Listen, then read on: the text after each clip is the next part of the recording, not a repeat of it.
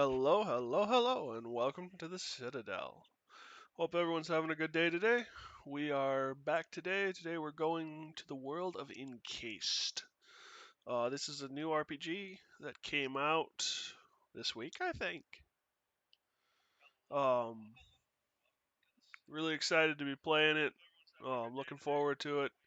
I think it starts out a little on the slow side. Nah. But I'm looking forward to getting into it. Um, Hopefully, after all the screwing around we did yesterday and all of that, my computer knows who's boss and the stream. Oh, that's what's going on. And the stream will work perfectly. One can always hope. Sorry if there's a little echo back there. One of the mediums I use to keep an eye on my stream is my iPad, and I forgot that the volume was on, so it was playing me talking to the stream while I was talking to the stream. So if my mic picked it up, I'm sorry. So yeah, we're gonna start a new game. I've played a little bit of this, but not much. So yeah, we're gonna get into it. Also, this is a forewarning. I am not a hardcore gamer. There's a reason I put casual run through or casual stream on the end of all of my or most of my videos. I play for story, I play for the world, I like a challenge from time to time, but overall I'm there for the story. So if my character isn't the most min-maxiest overbuilt hunk of a man or woman, I'll play a man. But anyway, um, that's the reason. I'm more interested in the story aspects and ooh, this looks cool, ooh, this looks fun, than how do I make it so that my one shotgun round devastates 16 people in 10 seconds or less. Now obviously this leads me to being poor at some video games. But anyway, without further ado, welcome. I hope you have fun and enjoy. And yeah, I look forward to it. So yeah, here's Encased. Really press any key. We could continue the game I played, but I'm gonna start a new one.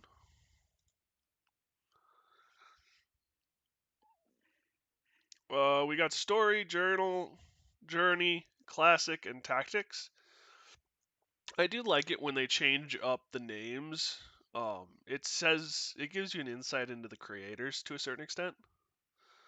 I am gonna go on journey, which as far as I can tell is your medium difficulty right there. I'm not good with hard. I'm not good with very challenging, and story I think it'd just be too simple. So we're gonna go with this. The at death door status does not have a cooldown. Enemies deal 50% less damage. Your character and your group have 50% more health. Your character always goes first in battle. Enemies never dodge attacks. I don't know how I feel about that. Each miss of your character covertly increases accuracy of the next attack by 30%. Hunger, thirst, and fatigue increase twice as slowly over time. You can carry 50 more kilograms. 50 kilograms more. Versus Classic does not have a cooldown. Enemies deal 30% less damage. Your group has 25% more health. Each miss of your character accuracy to next attack. Huh. Which is very challenging. Game Alice is designed for playing with a fully fledged team, your character, and 2 companions. No hidden bonuses. Your character's effectiveness depends only on their level, equipment, and proper selection of abilities. Constant use of food and medicine is crucial to gaining an advantage in battle. I'm going to go with the medium difficulty. It sounds like it's uneasy, but it says right here medium difficulty. So we're going to go with that.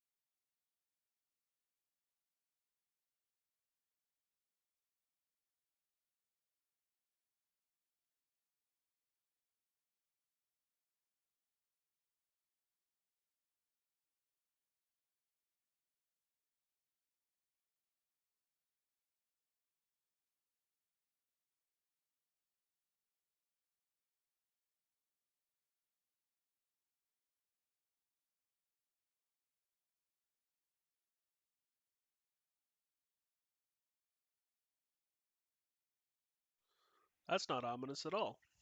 No, sounds perfectly healthy.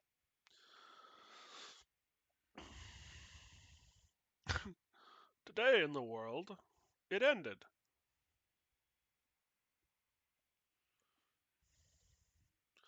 Alright, so there are some pre-generated characters.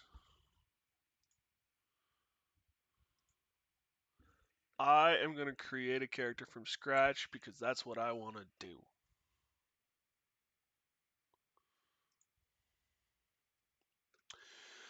Introduction. Welcome to the character creation screen, where you will create a protagonist to plunge into adventures under the dome. To begin, choose the name of your character, select the wing in which they work, their portrait, and then adjust their physical appearance. Proceed. We want a male, not an other, a male.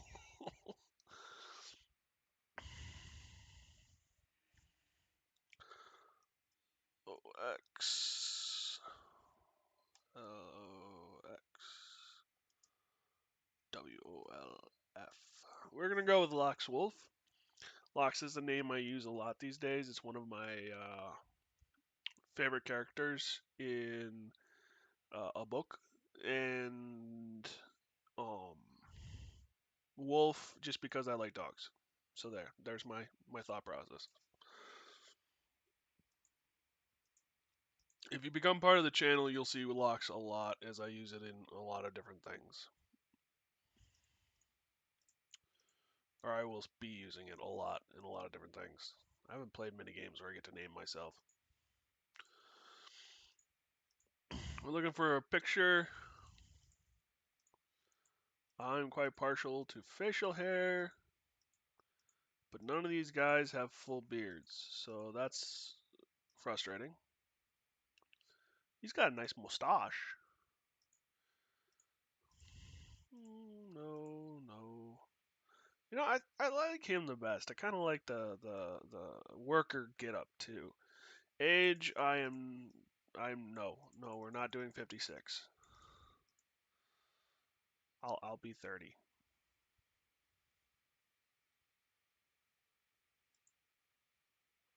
Huh.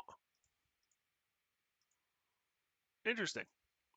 Wasn't expecting to be able to choose your gender and body type. Interesting. Head. What kind of head do we want this guy to have?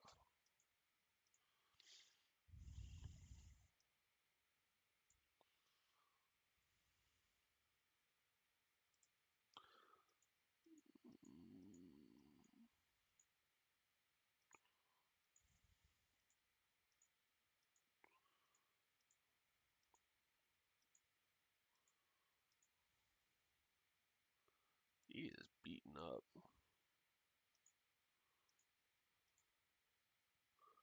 Kind of like that.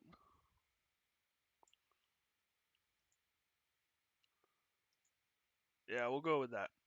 Caucasian? Oh, yeah, no, we're going to go Caucasian. Hair.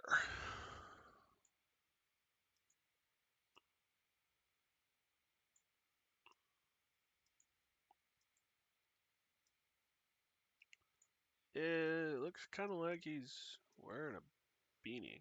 Oh, there's a nice.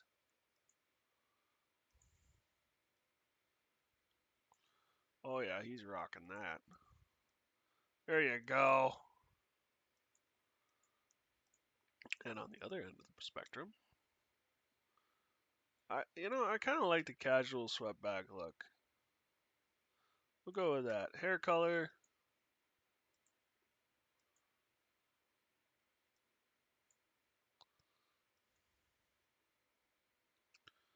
Kind of like that.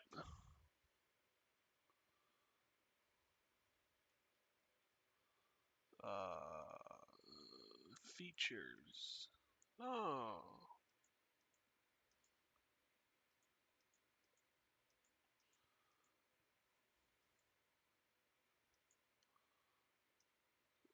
that's kind of nice.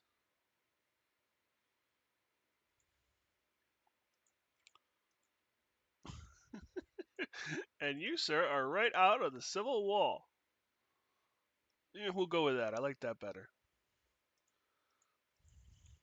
Match the color. That is not matching the color. There we go. Matching the color is the hair of the hair.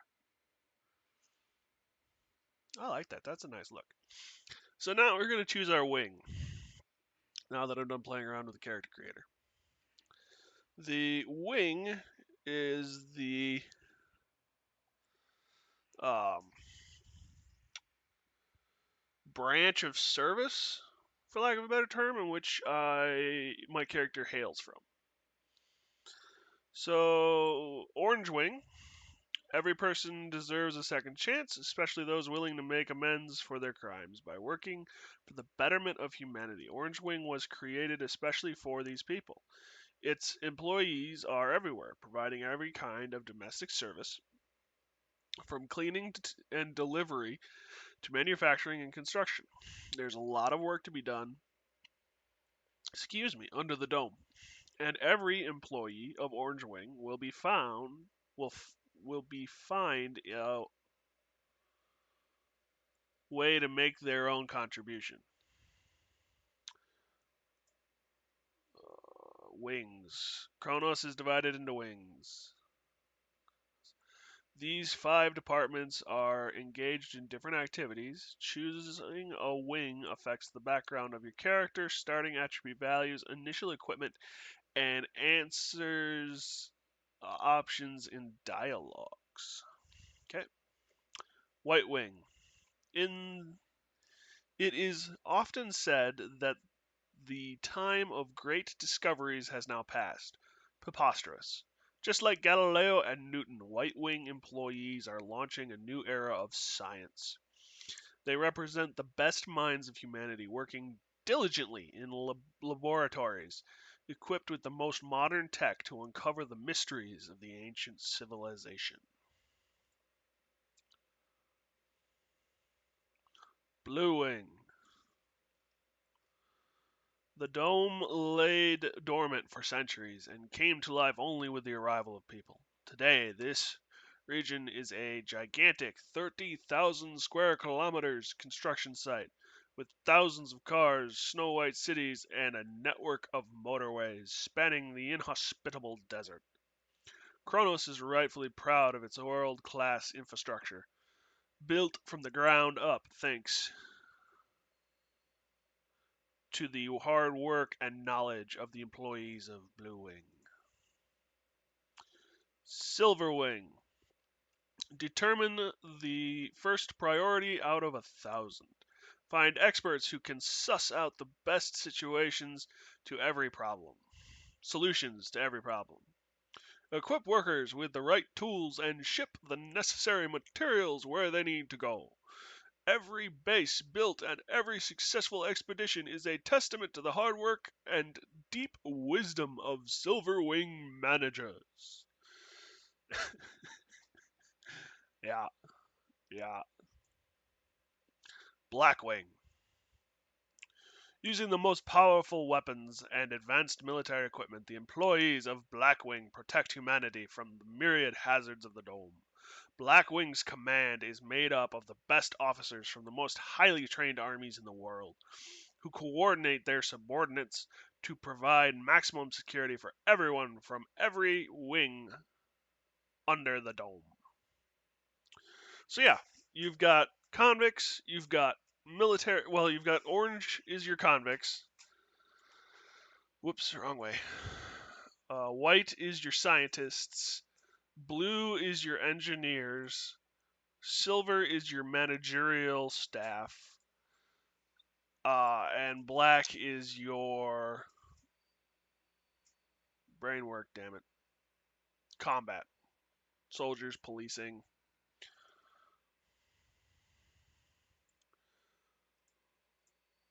So, criminal, survival, encumbrance is nice for Orange Wing.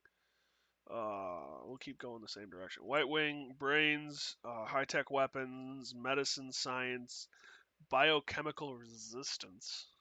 So you've taken some or been around so many drugs that you know how to resist them. Blue Wing, Guts, Learn Ability, Melee Weapons, Contraptions, and Tech. What is the difference between contraptions and tech? A high score in this skill means that you're less likely to step into a bear trap. Okay. So contraptions is like your trap finding and setting skill. Tech is like your engineering skill. Okay. Silverwing, you got charisma, so you're a bard. Skill points per level, more skill points. Psionics and influence. Blackwing muscles, fortitude, heavy weapons, hand to hand, melee, and piloting. I'm thinking I'm gonna do a Silverwing. I like charisma. I like being able to talk my way out of things. I like being able to get reduced prices. That said, I probably play more and fight more like a Blackwing. We'll see. But we're gonna go Silverwing.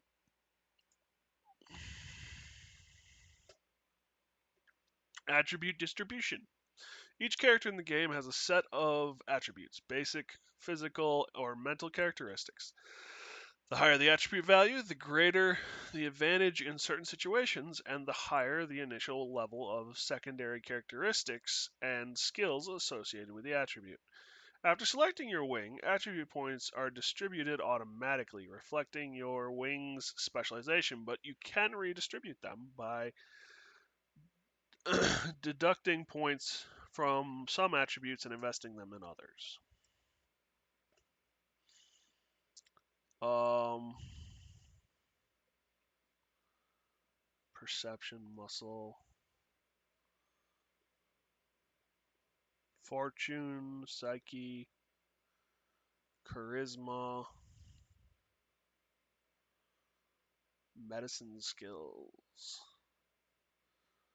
Something else that's interesting. Low intelligence dialogue. If during character creation the brain stat is set to a value of 1 or 2, the protagonist will be incapable of meaningful dialogue. Often this leads to unexpected results. Some questions become unavoidable, while in others, new options get unlocked. Relations with characters change as well. When communicating with an intellectually challenged protagonist, some of them might show their hidden side. I'm not going to do that. I want to get some intelligence.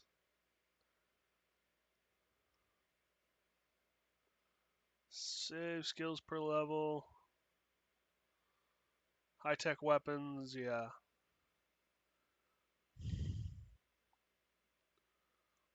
That infects encumbrance.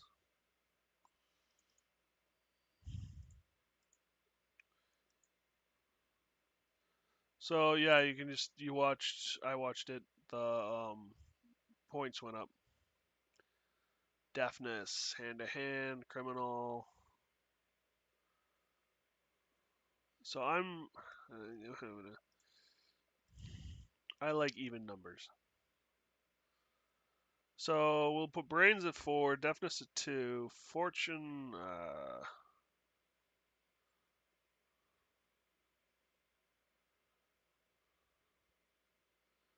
uh,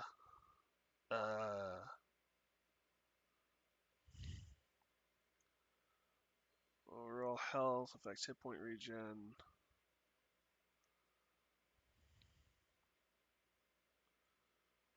Take guts down by 1, put fortune up by 1. Nah. We'll put guts. No guts, no glory, right? Okay. Tagged skills. In Encased, characters have a variety of skills that reflect their prowess in specific areas. be it handling different types of weapons, applying medicine, or repairing equipment. We recommend choosing 2 applied and 1 combat skills, but you may select 3 skills as your tag skills. This will add additional 30 points to each tagged skill. To tag a skill, click on the star icon to the left of the name. Okay. So, combat, you've got light weapons, heavy weapons, high tech weapons, hand to hand melee, contraptions, and psionics. Applied, we've got piloting, medicine, tech, science, criminal influence, and survival.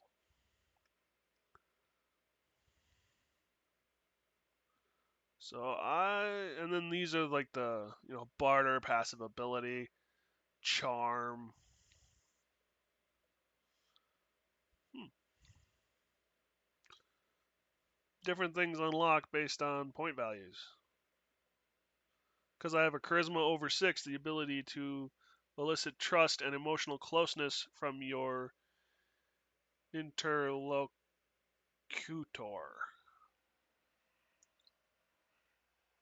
I slaughtered that. Whatever it is, I slaughtered it. All right, let's pick our combat style.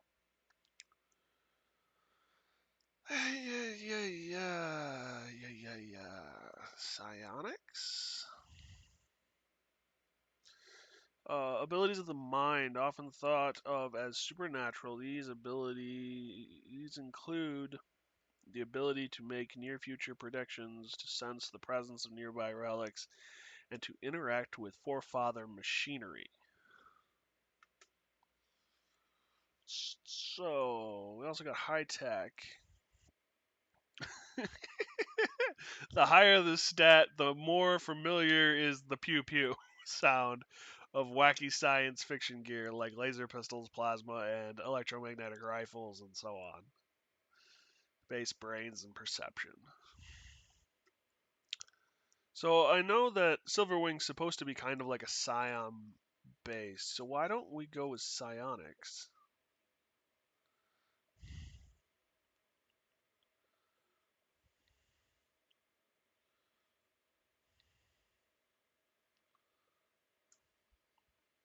And then apply. Can I? So yeah, I could do that if I wanted to. I'm not gonna worry about it. Spray. Ionize. Whoops. Nope, nope, nope. Alright, so I'll read traits and then I'll go back to finish picking out my abilities. When creating a character, you can choose one personality trait for them. It has both pros and cons and is entirely optional. In case you create a character with low intelligence, one more additional trait named as a bag of hammers will be added automatically.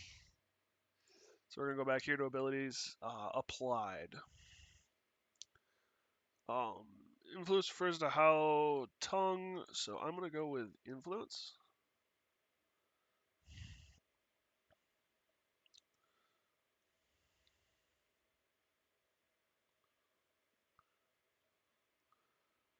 Criminal, 30 points in criminal, but nah.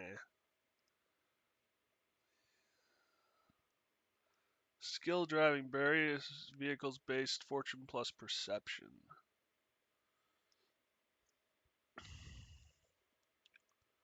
I'm going to pick this up too, I think. What does this one do?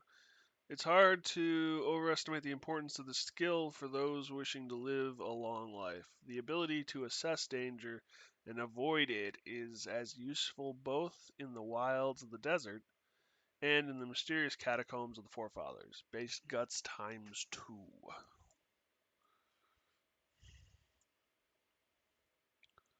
9 and 9 is 18.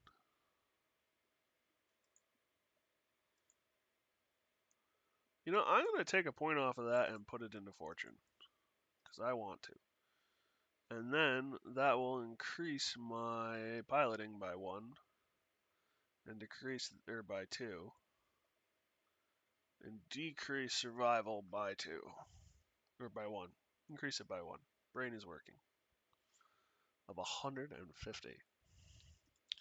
So we're going to go with piloting. I can't drive a car because I don't have a high enough tech level apparently.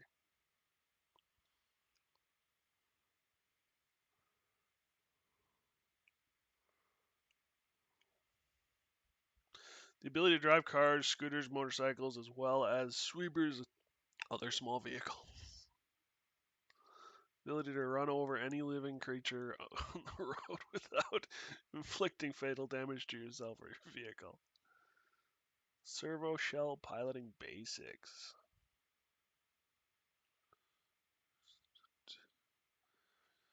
Nice. That's what I want. I want a mech. All right.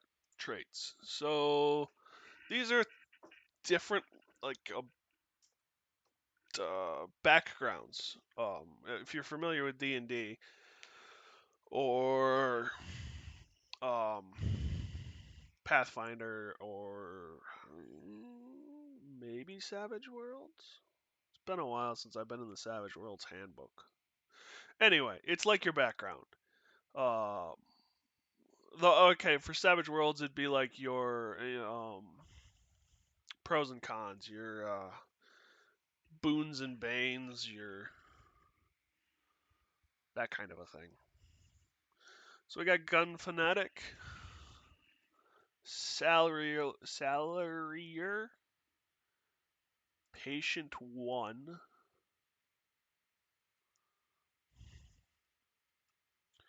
you and your friends survived. Penitent 1, excuse me. Survived troubles, spirituality, survivor, vampire, redneck.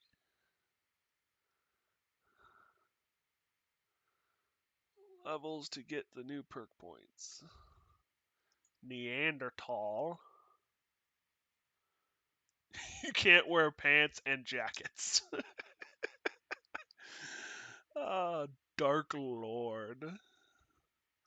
Thrill Seeker. Bossy. Intuition. Slowpoke. Prodigy. Slacker. Don Quixote. You've always felt like a distant descendant of a glorious knightly family because your body seems to be made of heavy armor, though without it, you feel like fish out of water, like fish out of water. Starting action points in servo shell, starting action points without a servo shell. So that has to do with the servo shells. What is gun initiative -5? You adore guns of all calibers and types. +40 to weapons? Damn.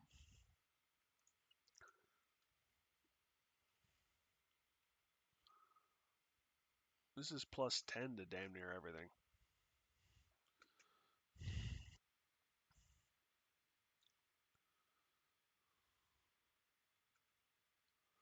Survivor, influence, criminal.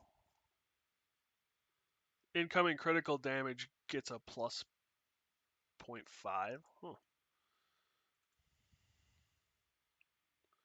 Spiritual, regeneration. Vampire. Fatigue, -400 when killing an enemy, stunned for the next round. Yeah. Redneck, guts +4. Perk rates +1. So I'm thinking either Penitent 1 or Gun Fanatic.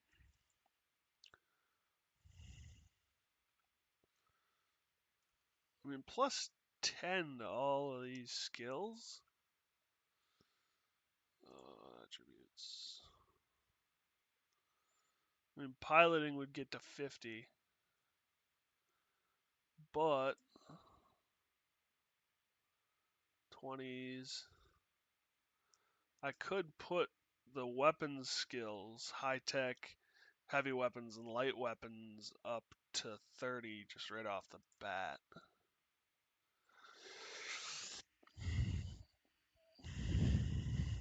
With only a small dip to my initiative.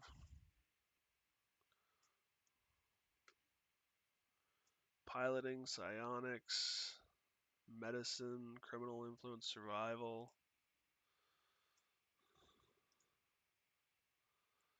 You know, I think I'm gonna go with Penitent One. I don't have to actually choose one either, but I think I'm gonna go with Penitent One. Looks fun to me.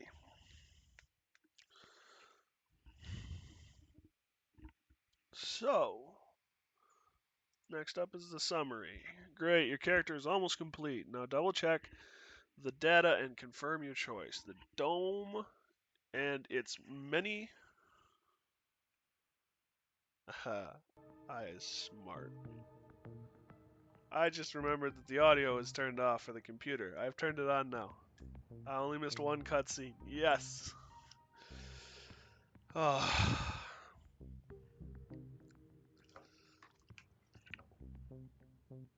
Well, you know, at least we're only what, like 10 minutes in instead, or half an hour in instead of like 4 hours in. I apologize. Okay, great. Your character is almost complete. Now double check the data and confirm your choice. The dome and its many secrets await.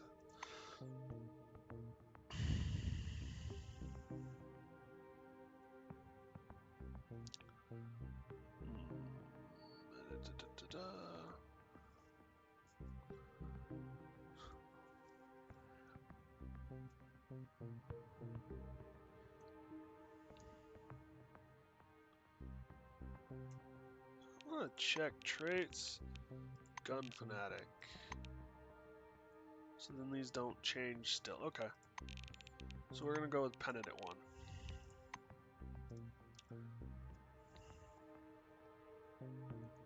Learnability is really high. Nice. Alright. Got a bunch of little. Not the smartest or the fastest, but I get by. 30, male, silverwing, Penitent One. Start the game.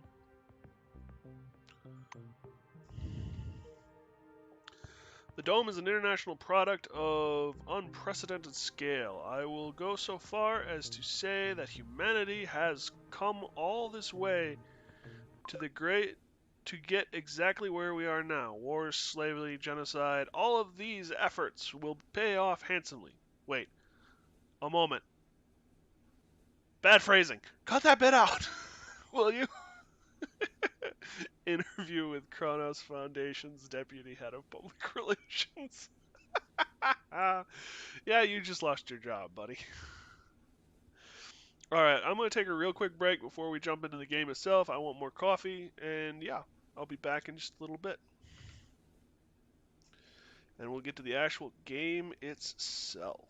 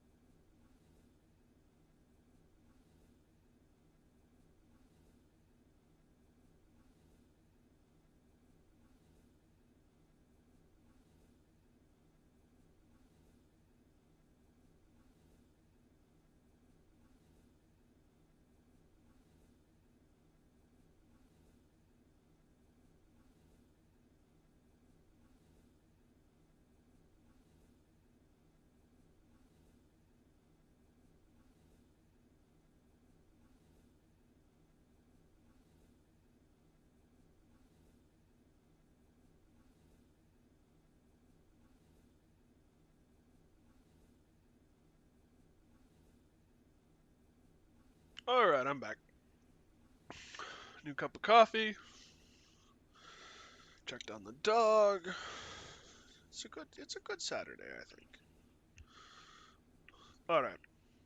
One more thing too before we get into it completely. I will save scum some.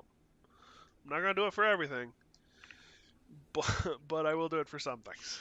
So, just a forewarning. If that bugs you, this might not be the playthrough for you.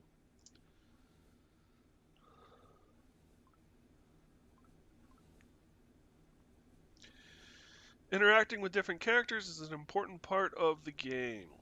To start a dialogue, click on the character, and if they are set to talk to you, a dialogue interface will show up. From conversations, you can find out valuable plot information, clues, and even receive tasks. Choose your lines carefully. Careless words can cause resentment or provoke a fight.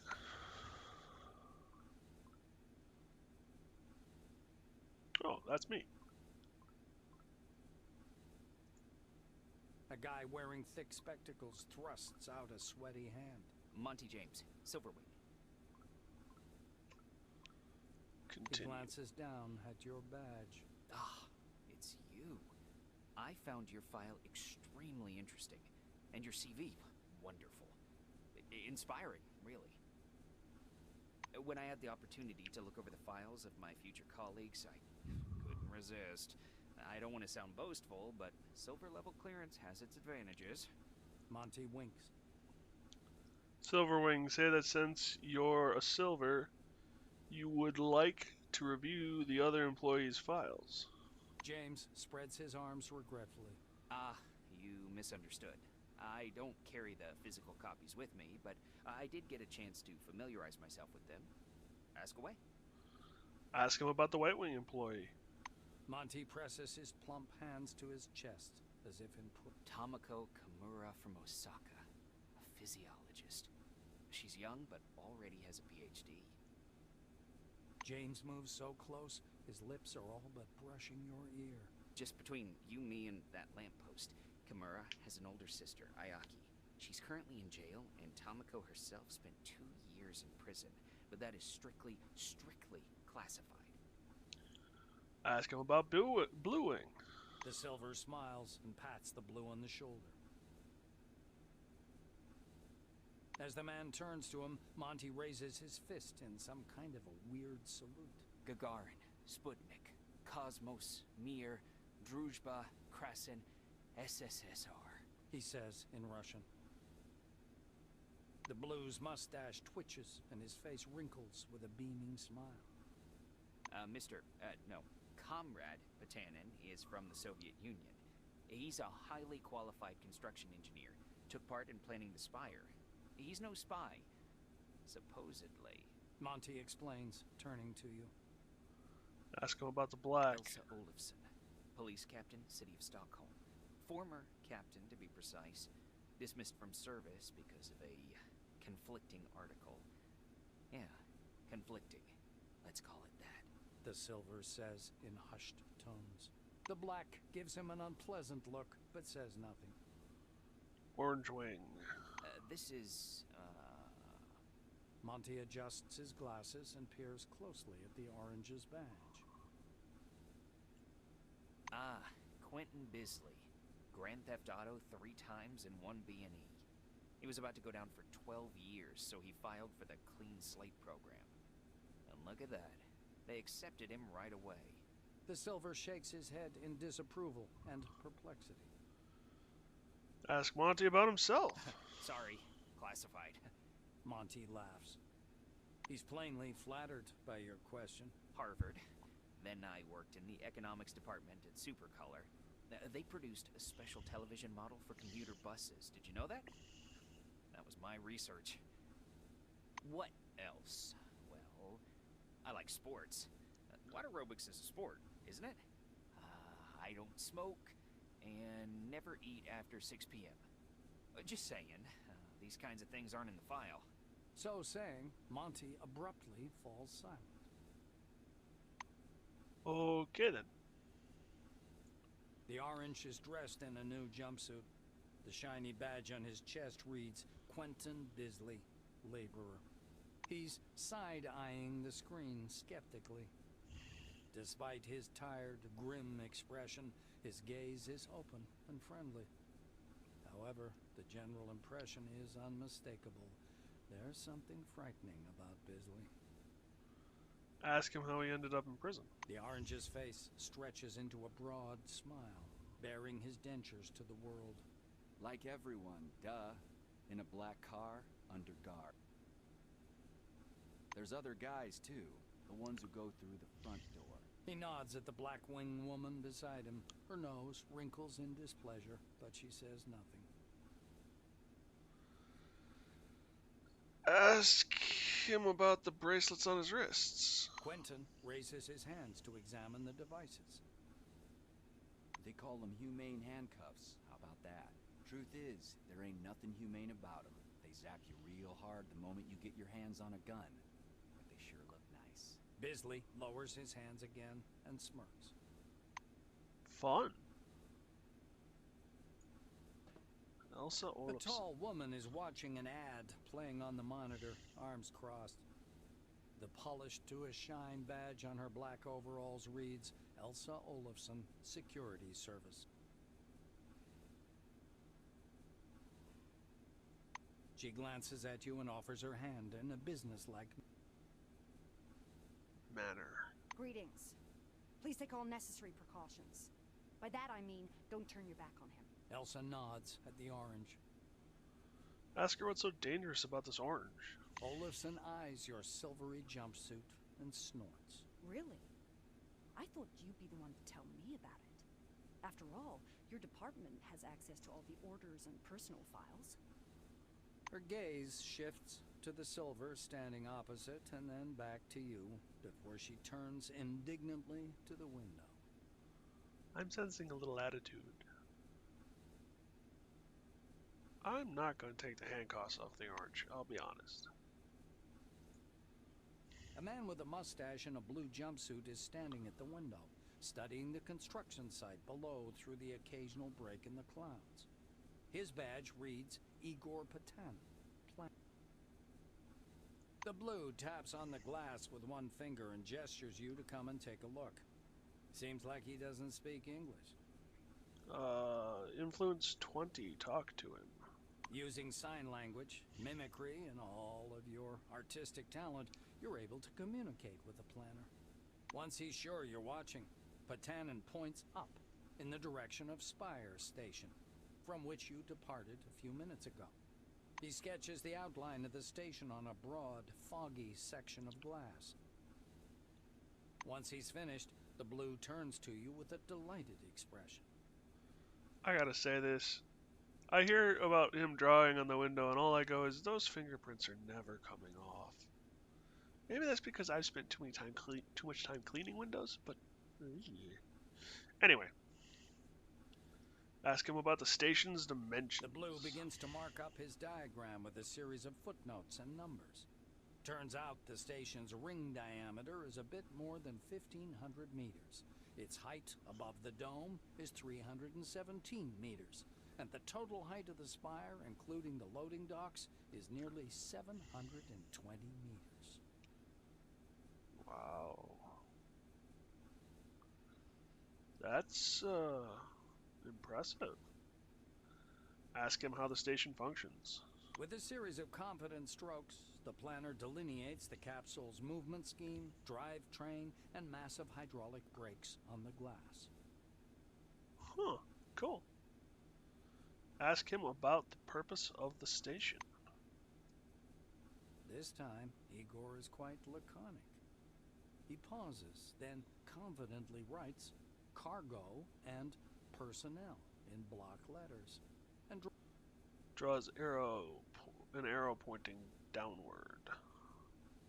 beside it, he writes relics and draws an arrow pointing up. His R is turned back to front. Thank him for the lecture and leave. The engineer stops you with a gesture, and after rummaging through his pockets, offers you a small candy. There is a picture of a crayfish on the white wrapper. Is this candy crayfish flavored? Um, thank him and put the candy in your mouth?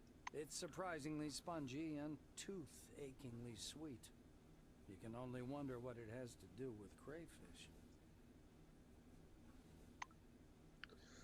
Status effects. Various actions, such as eating food or taking medicine, may impose certain status effects on you.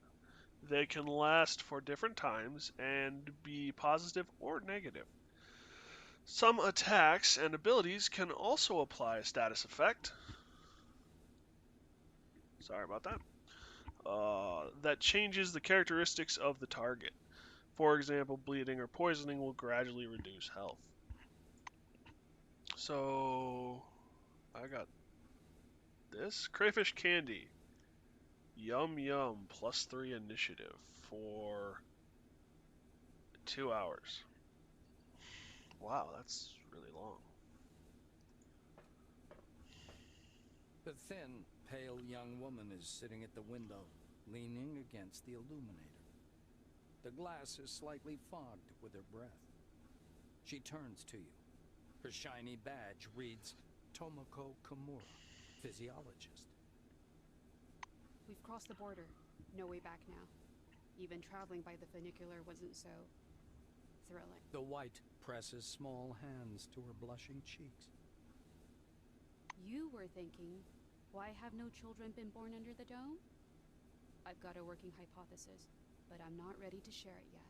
She says softly, as if answering a question you didn't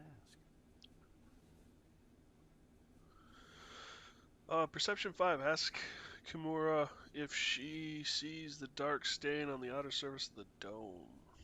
Kimura peers through the glass in the direction you indicate. Oh, that's the aircraft that crashed into the dome during the first expedition. I believe that's a wing fragment, and there's some white canvas. What do you think that is? Maybe a parachute? The white shakes her head, bewildered. I just can't believe it. It's all true. We're on our way to meet the future. Ask what she meant by "we've crossed the border."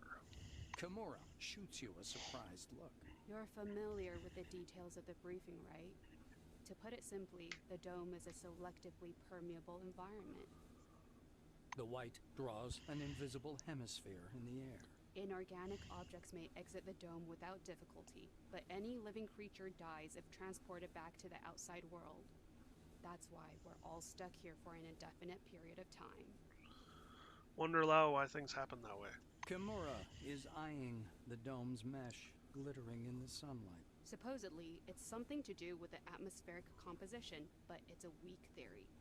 The difference of the air within the dome is so insignificant as to fall within the margin of error. Or to put it more simply, there is no difference.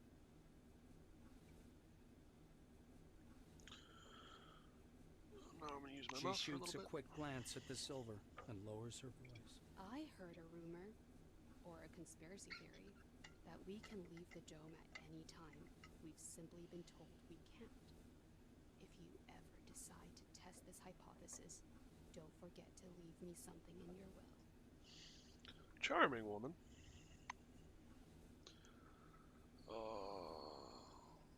Built-in monitor. Talk to him. The door. Kronos Foundation presents gleaming, futuristic, state-of-the-art cities straight from the pages of science fiction. Well-paid, safe Make it employment, stop. career advancement opportunities, and a world-class social safety net. Noble and intellectually stimulating work in state-of-the-art laboratory. We're thrilled to welcome you to the Dome. Please hold on to the handrail and prepare for landing. Stopping by the door's porthole, you watch as the ground slowly approaches. It looks brown-black through the tinted glass and smoky blue at the horizon. It almost seems like the clouds are pulling apart there. You can discern the regular pattern of a settlement in the mists, hanging over the northern section. If this is the city, It's nowhere near as miraculous as the brochure. Just a few concrete buildings surrounded by sheds. It resembles the hab pods of a space colony in a sci-fi film. Yet, the scale is impressive. In only 5 years, a small civilization has arisen from these bleak sands to tackle mankind's greatest project. The Blues and Oranges did their share of the physical labor, but the main credit belongs to the brilliant administrators from Silverwing. At least, that's what you were told during the pre-departure briefing. Great. Just as you're about to move away from the window, you notice a whirlwind beginning to form above the ochre plain. The gathering storm drifts unhurriedly above the desert, a crown of green lightning flashing at its core. Clearly no ordinary weather phenomenon. It must be one of those anomalies. You freeze by the window, unable to avert your gaze. Stay where you are, trying to see if you can spot the mysterious forefather structures until landing. The outlines of the landing site, blurred by clouds of dust, appear behind the greenish glass of the porthole. The capsule shudders as the braking devices engage.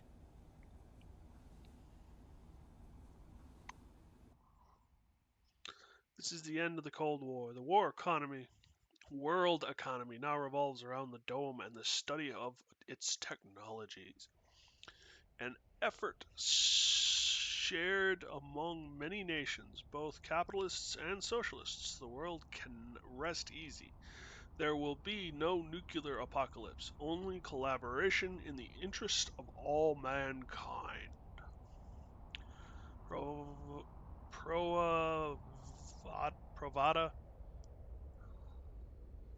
Pravda newspaper article.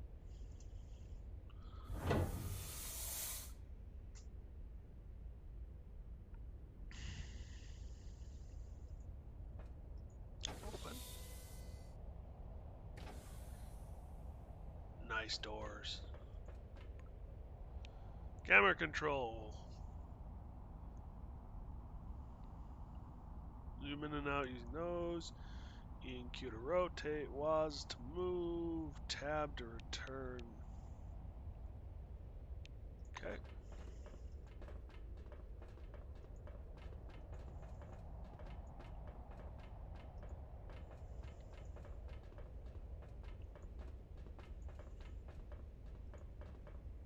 Come here. Come on now, or you'll miss everything. A cheerful man in a white lab coat grabs you by the sleeve.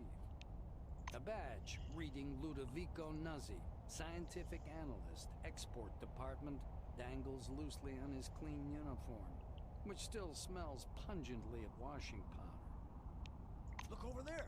He points upward with a sharp, wide gesture and hands you his field binoculars. Take the binoculars and look where he's pointing. You raise the binoculars to your eyes. Under fourfold magnification, the whirling cloud above the rust-colored plains looks even stranger. Its core glows with flickering green light and flashes rhythmically, and that rhythm seems to form a complicated pattern. Nuzzi bends close to your ear. Fascinating. Do you want me to bring some filters? If we intercept the red and blue spectrums, we'll see something amazing. It's like a signal, some kind of message. Ask him what it is precisely that you are looking at. I don't know. Ludovico laughs unnervingly and snatches the binoculars from your hands.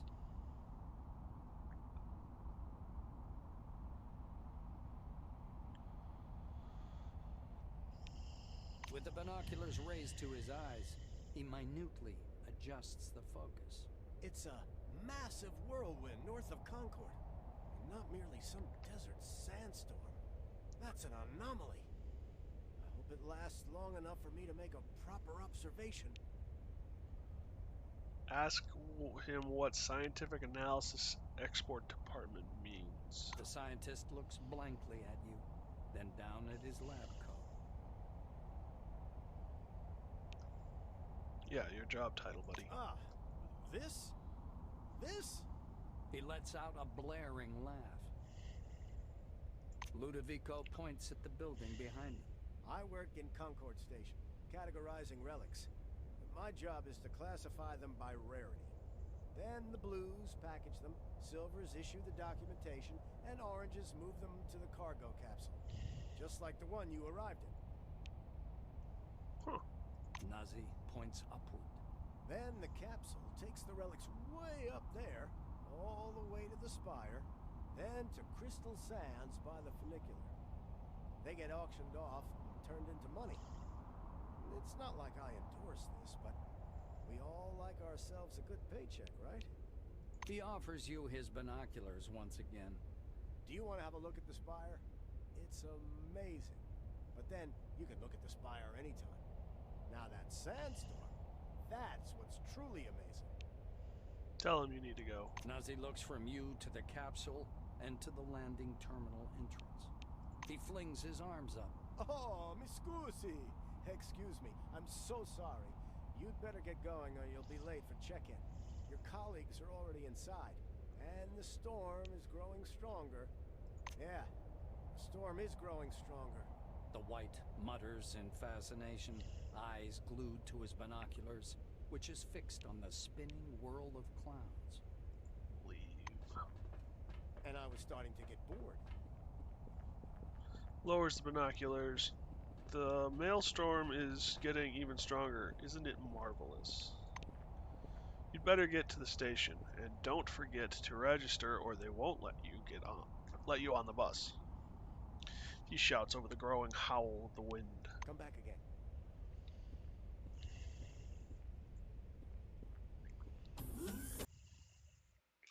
Whatever these fantasists call the dome,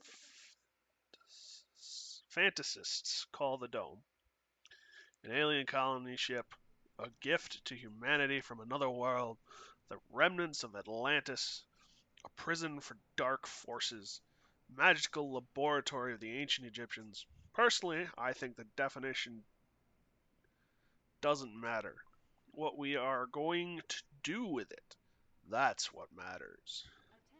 The Universe Talks broadcast.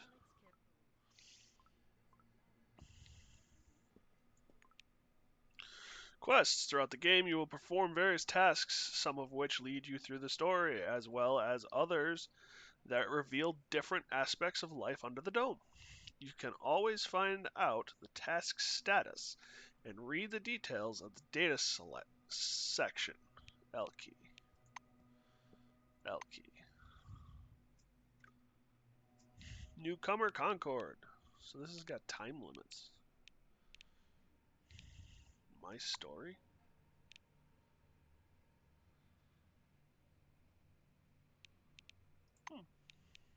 That's the one that's being tracked. Reputation. So reputation with Silverwing. You are now a member of Silverwing. So no factions, no companions. Ooh. Lots of people to talk to. Dome. So ooh, I like the sound effects. Oh, that must be the anomaly they're talking about seeing. Inventory. So it looks combines, so we got some money. Inactive Selectron. Third letter from Concordus. And a scanner. And me in my Power Rangers. Okay, I'm gonna put that right there. Me in my. It's not helpful. Power Rangers black and silver jumpsuit. Initiative is up. Encumbrance is up.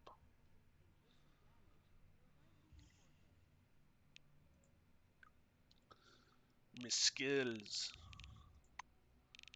So yeah, everything is like 10 or 20 at least.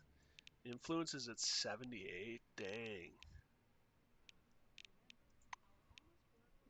already got self-hypnosis.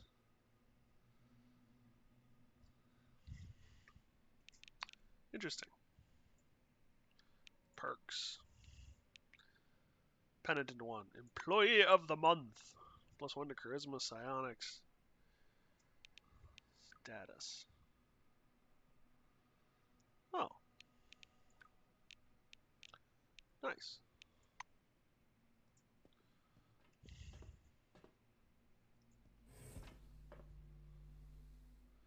The young blue is closely studying a communications schematic in the Sirius. Ceres? A bundle of wires is hanging from an open fuse box nearby. He smells strongly of cheap cigarettes. His shiny badge says, I'm not even going to try and butcher his name, Communications Engineer.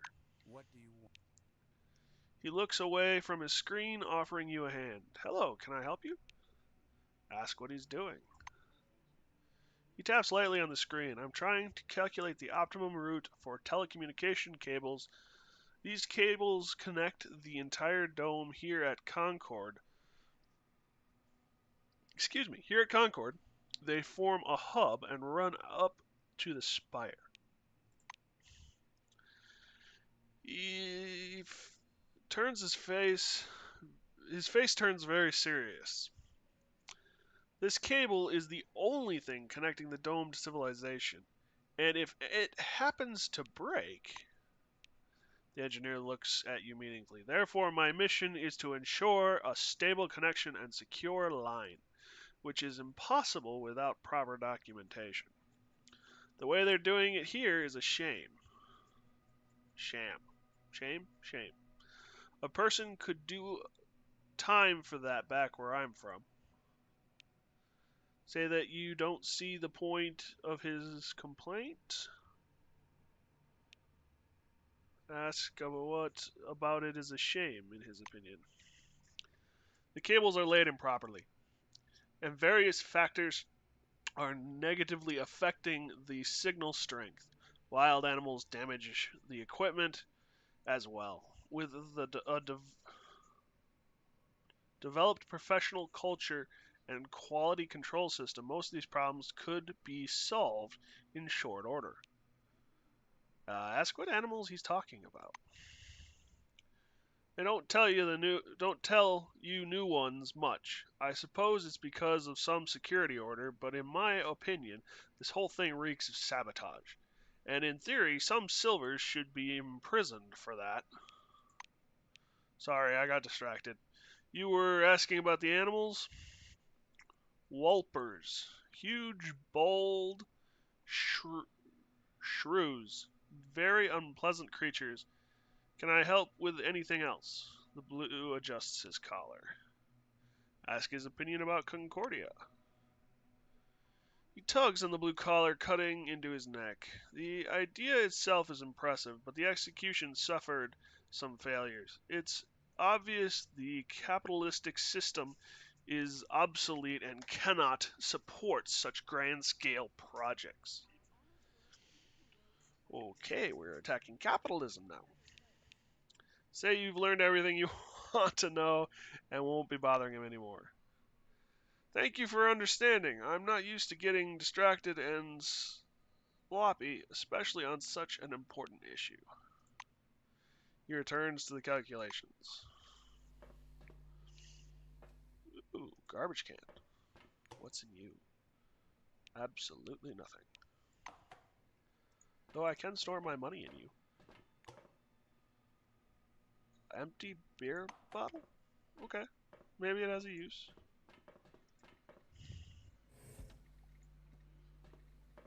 Janitor's cart.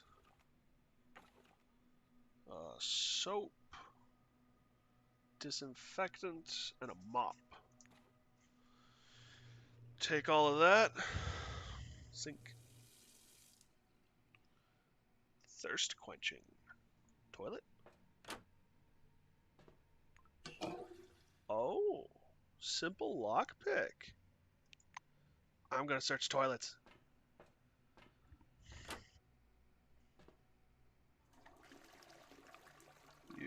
use, search, use. Okay.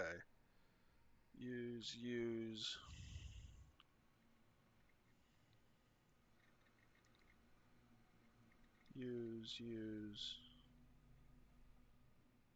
Huh. Oh, broken toilet. So, toilet bowl. Okay. Hey, this is the guy that came down with me. Mr. Rayhead, would you bring me a cup? A silver wearing thick, glittering spectacles is sitting on an orange couch, nervously fingering his badge, which reads Monty James. A large suitcase rests at his feet with a leaflet about the dome perched on top. He looks up and studies your face with a squint. Ah, it's you. How do you like the inside of the dome? Say you're not ready to answer that yet. Not enough time has passed for you to form a clear impression. Monty stares moodily down at his suitcase. My first impression is unfortunately not very positive. They forgot to add my name to the new recruits manifest. Can you imagine? Offer to try and register him in the terminal. Monty looks up to you, ringing a hangnail. Worrying a hangnail. Are you for real? That would be incredibly kind of you. Maybe my optimism about this place and the people working here was justified after all. You eventually cheer him up quite a You evidently cheered him up quite a bit. Come back again.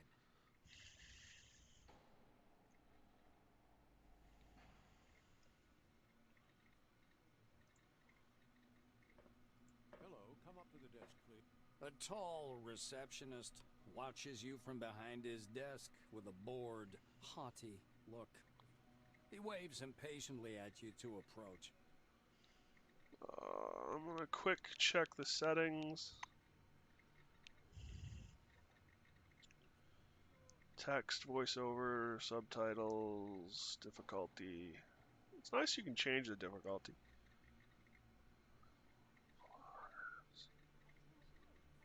Show tutorial. Tools, grenades, weapons. Input. Quick save, quick load, settings, graphics. That's not what I wanted. Frame rate limit, huh? So I've already played with some of the sounds and stuff.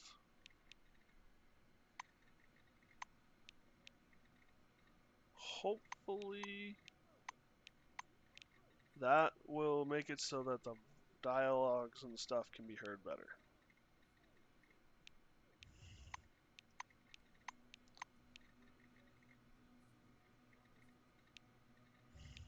Yeah, we'll leave it at that.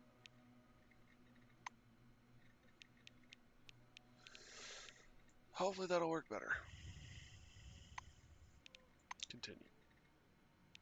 Noticing your silvery uniform, he offers up his best artificial smile. Welcome. My name's Dean Rayhead. It's my job to help our new employees settle in. Please wait a moment or two while I register you. The administrator slaps himself on the forehead. Ah, I almost forgot the regulation pre-registration greeting. Just a second. Rayhead produces a reel-to-reel tape recorder from beneath the desk, rewinds the tape to the beginning, and presses play. The speakers explode with a harsh, crackling sound, over which the tick-tick of a metronome slowly grows louder.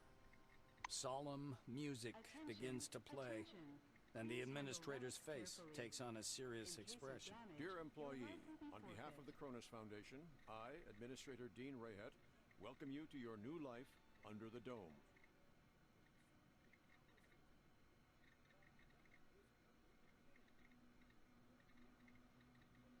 The administrator clears his throat and continues. By joining our company, you choose the path of science and progress.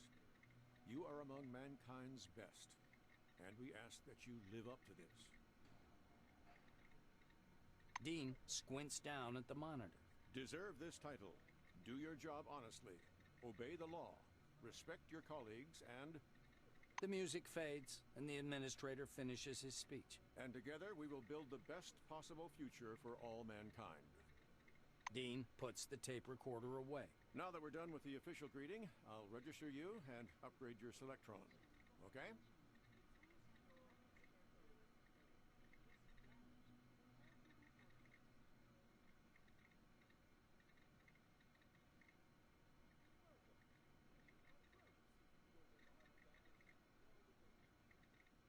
The committee ads didn't lie.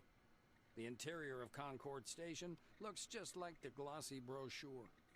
The high ceiling is finished with matte light panels. The floor is slightly scratched, but nevertheless washed to a mirror finish. Lights gleam soothingly. It's clean, cozy, and bright.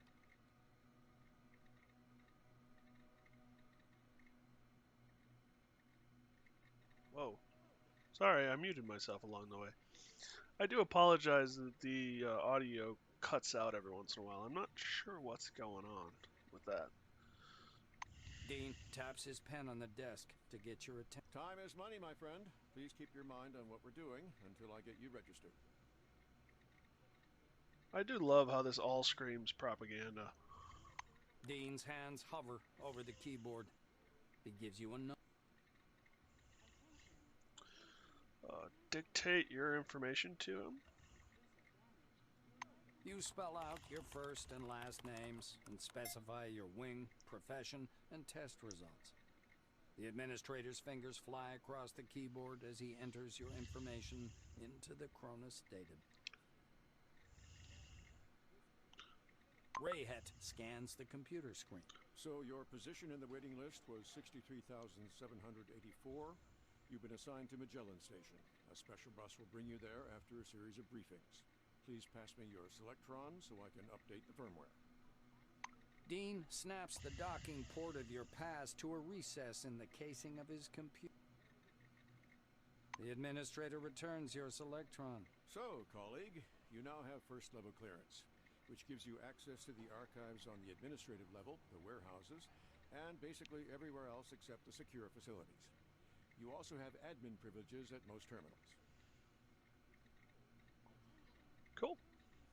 Dean continues. All new employees have a short list of tasks to perform on arrival. Do you want to hear all the details or just the short version? I'm special. Ask for the detailed Rayhet explanation. nods and points at the ceiling. First, you need a set of combat gear. Talk to Sidney Maynard, he'll give you everything. Dean extends his second finger. Second, weapons. Ms. Margarita Takachenko is the clerk at the armory. After she dispenses your firearm, you'll need to head to the training zone for a brief weapons handling exam. The administrator straightens his third finger. According to the latest regulations, all employees must attend a briefing on psi abilities. Apply to instructor Andriy Mihai. Dean extends his fourth finger and looks at you meaningfully. Did I tell you about the combat and tactical training? The fourth step is to visit instructor Winston Botherby. And finally, science is the overarching purpose behind everything we do here. Go to Professor Van Alden to learn how to study relics, avoid anomalies, and catalog scientific knowledge. This training is mandatory for all wings, not just White. Dean finishes. Dean catches himself. Oh, and when you're done with your trainings, proceed to the waiting room. From there, you'll travel to Magellan by bus. Say that everything's crystal clear and leave. The administrator looks up at you again. That is all. He reaches for the tape recorder, but thinks better of it. Protocol calls for a little welcoming preamble, but dash it all, that's nonsense. Welcome to Concord Station. As he's about to turn away, Dean suddenly remembers something. Oh yes, I sent your mail to your Kairos. Check your new messages. Well, that's all, I think. Kairos. Kairos mail. Messages sent to you by various game characters are stored in the messages section of your Kairos. Messages from some employees' computers also end up there. All new messages are in the Inbox tab, and after reading are moved to the Archive tab. So how do I open my Kairos? Activate Stealth. Timer. Number of radiation points you are receiving per second. Quests. Inventory. Is this my Kairos? Reputation. No, it can't be my Kairos because it doesn't have my mail. What's that button do? Oh, that goes straight to my inventory. I have a mop. Terminal. Cronus Corporation reminds you. Please use a public terminal to access your account. Thank you.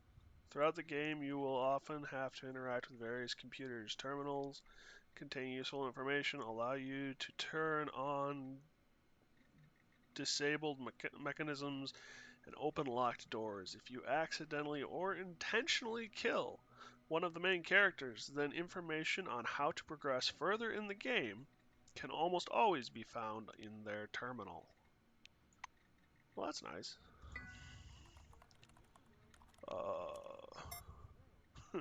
Register him an Orange Wing.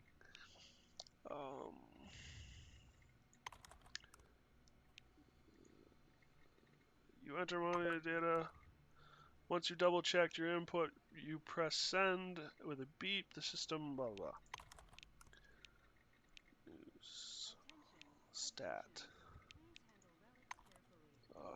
Silver Wing clearance level 1. Menu. Use admin. Classified.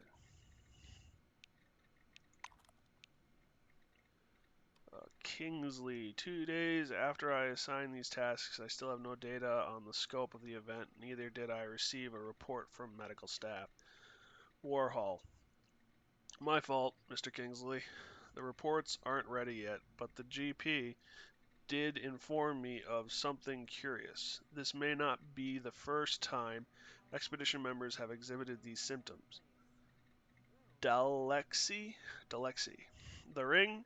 Warhol. Yes. Saravsky calls it Halo Eye. We're still researching the physiological effects, but we do have some preliminary data. Kingsley. I want all employees to undergo a thorough examination. I expect to have that information on my desk by the end of the week.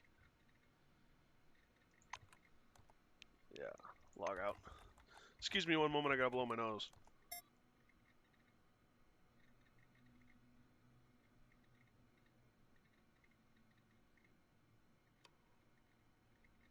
Not sure why, but it seems like I have allergies right now.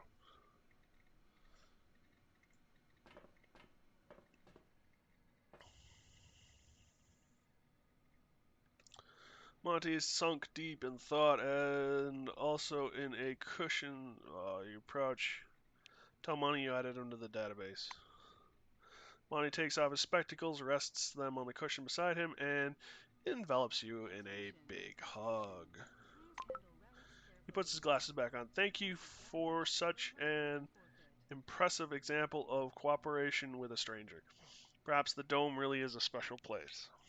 I hope to see you again soon. He's gone, but he left his suitcase.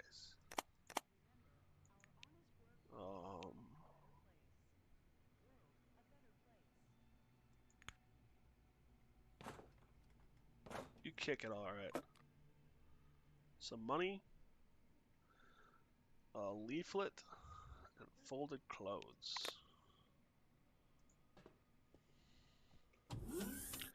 Ooh, I can open it because I'm Silverwing. Tape recorder, search office cabinet. Hacking software package. A section of popular computer programs providing unauthorized access to other people's accounts and electric mail. Take all. Stack of documents. Glue. Severe chemical poisoning for 300 turns.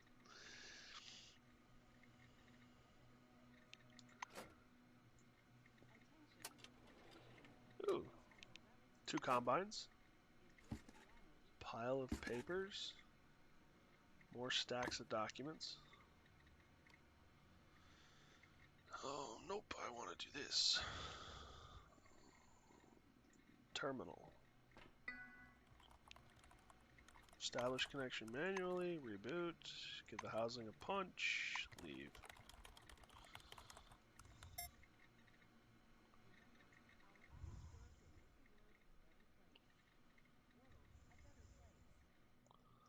Well, that seems to be everybody.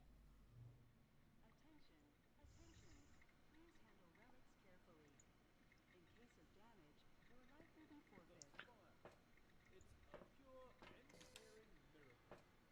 Silverwings Electron.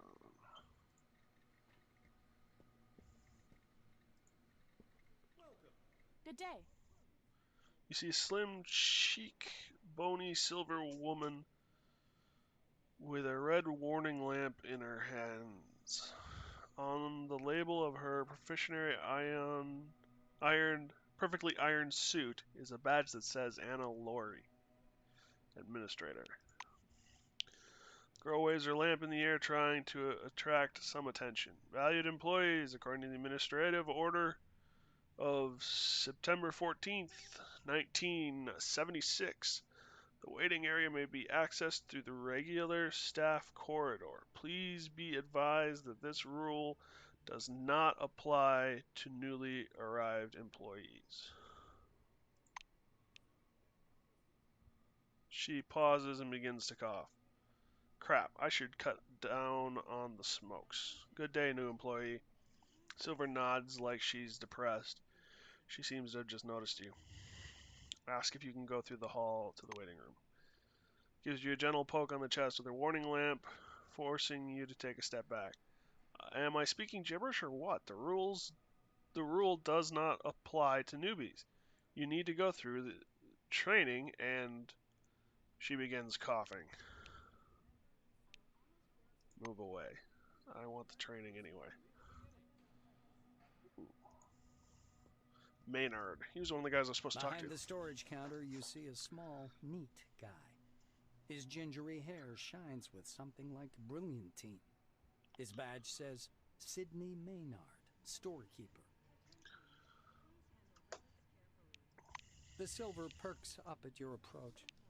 A thick logbook appears at once from under the counter. Sidney puts on thick glasses that seem to age him 5 decades in an instant and studies the lined page. I like how there's a button just to bribe him. The silver finally stops and pins down a particular page with his finger. This is your first uniform requisition, right? You can also purchase any equipment you need for the desert directly from... Ask him to issue your equipment. Maynard adjusts his glasses in a businesslike manner. Before I give you the uniform, please listen to these short instructions. Say you're listening. Sidney fiddles with his hairstyle. So, I'm not going to sugarcoat it.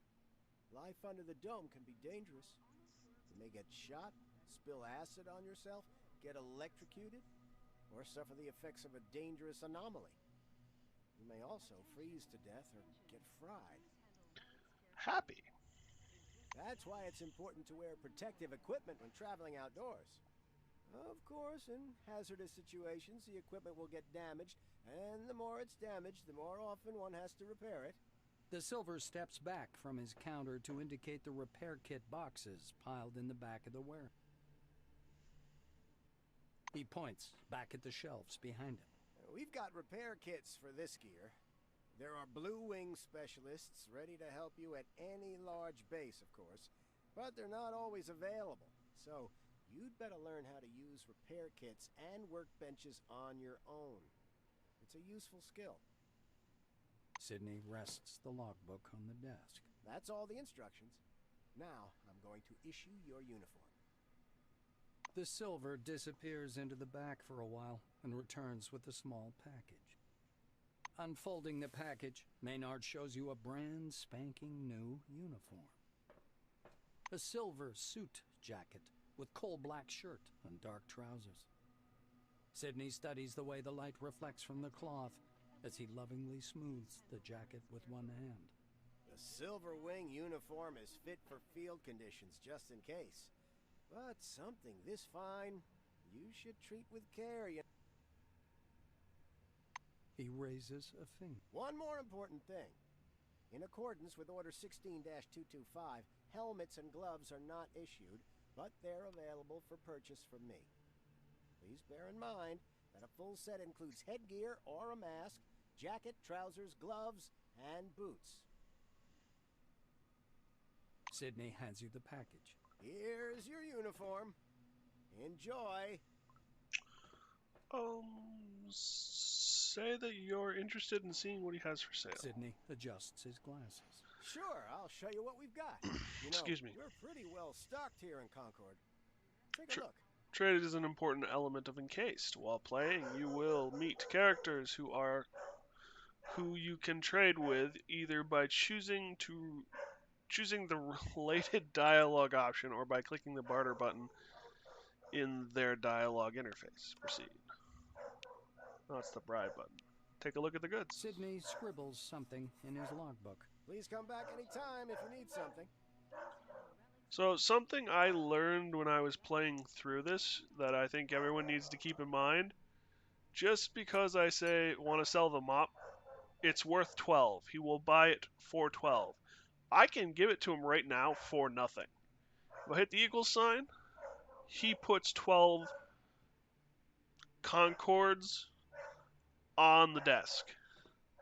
So he'll pay me the 12. Or I could have just hit accept without this.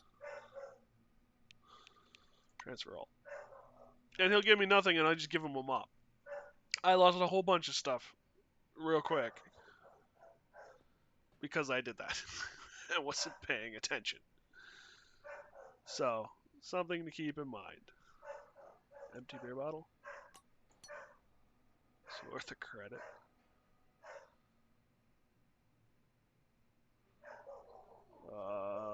Stack of documents. Transfer all. Ooh, I got another credit.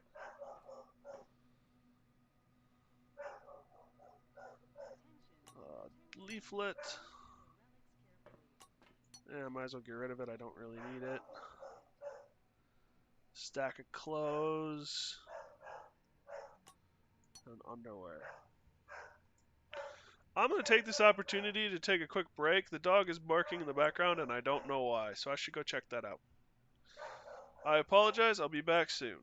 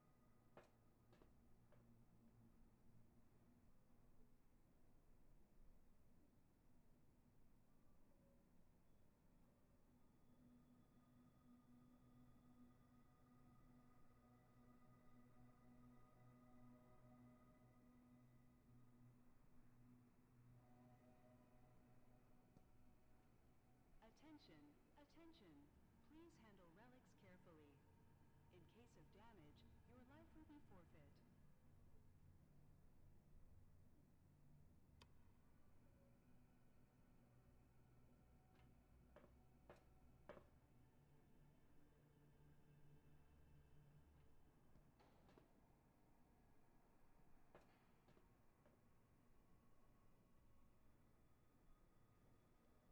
Remember, our honest work will make the world a better place. World a better place.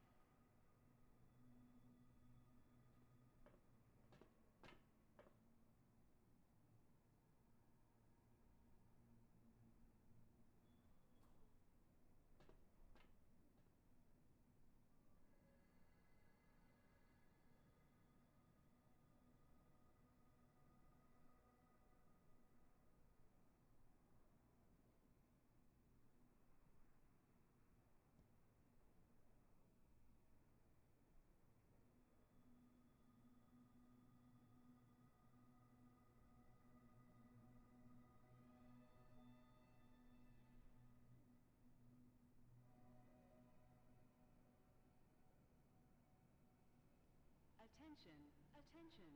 Please handle relics carefully. In case of damage, your life will be forfeit. Attention, attention. Please handle relics carefully. In case of damage, your life will be forfeit. Thank you all for putting up with that. Next time I get a dog, I think I'm going to push more for like a basset hound or a golden retriever, something that's a little more calmer. I like the Australian Shepherds, don't get me wrong. But they need to move and they have way too much energy. Okay. So where were we? We were selling stuff. Sort by weight. Sort by price. Sort by date. Huh. Sort by size.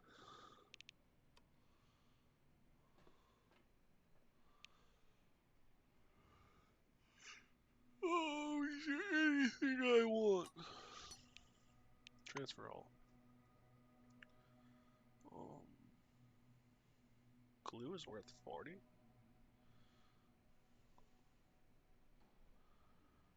What is this? Critical hit chance.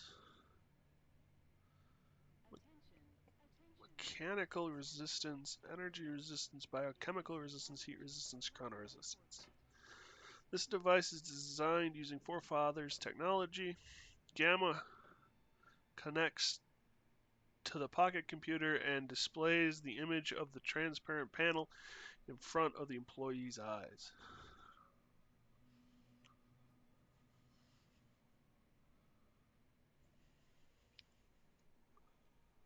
Cool. These are what my, yeah, these are the engineering cap, what my picture over here is actually wearing. Shovel. An ordinary shovel.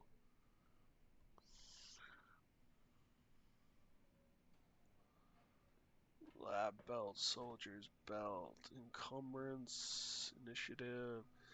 What have I got for cash? 457. These are what? They're a mask for 100. Oh, what the hell? Oh, 92 because I am suave. So we equal this out. So 76. Accept. Okay. We'll come back to him, I think, to buy more gear before we leave the station. It's whoops. I'm sorry. I just face or hand planted my hand into my mic. Just one moment. I got a tangle in the cord.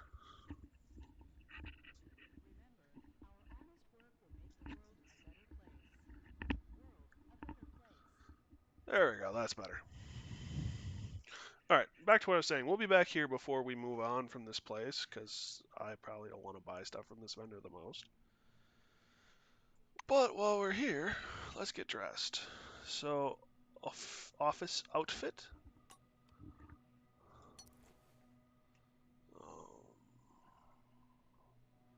High-tech energy pistol. Conquistadors. Oh, I bet these are the things that I got for patent leather shoes, yeah. Pants. So I got, if my brain worked, damn it. Oh yeah, that's sexy. I got the,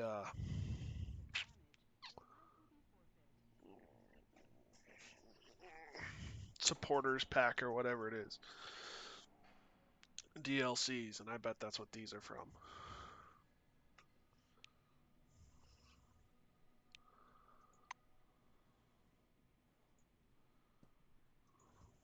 Anything urgent, Mr. Crouch? Katarzyna, did you mark it as Class 1 again, instead of 2? Look, here's the scanner data. It says the relic is a scientific device. Wait, but it's still Class 1. I'm not going to violate protocol. Katarzyna, my dear, you may violate protocol as long as it benefits the company. Take your lead from your colleagues. Correct your report if you have to, and don't act so innocent. Vladimir, I'm done. How do we... Class 2 fragile. Tell Noyan the relic should go out with today's flight. Think about it. A Class 2 relic will mean a bigger payoff for the company, and that means a bonus in your wages. Categorizing it as Class 2 means access to state-sealed bids. I bet the Brits will buy it. They're always trying to one-up us. All right, Mr. Krashkov. I'll correct my report. Carl, add sealed bids to the market. Okay.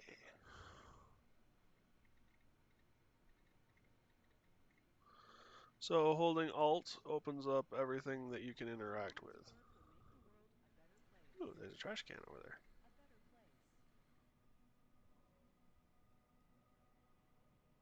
Ooh, there's a box. Stuff to loot, stuff to loot. Electronic equipment, okay. Oh, you again. Sway her. And move away. I'm not gonna worry about. Ooh, there's another container. Oh wow. Simple mine clearance kit, a fixer, and a reagent box. Scientific meters under the dome. Standard plastic container with a reagent kit. Delivered to all scientific centers under the dome. It has many potential uses, not all of them legal. Take all. I gained experience. Open door.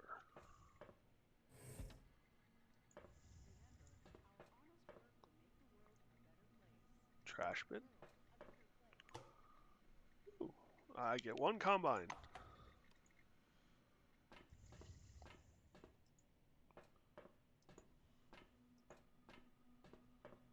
Ooh, there's Moving between locations. The game world is vast and divided into many separate locations, some of which may be temporarily inaccessible. Transitions between locations usually look like doors sealing off a darkened area, hatches, or specifically marked areas. The area is free. Click on them. If the way is free, click on them, and the character will open the portal and move through. I'll complain to the Silvers about that. A piece of cloth, some more disinfectant, and another mop. I hate those oranges. What the hell do they break locks for? The smell of good tobacco wafts off this tall, portly woman from a meter away. A black lacquered pipe, an open logbook full of signatures, and a metal flip calendar sit on the counter in front of her. A small nameplate reads, Margarita Tkachenko. The woman fixes her coppery hair with one hand and casually lights her. To what do I owe the pleasure? Her voice is deep and gravelly. Ask her for your personal weapon. Margarita thumbs back a couple of pages in her logbook. I see. This was your first receipt. She glances at her Kairos, looks at you, snorts, and retreats to the shelves. The black returns a couple of minutes later with a big baton. Here you go. This thing's indispensable in close combat. She swipes the baton through the air, then rolls it between her hands with clear satisfaction. Like it? Enjoy.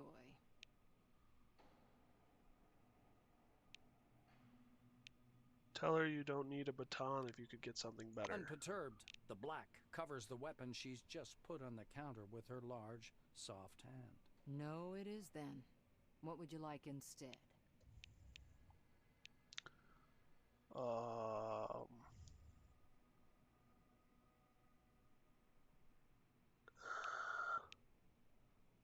Let's go with energy weapon. Right? Although, well,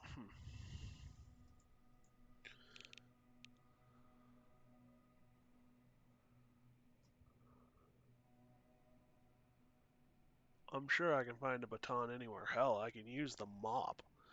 Let's go with an The energy woman weapon. snorts and fluffs her red curls. I don't know what you see in those futuristic zap guns. Well, it's your funeral. Margarita disappears into the back of the armory. Tkachenko returns a couple of minutes later, carrying something that Looks like more like a toy than a weapon. the weapon seems weightless as she spins it around her finger. I ain't telling you shit about this thing, 'cause that's exactly how much I know.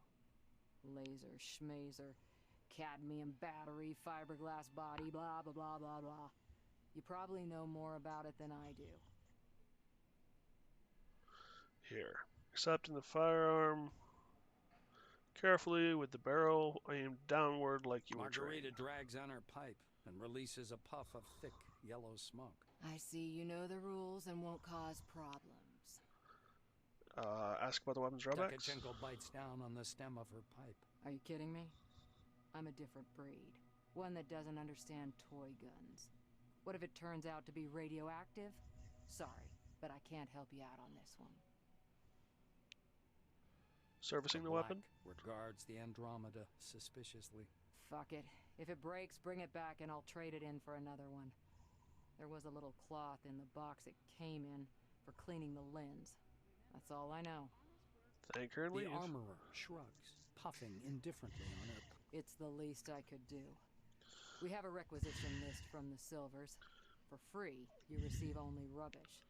If you want the real deal, check out the weaponry shop. Or me. Leaning over the counter, the black points somewhere off to one side. Now it's time for your training. Fatherby is already waiting for you by the big gate. He's a bit dotty, but a good man nonetheless. But before the training zone, go see that wizard guy with his toothpicks. Be careful around him, though. Don't let him pitch you a line. Psychic my ass. She winces in disgust. Function keys. Encased has several modifiable keys that will make your gameplay much more comfortable. Hold down Shift to view more detailed tooltip for an item. Hold Control to attack characters and doors. Hold Alt to highlight interactive objects and objects lying on the ground. Okay. So Shift, Shift, Shift, Shift. Oh well. I'm gonna talk to you again. Tkachenko grunts a greeting without removing the pipe from her mouth. Just tell me what you want so we can dispense with all the how are yous and phony smiles you're lots so fond of. Straight to business. Propose a trade. Tkachenko opens the big black logbook on the... Why not? Take a look at the goods. Raven light weapons pistol. Contraptions. Jalapeno pepper spray. There you go. That's right. In this game, you can... Oh, hypnosis sleep spray. You can do...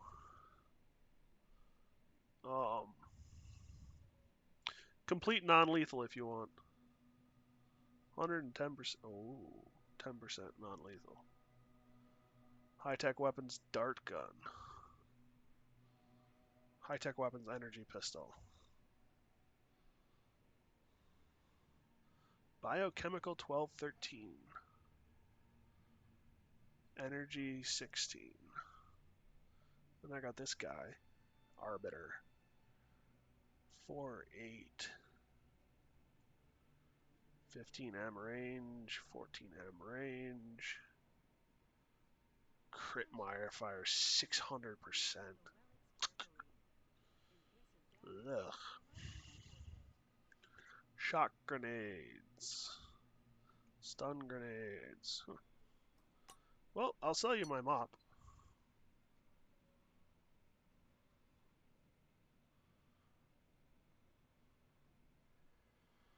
Fans, heaters, rolls of wire, dirty air conditioner parts, and some other scrap. I bet I'm going to need that for crafting. I could sell you my patented leather shoes. I'd have to buy them for 50, but I don't even get 25 off of them when I sell. That's a little frustrating.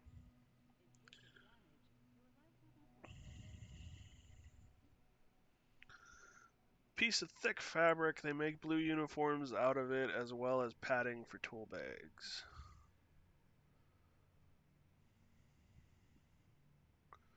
Money, blah, blah, blah, blah, blah, blah.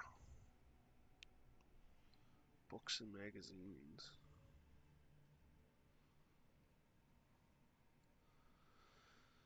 Alright. Yeah, I don't need those shoes with that. And we want to hit the equal sign. Oh. Taser. Before we get rid of stuff. Oh, 12-15 versus 11 to 16. Huh. Power cell. What do you require? Airgun powerlet.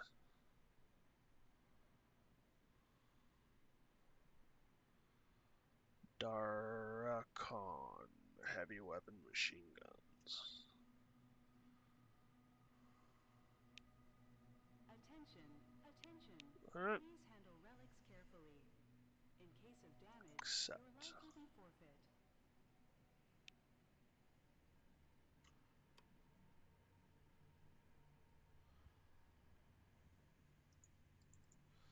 And we'll get out of here. I want to go settings, input, timer. I don't know how to bring up the Kyber what's it doohickey. The personal notepad thing with my messages on it. Timer, craft window, codex, Quests. Ooh, I bet it's under the quests information. I bet that's where it is. While I'm thinking of it, F5.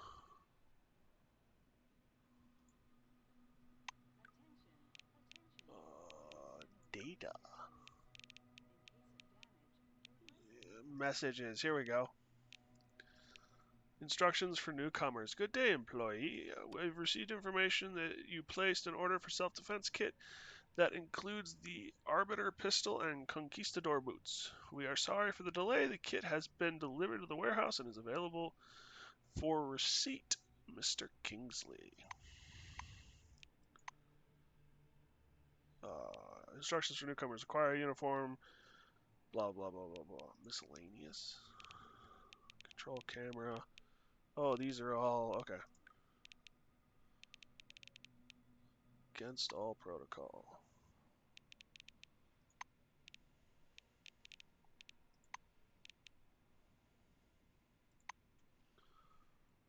Huh. Cool. Okay.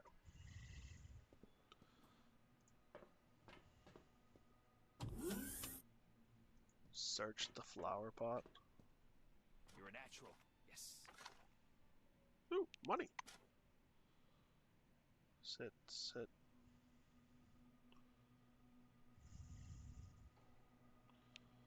Can I open the safe? No, it's locked and I really don't want to be cracking a safe.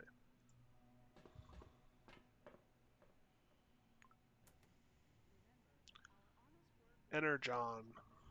Minus to fatigue, okay?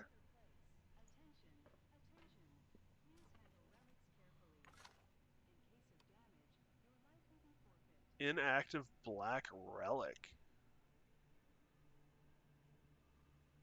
And a handful of dirt. Okay.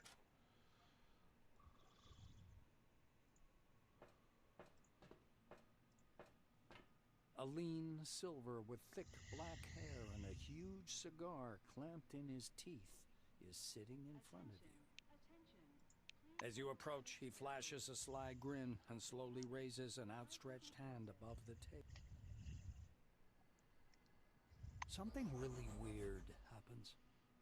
All the paper clips, pencils, scattered toothpicks, and bits of trash float up from the table and hang in the air. The silver badge reading Andre Mihai, Science Instructor, floats up as well. Psionics show that you have skills as well. You thrust your hand forward, and your outspread fingers emit barely visible sparks of energy. Pencils, paper clips, toothpicks, and pistachio shells dance chaotically in the air. The silver sticks out his lower lip as if to say, not bad, and gives you a thumbs up. The objects clatter back onto the table. Here for the briefing, huh? Shall we get to it? He takes the cigar out of his mouth and exhales a lush cloud of smoke. Someone likes coffee a little too much. Oh, you can barter with him too. Say you're ready for the psionic brief. The silver props his elbows on the table. Anyway, here's the deal.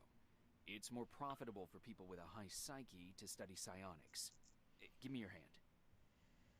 Not waiting for an answer, he grabs your hand with strong, dark fingers. He jerks his hand back at once, then touches you again, carefully and distrustfully. Whoa, whoa, whoa. You know you've got one hell of a talent, huh? Slimy little bastard, you. You want to take my office, I know. But you sure got some power there. The silver takes a thin glove covered in talc from his desk and passes it to... Look, a glove, right? But it isn't just a glove. This is an ooh mama, hold me tight glove. It takes energy from your noggin, your psyche, and pew, concentrates it. Okay. He counts off on his fingers. Learn psionics. Put on the glove. Transform energy into the necessary shape. That's the whole briefing. Simple? Simple. Now to your questions, huh? Ask him to show you a trick. In reply, Andre jumps up from his armchair and thrusts his face close to yours, exhaling foul cigar smoke. Quickly, think of a number. The unexpected question calls a bunch of different numbers to mind, but you can't seem to decide on one. The silver looks into your eyes. 3, 14, 13, 76. He easily names every number you've got in mind. Show me a trick. Mihai spreads his hands good-naturedly as if to say, "You're welcome." The toothpicks on the table skitter around for a moment, arranging themselves into a curse word. The silver laughs loudly at his joke. The cigar falls from his mouth to float in the air, ash flaking weightlessly from the tip. Huh. It doesn't take the psychic long to think of something. A small 2-com bond coin jumps up from the table, and an invisible force folds it in half. The ruined coin drops into a glass already almost full of coins in the same state. You don't have to ask him twice.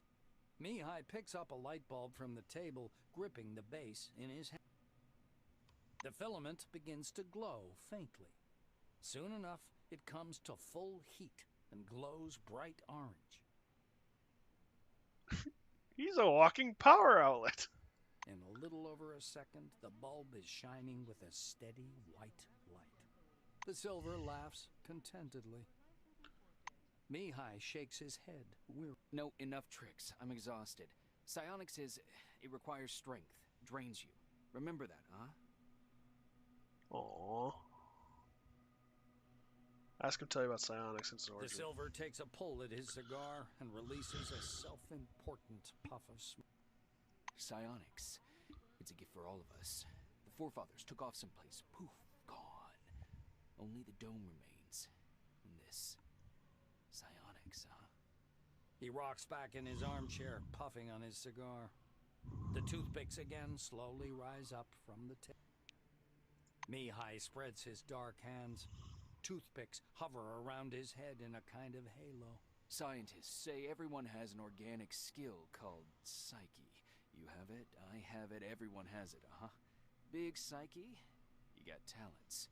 Small psyche, no talents. You'll need to carry a lighter all your life. Okay. Mihai smiles around his cigar. There's You a got some business here. barter No? button. Even better. Psionics, high glove. Oh, heat damage. Psionic damage. Energy damage. Chrono damage. 250. Versus psionic. Energy. Heat.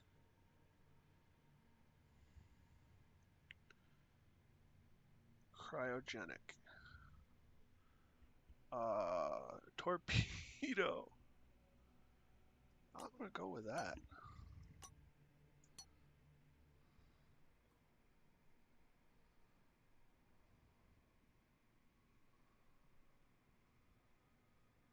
Do I have any other junk to sell you?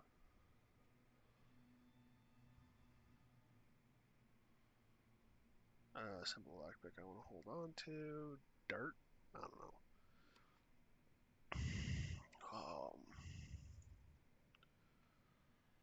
Kind of takes the money out of me. Brains +2, based on a well-known nootropic drug improved by Kronos Pharmacists. The drug's effects is instantaneous, increasing the patient's intellectual abilities, but unfortunately it can be addictive. And Energon, a stimulator that increases vigor and performance. It's based on Eleutherococcus. I don't know. Combined with caffeine and that thing. Read the directions before use and remember that maximum cannot be held responsible for accidental death due to overdose. I bet this is what the Scion guy's on. He's got 12 of them. Doesn't have much in the way of cash, though. Well, he will when I'm done. Attention. Accept. Please handle relics carefully. In case of damage, your life will be forfeit. Let's get out of here.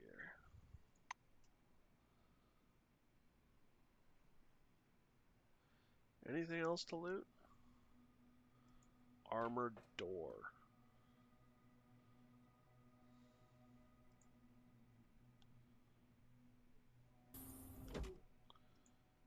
Yeah, I want to shut that.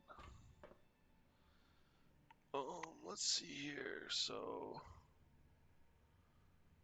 we got the torpedo and the Andromeda or the Arbiter.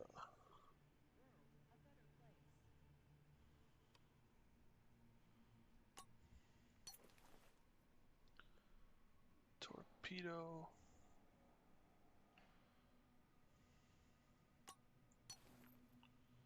So this should, yeah, the Andromeda.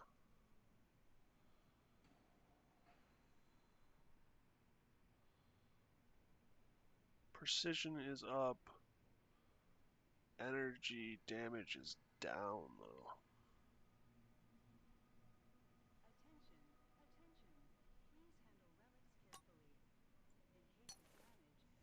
In case of damage, your life will be forfeit. Energy shot. It's a rare weapon. We'll try using it.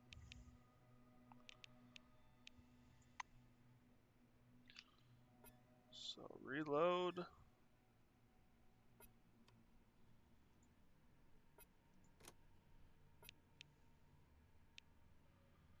So we've got size shock. We've got castling. Ability cooldown time. Swaps places with a target within a radius of 15 meters. Does not affect on large objects that occupy more than 1 square meter.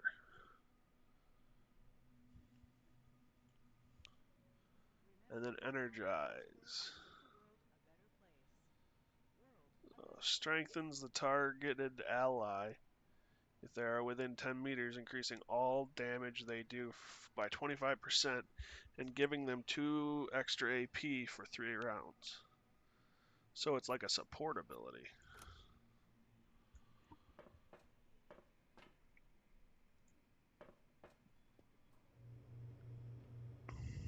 As you reach to open the sliding door, an engineer... Hold on there, Chief.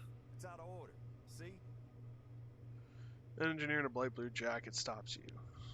You're a newcomer, right? It's a straight-up open house here today. He offers you his hand. According to his badge, this is Maxim Penkovsky, technician. The technician slaps the door with one hand. You have to wait until I'm done. Some orange jammed up the lock with chewing gum just for a laugh. They're like animals, those oranges, marking their territory. If you ask me, they're too gracious about those bastards in Crystal Sands. City at the foot of the dome.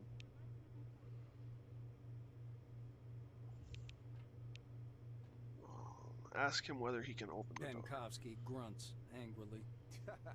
I wish I could. I'm gonna have to disassemble, clean, and reassemble it to get it working. It's work I don't need, and all thanks to some idiot. Okay. Maxime extracts a thin, sharp, precision probe from behind his ear and dangles it in front of you. Though there's another way. You want to learn something about picking locks? It's a useful skill in all sorts of situations. He looks at you expectantly. You'd like to learn how to pick locks. The blues getting excited. All right, looky here. Penkovsky presses his pick lock, and an odd device resembling a hybrid of a screwdriver and a can opener into your hand. Using a mechanical pick lock is easy peasy. No special skill required. They wear out after a few locks. While the old-fashioned kind is another thing entirely. Cheap, one use. But one has to know how to use it right. That's a tool for a master. Maxime takes out another pick lock and crouches by the door. He gives you a quick lesson on how to pick a lock. By the way, you can carry your tools in your belt. It's much handier to have them right there. Penkovsky shows you his utility belt, where he keeps all kinds of tools and gadgets. Each Kronos employee has a versatile belt in which one may carry and quickly access medical supplies, tools, and other equipment. The belt is accessible from your inventory in the lower right corner of the character panel. Actually, finding tools under the dome is no problem at all. Maxime hoists up his belt. There are even devices for hacking terminals and so on. The blue solemnly raises his index finger. And one more thing. Always use brand name stuff if you can. Groovy produces good kits. Modus and Supercolor do too. They've all got fat contracts with Cronus, so they care about quality. He looks at the door again. Damn these locks. Though I'd rather be doing this than fixing hab pods. Those are a real pain in the ass. Ask him what's wrong with the hab pods. Penkovsky gives you a patronizing look. Because they're poorly made. Warped from the heat, and the filters aren't worth a damn. The modules were constructed by marketing managers, not engineers. Building a city in the desert was also their idea. This project is all about PR. Cronus wants to show the world how tough they are. Locks and lockpicking. Throughout the game, you will come across locked doors or containers. Fortunately, they can be unlocked. Use the right button on a locked door and select the desired ability from the list. The use of special lockpicks increases the chances of success, but those usually deplete rather quickly. Proceed. I am going to save. Create new, save.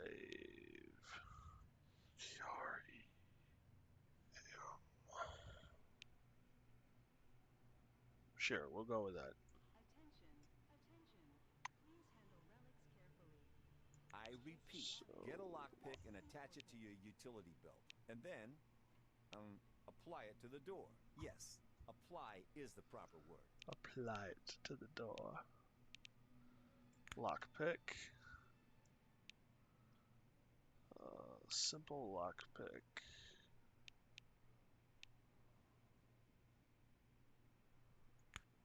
I repeat, get a lockpick and attach it to your utility belt. You're doing great. Okay. All right, off you go. I'll keep working on this lock because of that orange. Hey-oh. Remember, our honest work will make the world a better place. World, a better place. Welcome under the dome, an amazing excursion to a world of new technology and the riddles of an ancient civilization. Listen to this information, useful for all wings, and receive a colorful leaflet. Oh no, that's a sit.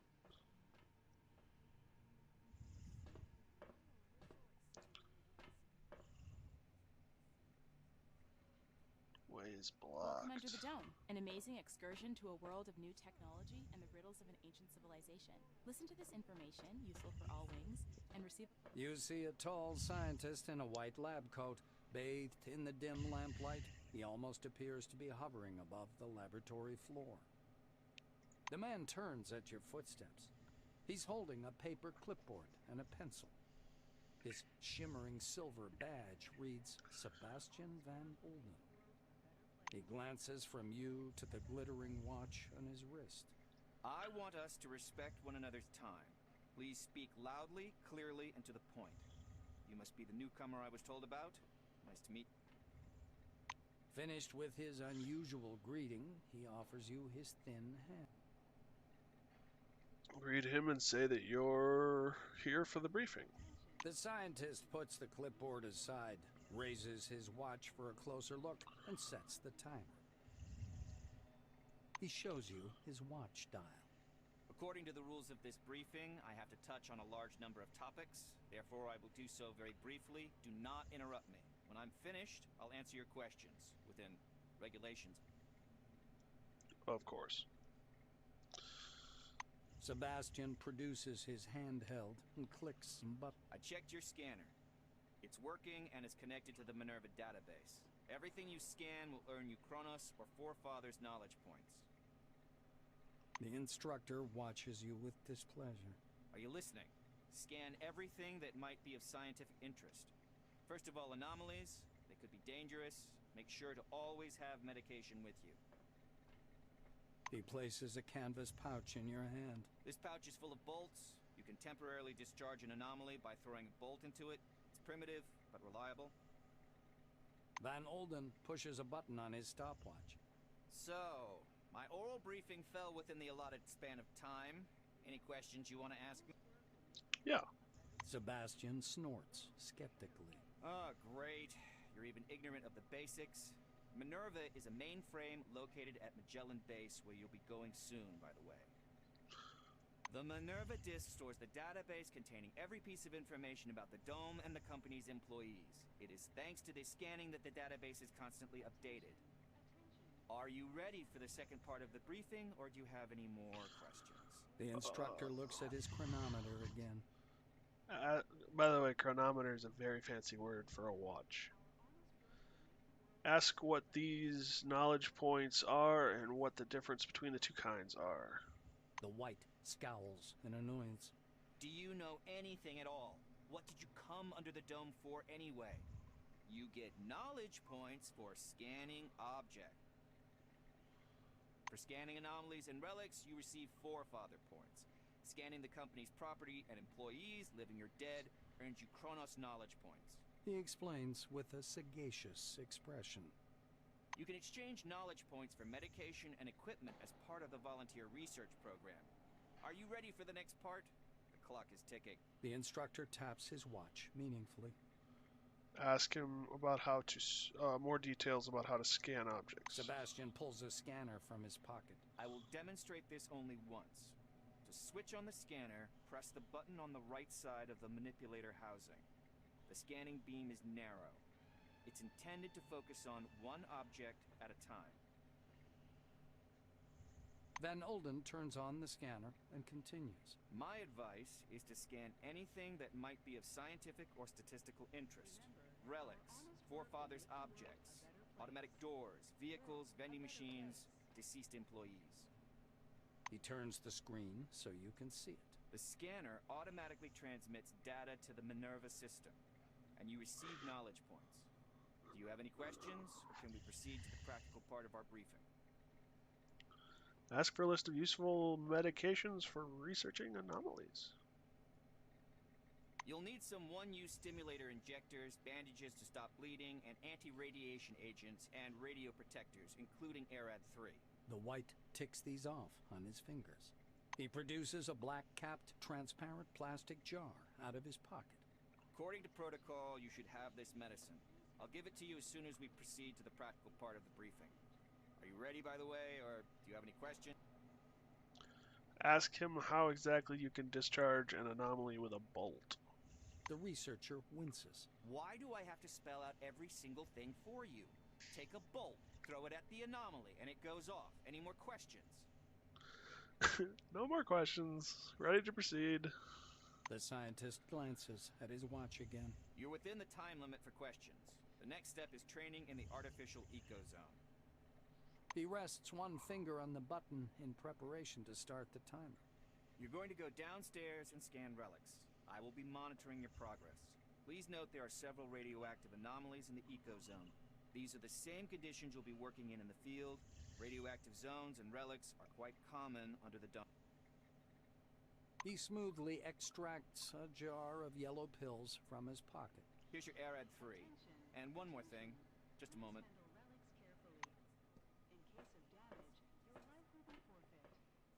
Well, this sounds like a nice place. Ooh, money!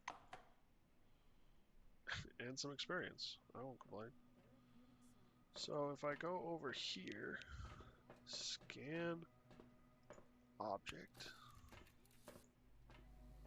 Welcome under the dome, an amazing excursion to a world of new technology and the riddles of an ancient civilization. Turret Listen to this codex. information, useful for all wings, and receive a colorful leaflet. Tool required. Welcome under the dome, an amazing excursion to a world of As new you can technology see, and the riddles there of are endless salt pans in the western region behind me. The sun reflects blindingly from the salt, and the air is as dry as a nun's gusset. What an inhospitable wilderness, you'll say. And I fully agree Soap with you. and a cloth. Take all. But what if I So we told got you that in a year you'll be lying by a energon, swimming hole, sipping a margarita right fixer, on this spot? Sounds like a snow sci-fi powder, story. something like But we liquid aren't duct tape. strangers to sci-fi here. The Is detailed applied plans to are ready. penetrate. It And is able to according to penetrate that, structural damage and we're restore the seeing a integrity of real complex resort machines such city as in the robots and west, turrets. with bars, casinos, spas, and Wine endless fun. clearance. I don't know about you, but I'm sure Hacking. I'll come here in a year and will feel like a real queen. This Destroys all is bacteria known Victoria to science, LeGrand, perhaps the where unknown the kinds as dome well. from the inside. See you next time.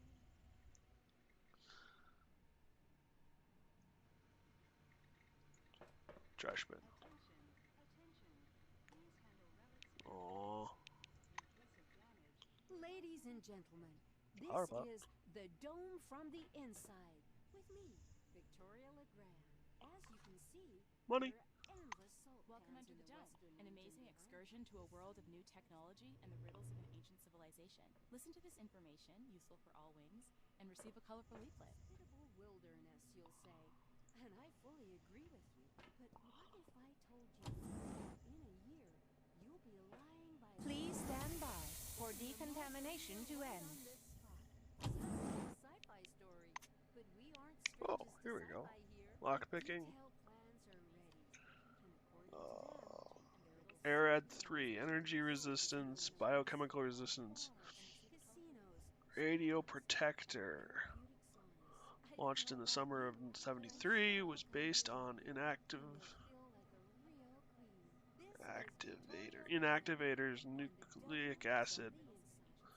I'm not a See you next scientist. time. Radiation minus 250. Rad force. Med kit. Ladies and gentlemen, this Comes with an is injector the for quick dome from consumption, the inside but with me, be careful, the Victoria active LeGrand. agent is As you can toxic. see, there are endless salt pans in the western region behind me. Ugh. The sun reflects blindingly from Nothing the here is salt, like and the happy. air is as dry as a nun's gusset. What an inhospitable wilderness, you'll say.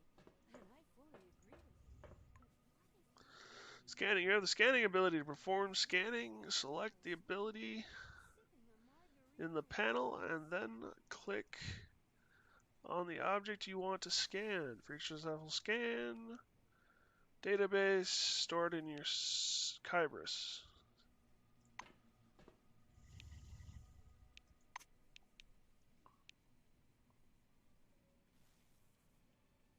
Alright, so what does N2 mean? Settings. Input. Ability? Oh, number 1. Okay. So number pad 1. Got it. So if I hit this. Alrighty, there we go. Okay.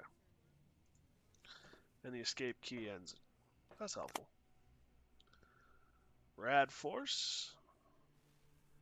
Combined remedy for purging the human system of radioactive elements. Sealed in a thick ampule of dark glass equipped with a metal piston injector.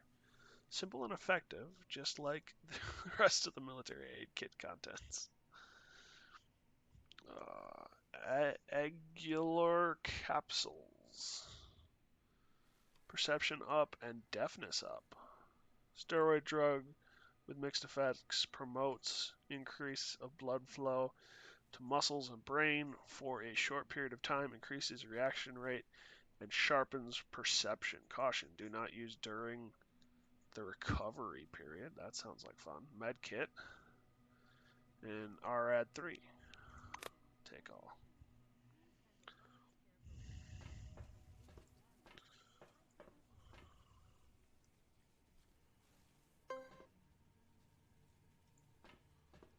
There's a ladder. Is there anything else around? Fire extinguisher.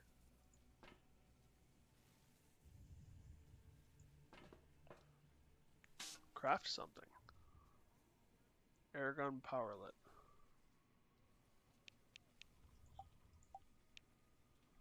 Huh.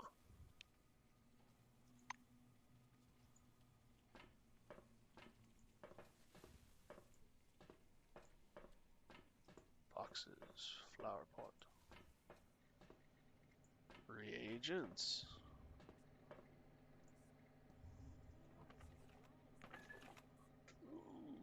Disinfectant. Bottle of alcohol. Wasted for 1,200, excuse me, turns. Pure ethanol, not for ingestion. But when has that ever stopped anyone? Ah, reagent box. Welcome under the dome. Uh, An amazing excursion to a world. read the leaflet. What's on the leaflet? Dome's anomalies. It's no secret that the Dome regularly surprises its researchers. We at Kronos prefer to deal with problems rationally. All surprises must be recorded and studied, and the results copied into the appropriate regulatory documents. Our employees' lives depend on it. One of the most common hazards under the Dome is anomalies. Their origin and mechanisms of action are still being studied by the committee's best minds, but one thing is certain. You must always be on your guard in their vicinity. First, do not approach any type of anomaly without protective equipment. Ionized radiation is the most frequent danger possessed by these phenomena. In addition, electric shock and altering gravitational field, airborne toxins, and spontaneous combustion can occur. Remember, Kronos Insurance only partially covers medical expenses. In case of damage to your health, purchase medication from certified vendors. If you must travel in anomalies area of effect, the committee's scouts recommend using standard bolts. Anomalies tend to respond to the movement of physical bodies of almost any size. Throwing a bolt from a safe distance will trip the anomaly, after which the reboot phase begins. Until this phase is complete, the volume around the anomaly is relatively safe. Note, Blue Wing urges you not to remove bolts from working equipment and not to purchase them from the Orange Wing employees. If needed, contact the warehouse for supplies. Oh, shoot. So why did the catwalk fall down? Anomaly? Got it. Oh, that's funny. Relic storage? Oh, it's empty. Military grade medkit. Do you have anything new and exciting? You have RAD. Looks like I might have leveled up. Container. You're also empty. You got anything back here I can loot? Flower pot.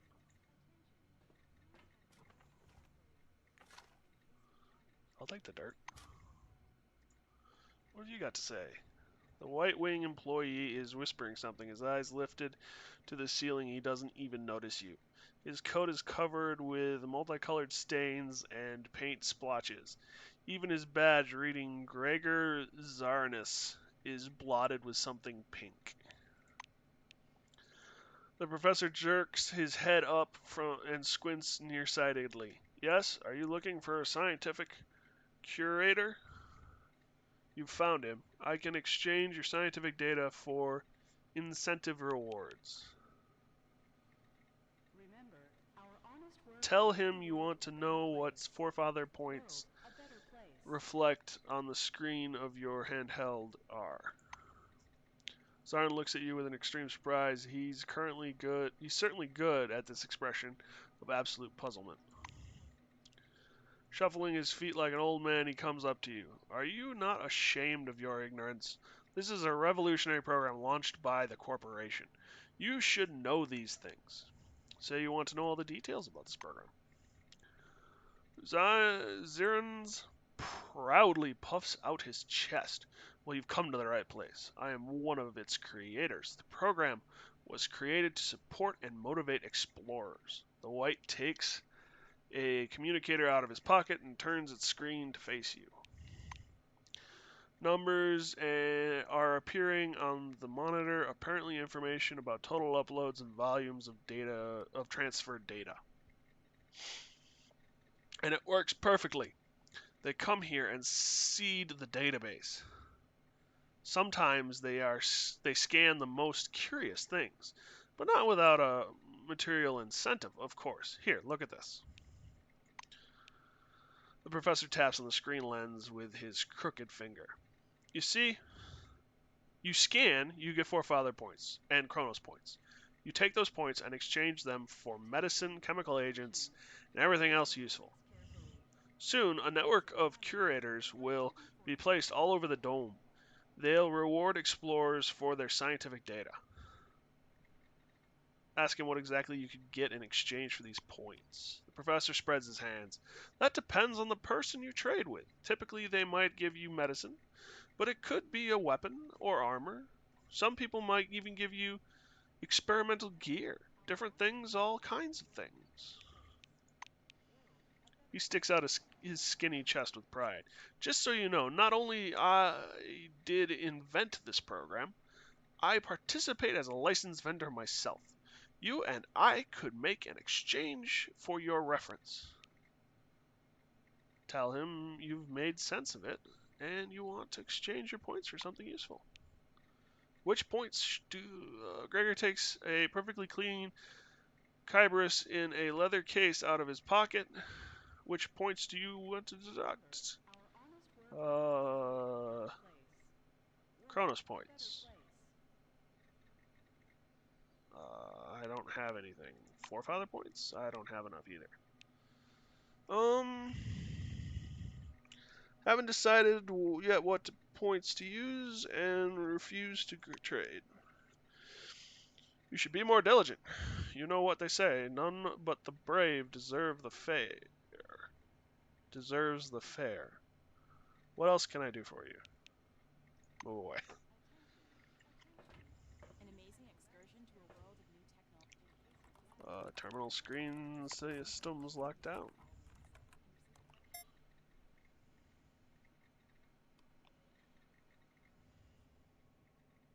Welcome under the dome. An amazing excursion to a world of Metacom? new technology and the riddles of an ancient civilization. Listen to this information. Cure all addictions, restore health. In front of you is a high-tech device that provides medical care without the participation of a doctor. An order sheet with a pair of blue seals is placed on top of the service cost table. Judging by the text of the order, employees of the Concord station and newcomers are provided with medical care free of charge. Huh. Well, I'll be back after I'm done with what I'm about to do. You seem to have stuff I can trade. Van Olden gestures back at the ecos. You haven't completed scanning everything Barter. yet. Finish the task first. High-tech weapon? Chronos laser? Oh. Damn. Andromeda.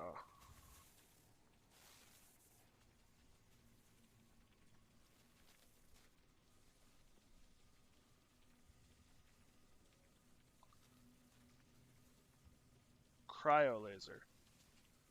Power cells. Ooh, what is this? Gladius. Can I empty my bank account? Yes, I can. Fixer. What does it do? Melee bladed weapons. Biochemical damage. Wow.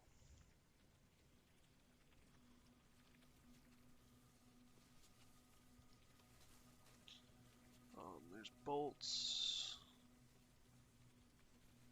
I was going to get rid of something that seemed highly addictive.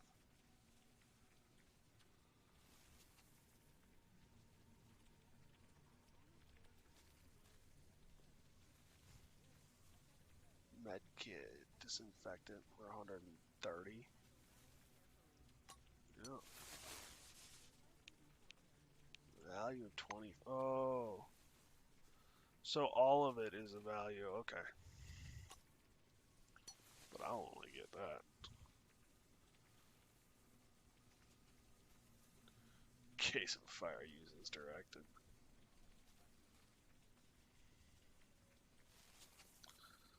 I mean, I really want the sword, but I probably should save my money.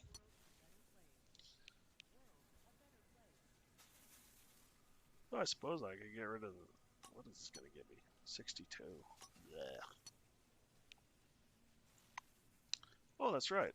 I have points.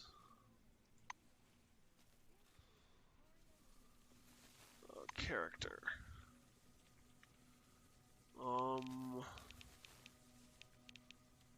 So psionics is high. Hand to hand is 16, heaven 21. I have 16 points. So influence I can bump up by 2.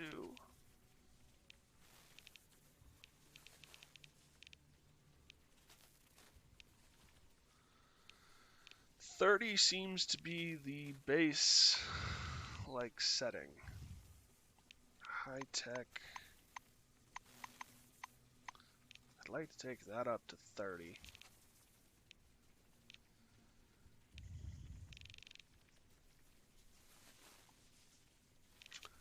I could take Scion up to 40, or up to 90, and unlock the next level of that. Piloting. Tech.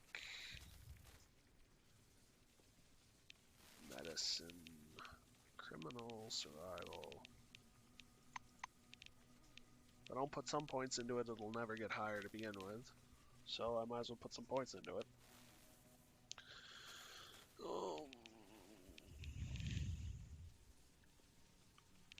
Influence.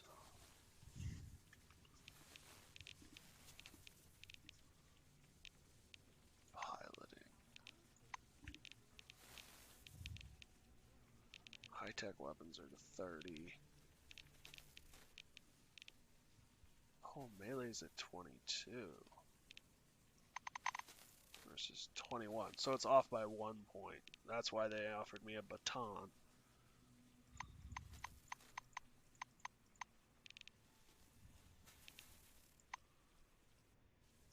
Mercy strike, bladed weapon ability.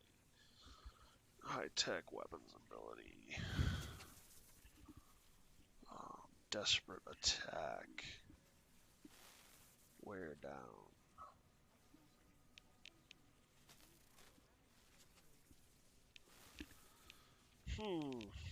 So you can swap weapons out.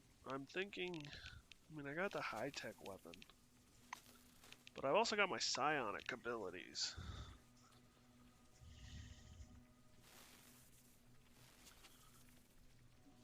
Energize, fragile, pyrokinesis. How do I want to set up my character? Do I want ranged firepower? Or melee? I guess the other thing too is I'm freaking out right now about this, but let's be honest, in the grand scheme of things, that sword is worthless. There's not much to it.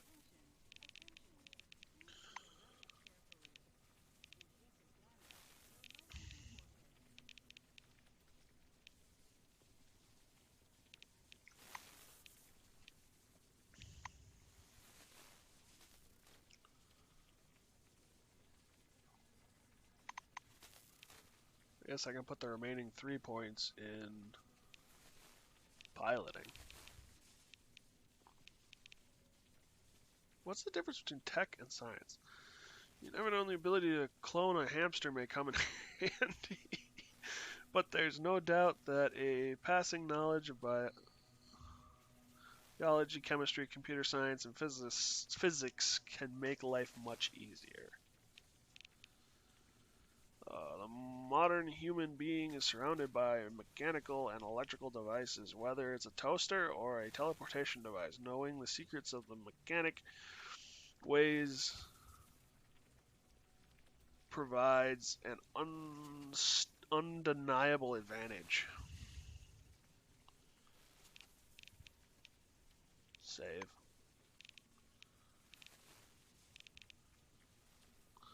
Charisma. So what does this give me?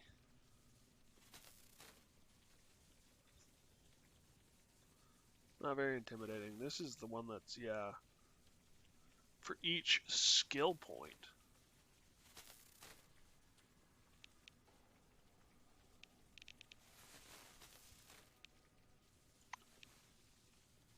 So because influence is at 80,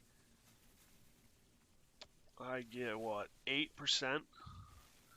Cost of purchasing items is reduced by 8% for each, for total. Yeah, that's not bad. So you'd get 15% off at max. Power of suggestion. Inventory. Anything worth equipping? I could equip this. Learn ability +1 initiative. A small inactive relic. The colors apparent in the relic's active phase have faded, but occasionally appear as if through a layer of oxide. So it kind of works still.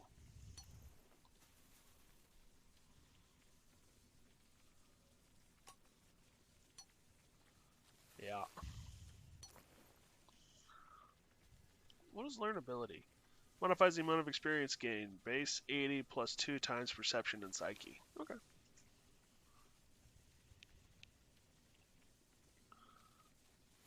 Glue. And that's where my suit goes. I still need a hat, backpack, gloves, belt. Do these unlock as time goes on, I wonder? Alright. Climb the ladder.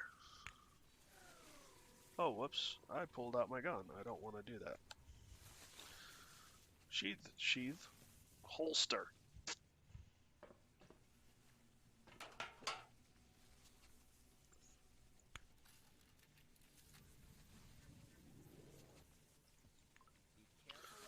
Anomalies. The world under the dome is full of strange and hazardous phenomena called anomalies. Most of them can injure, kill, or irradiate you. To detect and temporarily deactivate the anomalies, use the bolt throw ability. Can't I scan this? Oh.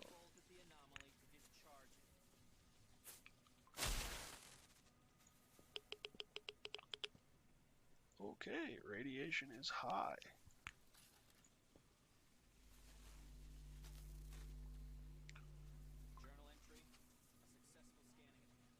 So I got Forefathers points.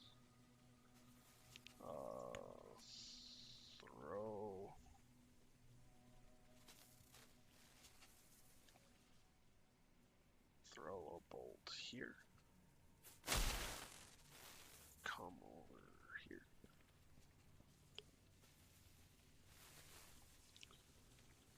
Scan that. Journal entry. 2 objects scanned. And again, watch out for anomalies. Touch one and you'll be injured. Don't touch the rest. Radiation sickness will not add to your knowledge. Radiation sickness will not add to your knowledge. Thanks. Journal entry. All 3 objects have been successfully scanned. Come upstairs, employee. Lying by the swimming pool, sipping the Sebastian meets you on the platform. Your finishing time is within the acceptable range. He clicks the stopwatch button, fixing the result time. Wait and see what Vandon says next. The scientist turns back to his... Not bad. One question. You observed several anomalies while scanning. Why do you think they appeared? I'd like to hear your opinion. Retort that you don't give a fig about the reasons White Wing is putting a high-value asset, a manager, in danger. Just say you don't know. I don't want to be an asshole, so I'm going to just say I don't know. assumes a superior expression. I knew you'd come up with something like that. I see you understand nothing about the nature of anomalies. So let me add a couple of points. He glances at the shimmering blue light in the eco-zone. The truth is, we don't know the precise reason for these phenomenon either. We actually know nothing, no matter how much we try to convince ourselves otherwise. Sebastian points a thin finger at the clustered lightning. I personally believe that the anomalies are the dome's security mechanism. The ones you saw are relatively harmless, but there are different anomalies in the desert, phenomenon that toy with the human mind. Van Olden clasps his hands behind his back. I know you don't care, but I'll say it anyway. Scientists today are required to be wonder workers who can heal cancer with a wave of their hand and solve the secrets of the universe during their coffee break. For some reason, no one wants to understand that fundamental science is always an investment in the future. It produces no answers here and now. The White's gaze strays back to his clipboard. If something terrible happens under the dome one day, and I'm sure it will, science will protect no one. That is all. Off you go. Wow, that's peppy. Please stand by for decontamination to end. Listen to this information, useful for all wings, and receive a colorful leaflet. What do you have to say? This young woman's polished badge reads Letizar Reverse. She's carrying a stack of glossy leaflets under her arm. You see another stack of leaflets on a nearby armchair. She pounces on you. Welcome to the dome, colleague. I have useful information for every employee from our wing. My name is... I'm not even going to try again. Give me 5 minutes of your precious time, and I'll tell you about the remarkable career opportunities and breathtaking perspectives awaiting you under the dome. Don't turn me down. This is important.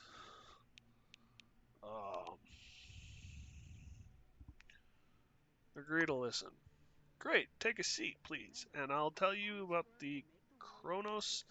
how Kronos will change your life.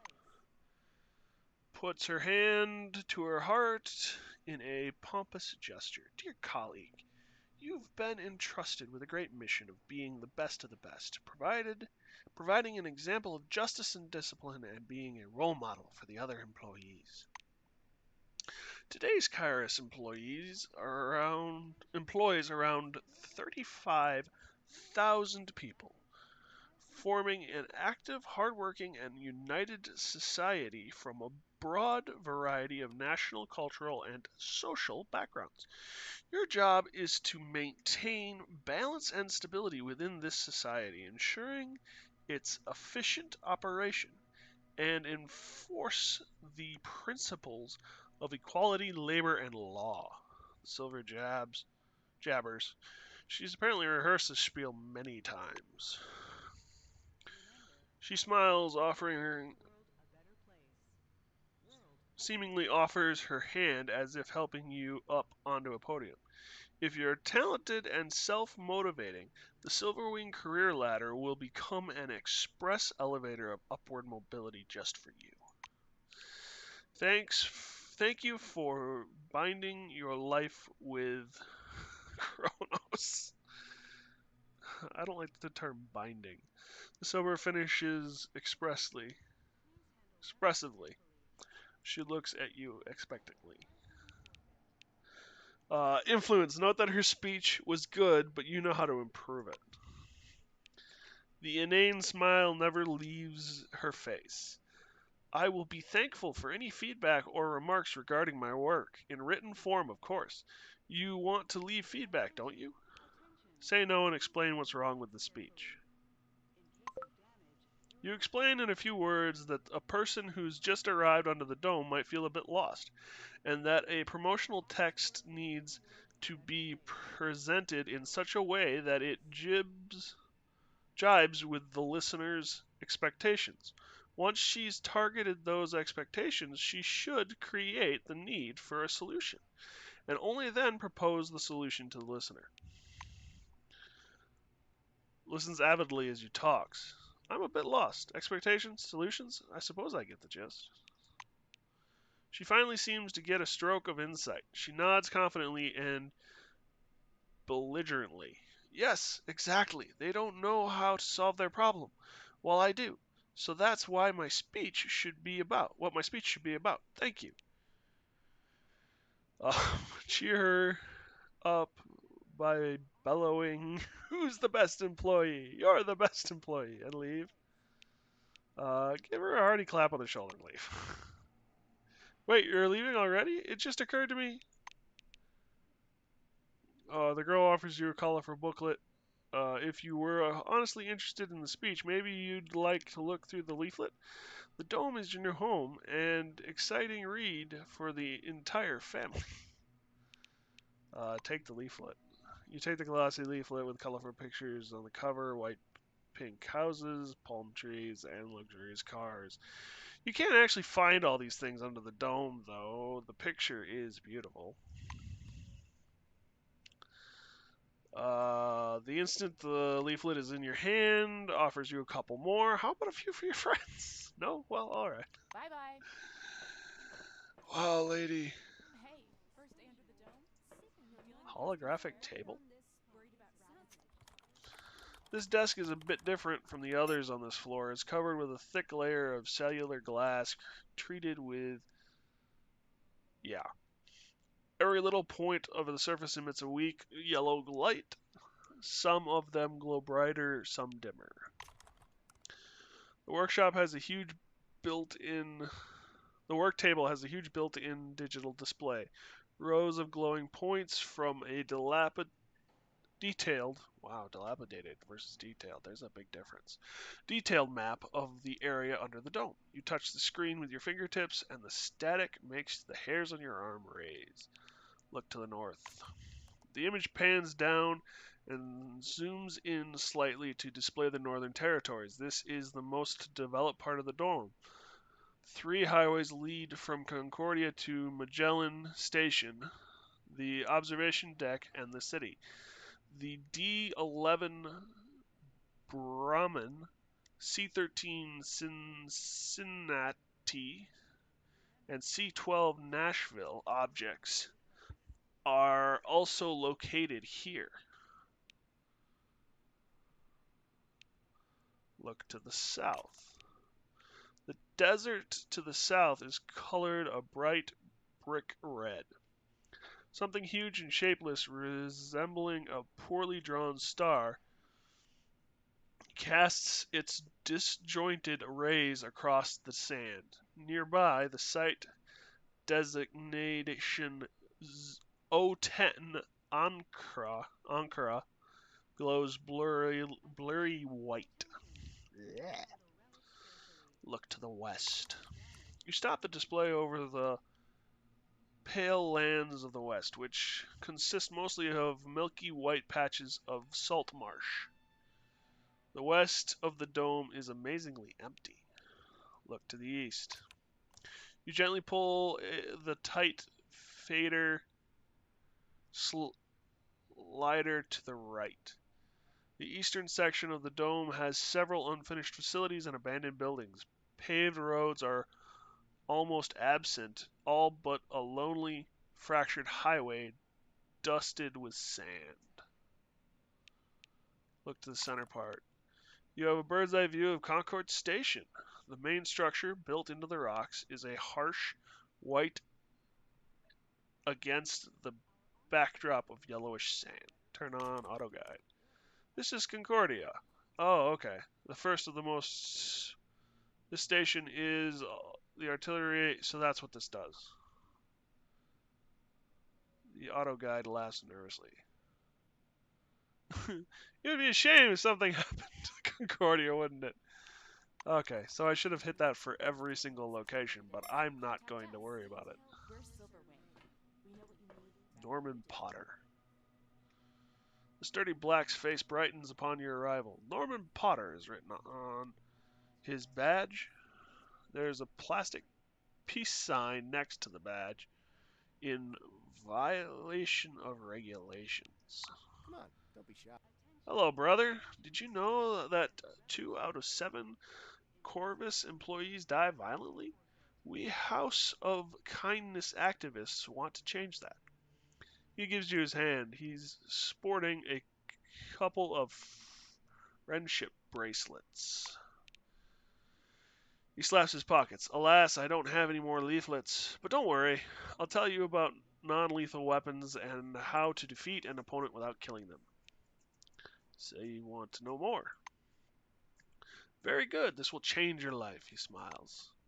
When you arrive under the dome, you are issued weapons, but they never explain that almost any kind of weapon can use non-lethal ammunition or attack methods. Non-lethal ammunition causes severe fatigue. After several attacks, the enemy may be knocked unconscious. Norman explains passionately. Non-lethal weapons include tasers, pepper spray, and tranquilizer darts. Can also be acquired under the dome. And there are martial arts techniques that only take the enemy out of action without killing them.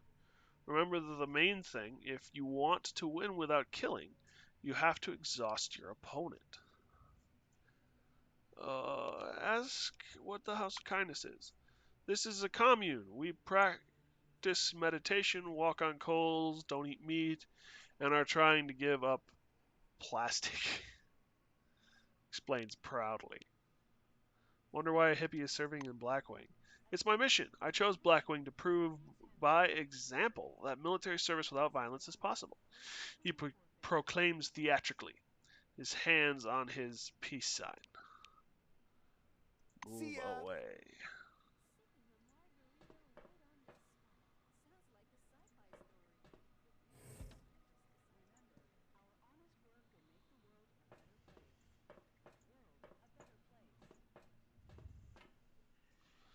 Can I scan this? Tool required. Fine.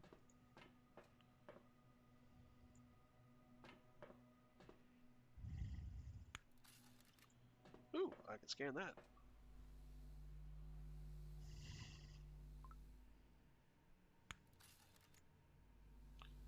Similar Rocher. Frederick Clay.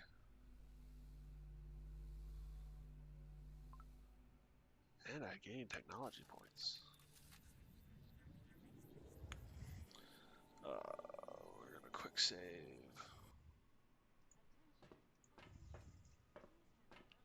You have anything to say? An impressive man, his long gray hair in a bun, smokes a cigarette, dropping the ashes on his boots from time to time. The headphones hanging around his neck produce some metal music. The dull badge on his chest reads Nelson Cunningham, Burial Manager. Takes a cigarette out of his mouth. Hi, feeling good, eh? It's professional interest, huh? Ask him what he's doing here. Approaches the containers and pats it tenderly. Preparing these guys here for cremation. Waiting for the meat wagon. I'm here to kind of watch everything goes right. He sticks out his chest proudly, puffing out smoke. Wonder aloud what the boxes are for. Book and shez? What a thing to shay. Bookshen. I can't. Dishier are coffins.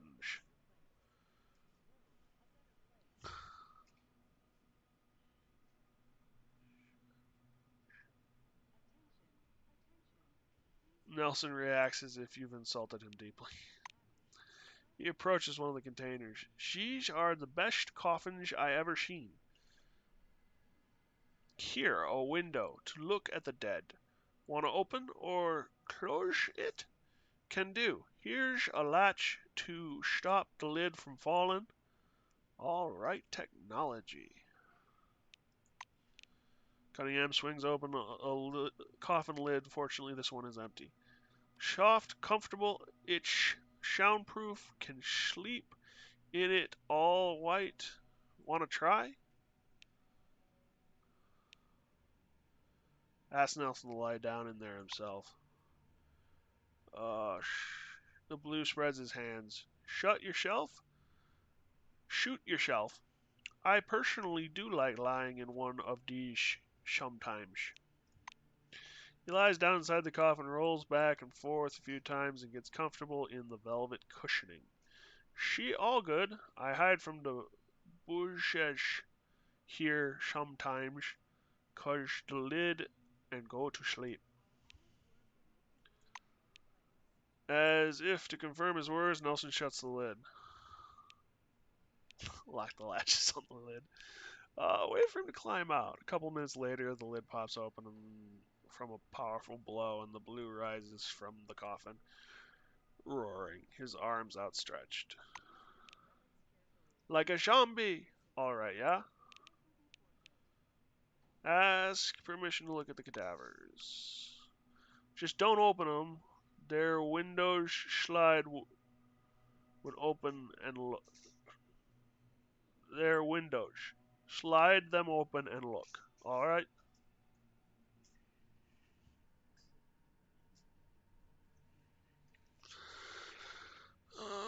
Look at the first corpse. Velvet pillow rests a hand wrapped in shreds of black uniform.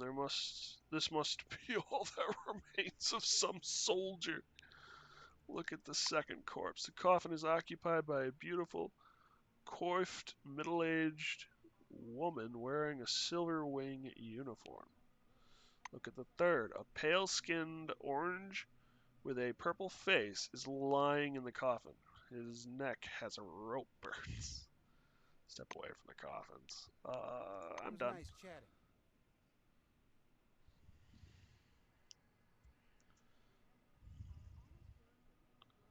Hand dryer. Janitor. More mops. Yeah, you dumbass. I'm talking to you. Quit staring and get over here. I'm talking business.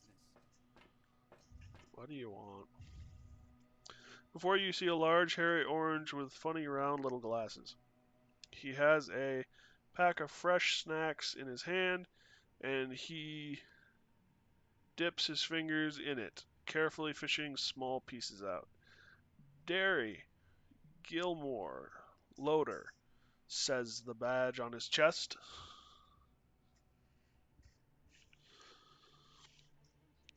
Glad to meet you. He resettles his glasses on his nose and looks quickly around. Then he puts an arm around your shoulders and pulls you to him. Long story short, kitten, I have one offer. A business offer.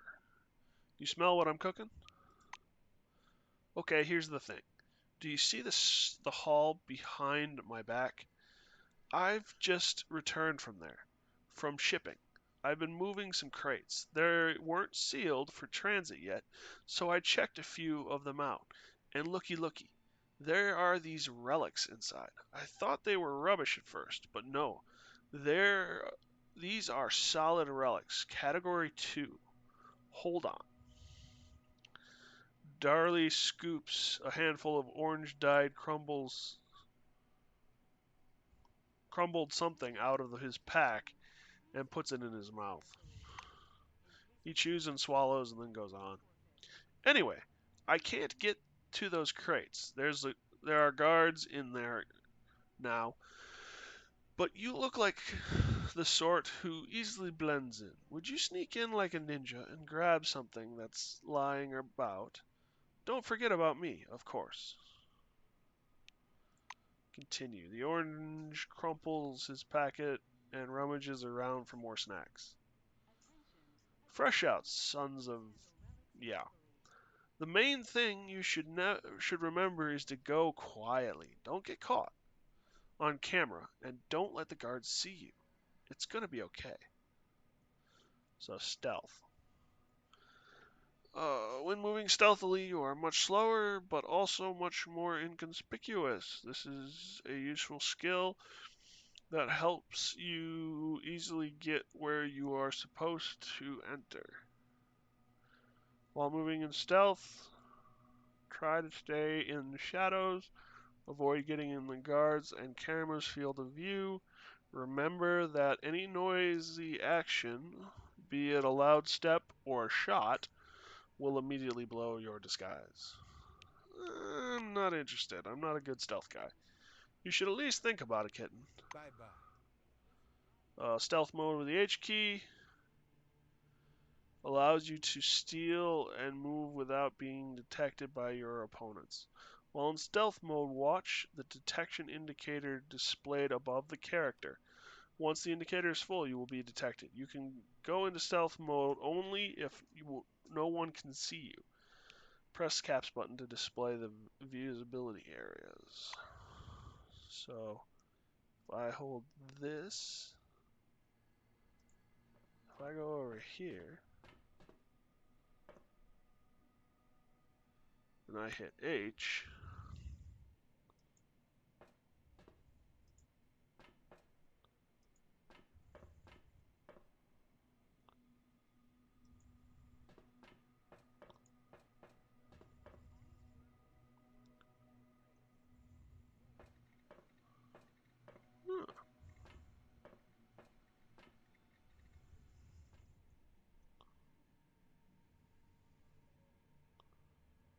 interesting. So does that mean I could like sneak in and get some of the stuff?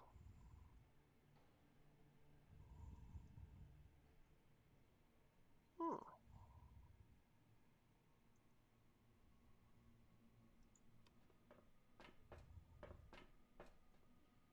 this is where I came in, isn't it?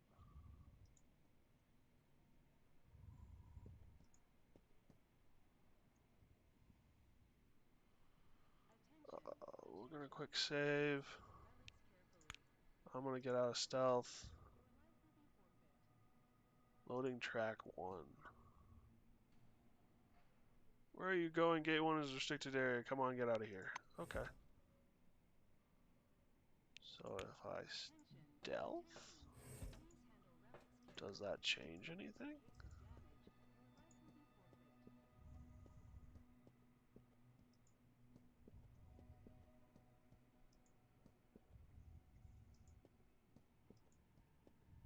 Huh.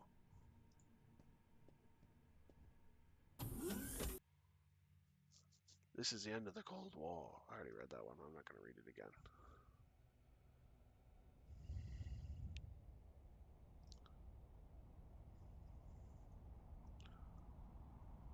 Oh.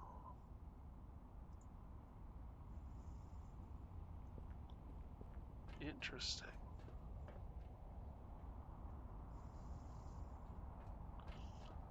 Judging by the way this place works off of bureaucracy, no one is actually going to notice that something's missing.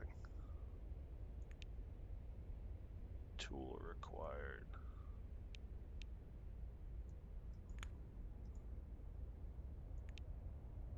They're locked.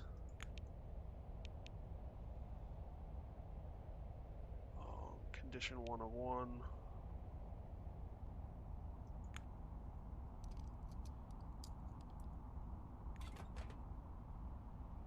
Relic shards, relic dust, take all.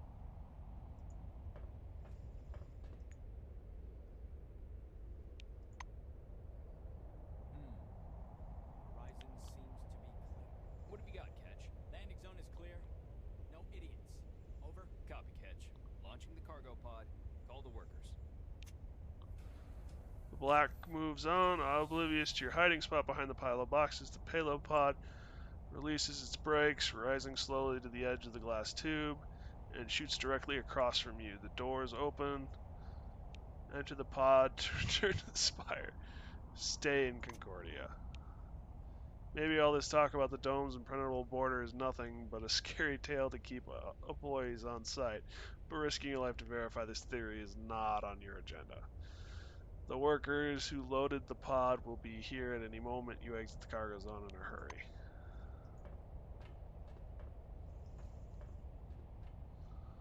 Alright, so I'm actually gonna load.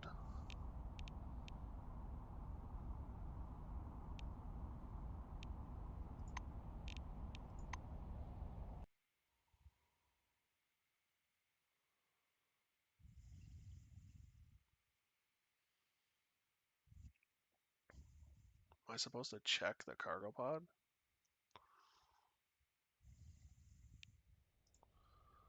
We're gonna for science this.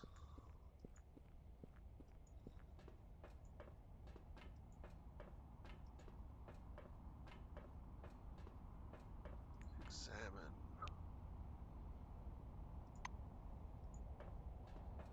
Okay, so that's all there is to it.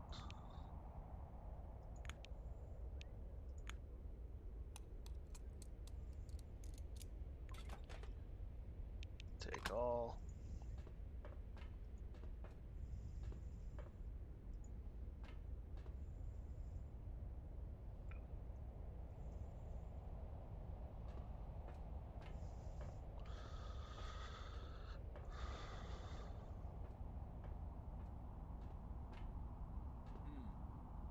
Horizon seems to be clear. What have you got, Ketch? Landing zone is clear. No idiots. Over. Copy, Ketch. Launching the cargo pod. Call the workers. I'm gonna enter the cargo pod. The closer you get to the border of the dome, the more you begin feeling a strange sensation under your skin, slight tickling and tingling, as if dozens of small bubbles were moving inside you, not being able to find an exit. The tingling abruptly develops into incapacitating pain. You drop to your knees, your body explodes, splashing the capsule with intestines. Ugh. Woo! Changed my mind. Load. I figured I'd die. They weren't gonna let you leave the capsule that soon. Or the dome.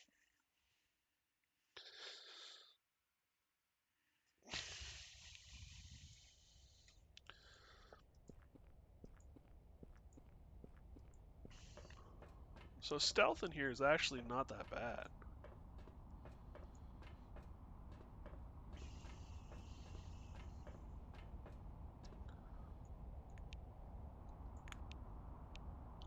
Lockpick.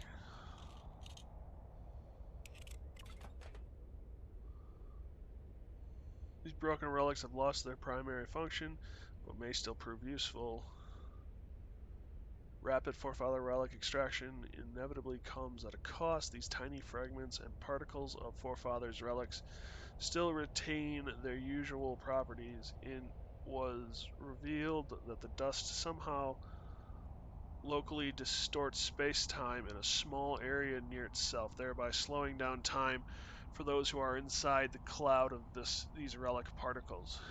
You can also throw them at your buddies. Okay.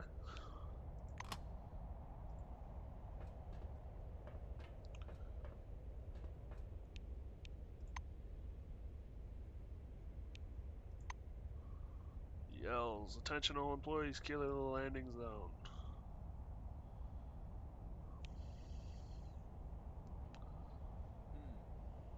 Horizon seems to be clear. What have you got, Ketch? Landing zone is clear. No idiots. Over. Copy, Ketch. Launching the cargo pod. Call the workers. Alright. And stay in Concordia.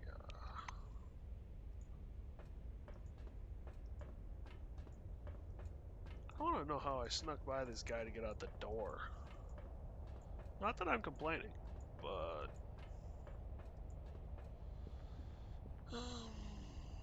Save real quick.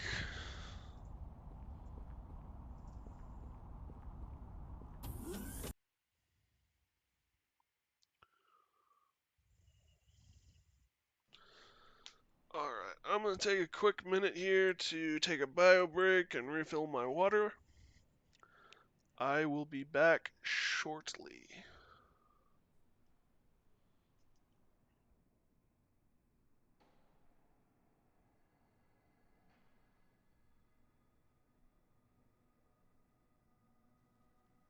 Remember, our honest work will make the world a better place.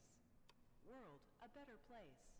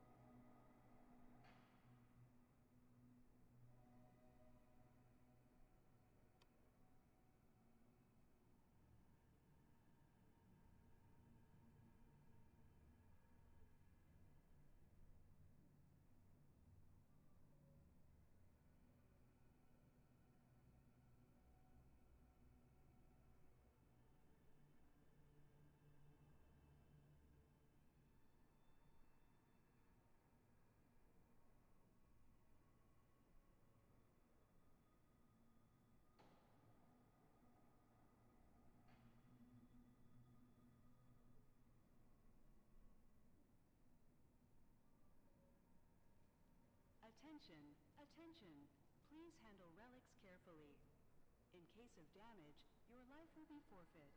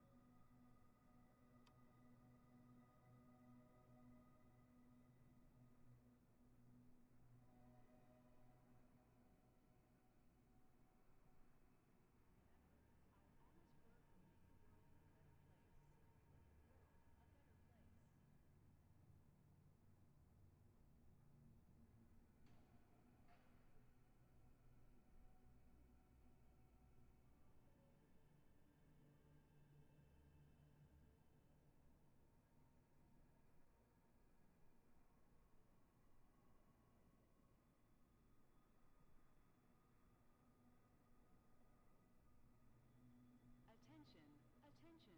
Please handle relics carefully. In case of damage, your life will be forfeit. Remember, our honest work will make the world a better place.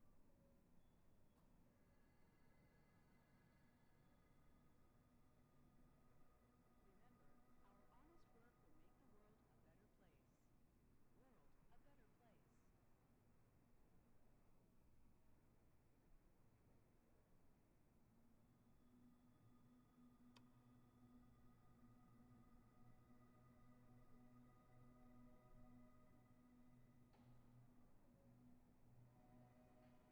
better place. Thank you kindly for your patience. I am back.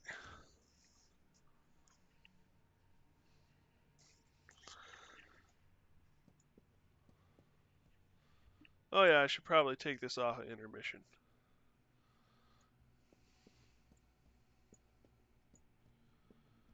And now I can go off of that.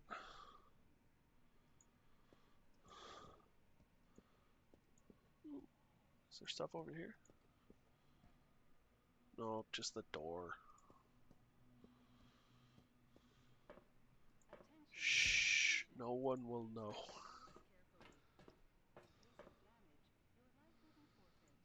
Yeah.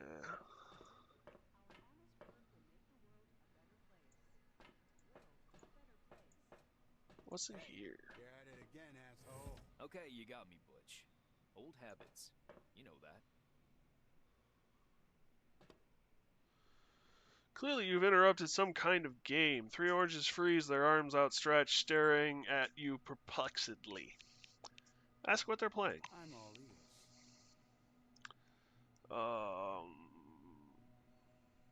One of the gamblers studies your jumpsuit apprehensively from the corner of his eye.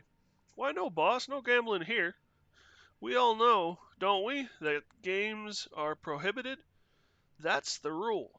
What we've got here is a wager. We're wagering whether or not this Hulk can spit as far as the basin. Tell them they won't inform their superiors if they explain what it is they're playing. The large orange with a badge reading Butch Castellan spreads his broad hands in conciliation. All right. We're kind of playing bolts. This game's legit, you see? Cards are prohibited. If they find you with cards, you get locked up for a couple of weeks. But this game is totally safe. Bolts. Before you start the game, each participant receives 3 bolts. At the beginning of each round, they can hide any number of bolts in their fist, or hide no bolts at all. The object of the game is to guess how many bolts in total all players have hidden. You can only guess a number no one else has guessed in that round. After everyone has had a turn to guess, the players open their hands and reveal how many bolts are actually in the game. The player who guesses the correct number wins the round and loses 1 bolt. The winner is the first player to win 3 bolts. 3 rounds, excuse me. So as people win, less and less bolts get added or less and less bolts are in the pot, reducing the maximum number, thus making the betting pool smaller and smaller until eventually it actually gets some strategy. Meanwhile, you could play for like 3 hours with 4 people. Ask him to explain the rules. I think I just went through. Player of the party or a small crowd, partner a small crowd. Each person is given 3 bolts, put in their pocket. That's their total. The orange goes on. We gather in a circle and draw lots. Whoever wins the draw goes first, and turns proceed clockwise from that person. He hides his hand in his pocket again. Now, here's the main trick. You can have 3 bolts in your hand, 2 bolts, 2 or 1. You can screw everyone and have none. Empty hand, yeah, right. Butch sticks his fist out, and that's the moment when everyone puts their hands in the circle and calls the total number of bolts, each during his turn. For 4 players like us, the number is going to be 0 to 12. See? And remember, you can't call someone else's number. The orange opened his hand, showing a pair of bolts. When the numbers are called, we all open up and see who guessed right. The winner of the round throws out one of their bolts, and whoever's first to get rid of all 3 bolts wins the game.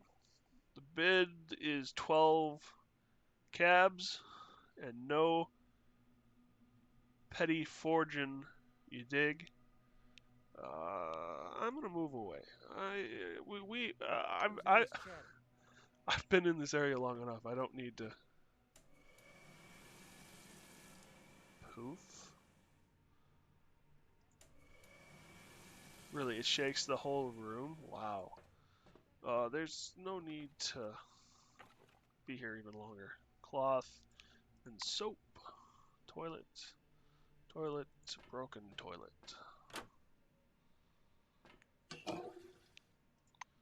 There is nothing.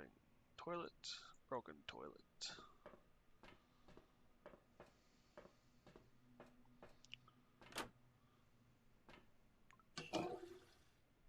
Gun brush. Take all.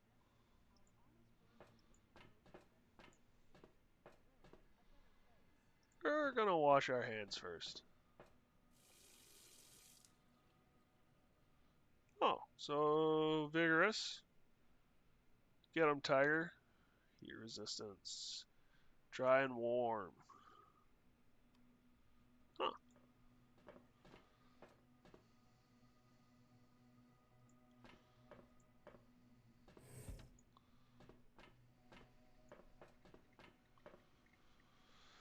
Short, skinny technician is walking along the warehouse shelves with his eyes glued to the stacks and stacks of cases.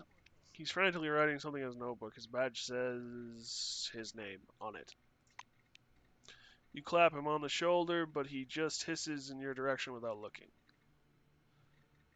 Abbott, please, it's not fun anymore. Ask if he needs help. What are you? Hearing your unfamiliar voice, the lab assistant spins around. Oh, Jesus. I'm sorry, I mistook you for my idiot coworker. Help, you say? I'm up for it. Know how to use a scanner and make inventory. Splendid. There are 6 relics inside the cases on the table. Scan them and write the data into the notebook. It's on the same table. Agree to help.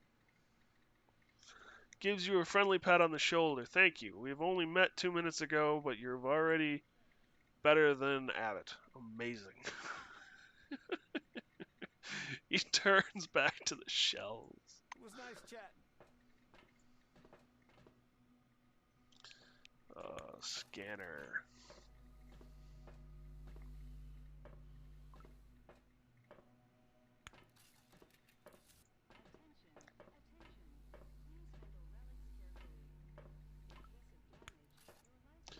I get 4 father points.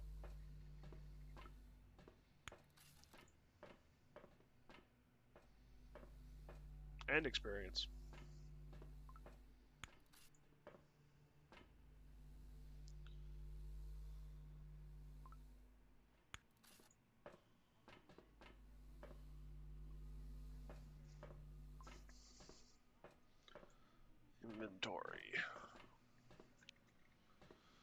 Notebook is open. On the top page, inventory list written in small round letters. Fill the notebook. Enter into the tablet.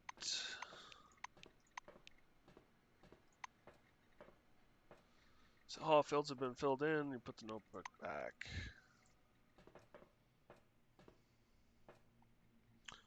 Discuss the task. Forget something?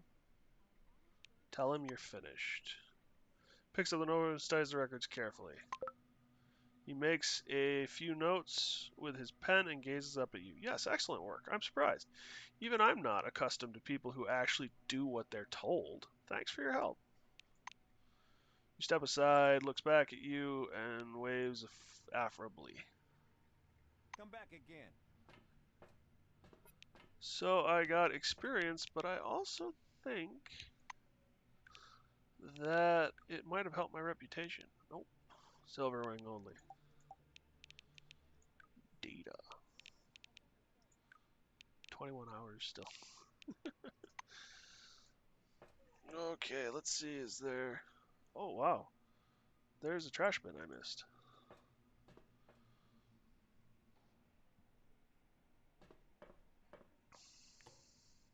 Yeah.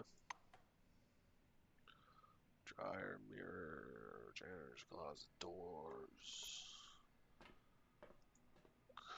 Crates.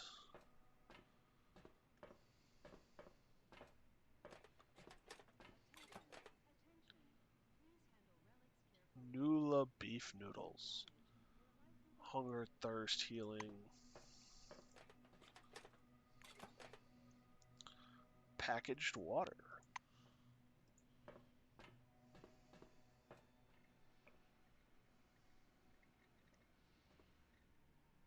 There's a ladder back there.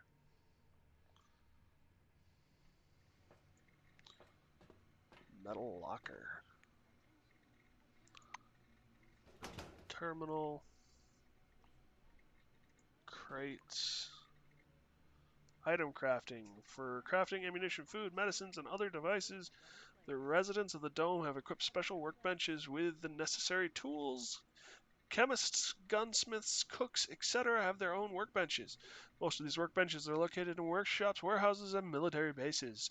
To create an item, you need to find the appropriate workbenches, as well as have the necessary spare parts and the corresponding ability of certain levels, without taking modifiers into account.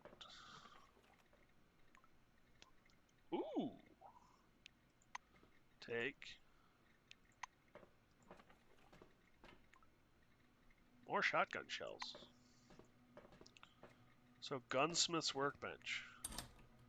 I can make a shiv if I have duct tape and scissors. Shotgun shells.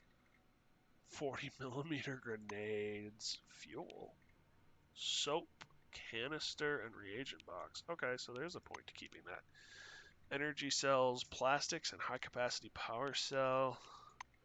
Rifle bullets.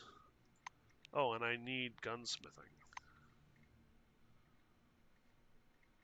Handgun cartridges. Okay. Interesting. This is really in depth. Not just like steel and sulfur. It's like I need assault casings and okay, cool. Cool. Simplest. Simplest artisanal weapon fashioned from literally anything that was at hand, usually wielded by oranges. Got it. Anything else? There's a public terminal. Anything interesting here on the terminal?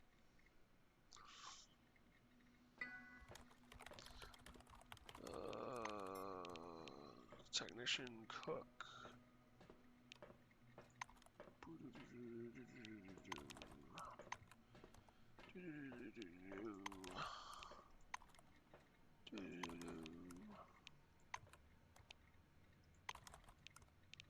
Orange tools. Lockpick shivs, makeshift knives, bats, nails, blah blah. Okay.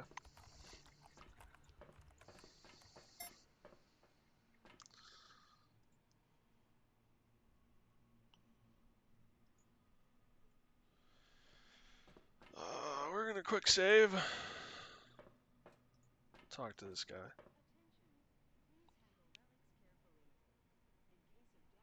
Bye-bye. Oh, okay.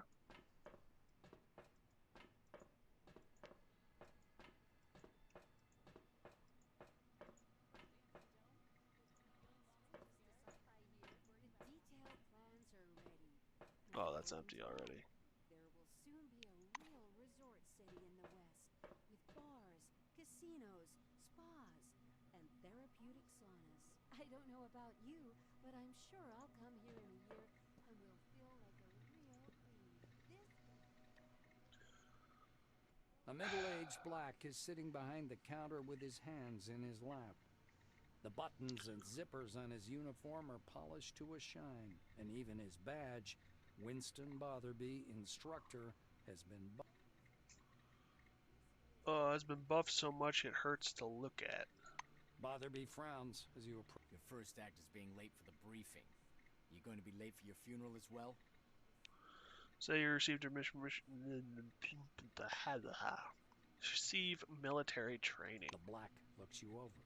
Yes, I see the weapon received checkmark.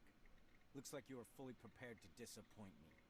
You are prepared, right? Botherby leans over the counter and directs you to the doors. Behind this door is a combat simulation computer. Launch it and begin your course. He raises his index finger. The conditions in the training zone closely simulate those one would experience in the field. Your goal is to avoid getting lost and dying of dehydration.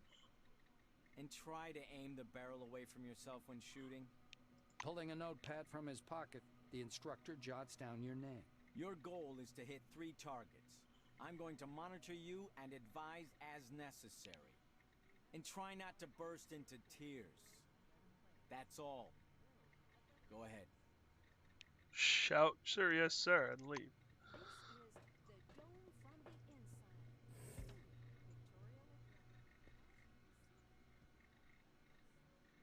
inside.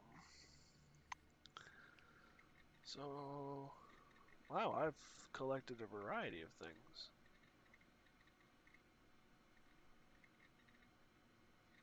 Oh. The dome as your new home leaflet.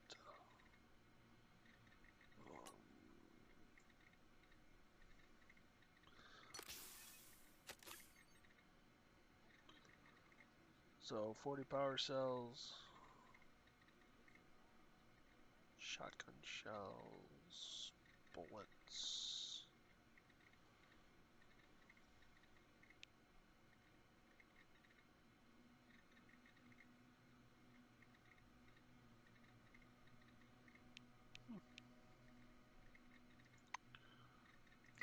Use the terminal. Before entering combat, make sure you're prepared. Check your and your companion's health. Move your weapons from inventory to the hand slots. Load your gun if necessary. Prepare medicine to counter health damage. Consider the sequence of your actions and the direction of your attack. Or, well, just make a bloody mess. Enter Alpha to initiate the Alpha Squad hologram. Proceed to the training zone.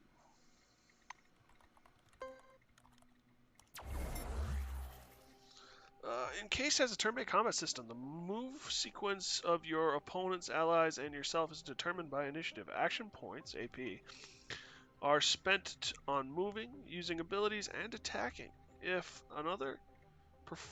after performing all your desired actions you have some action points left, you can spend them on increasing your defense class by clicking the cover button, V key, or you can finish the current turn and save them for the next one. Space key.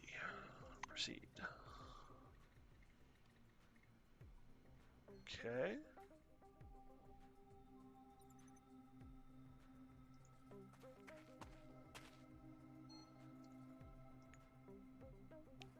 Fuel barrel. So I can hit shoot.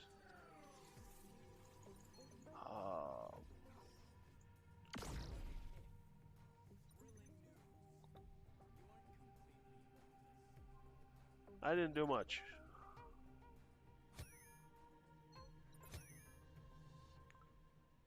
Environment and combat. Almost every battle you are surrounded by. In almost every battle, you're surrounded by inactive objects, traps, pools of toxic goo, flames, or a barrel of fuel that can be blown up with a well-aimed shot. All this can give you an advantage, or conversely, complicate your life. Great. Reload.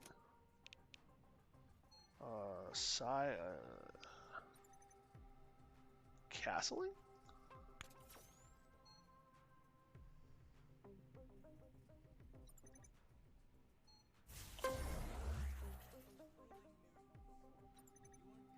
Can I...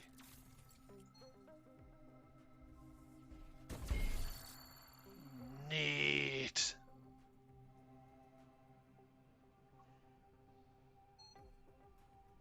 Oh, that's cool.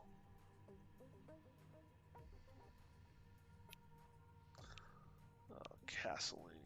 Energize.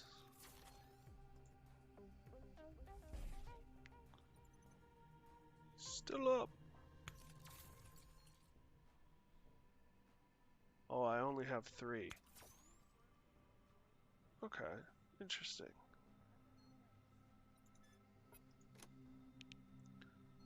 But this only needs 1 shot. Can't help but say I'm stoked. That's cool. That was cool. Okay, I like the combat system. I obviously did that before, but I wasn't.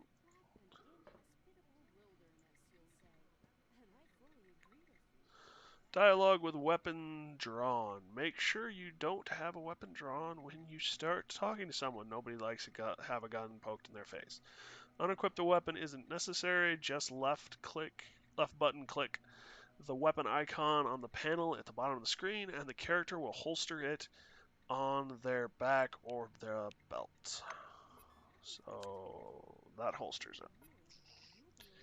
So this thing doesn't do that much damage. What about this guy? So the shot is still 3.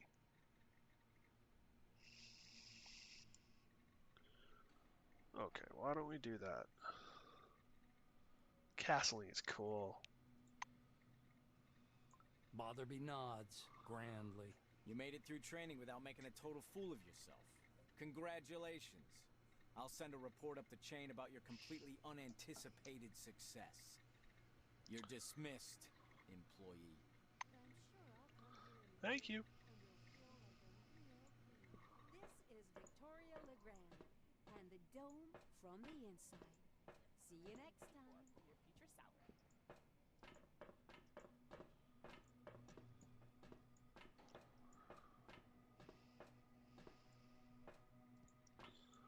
Alright, let's sell some stuff.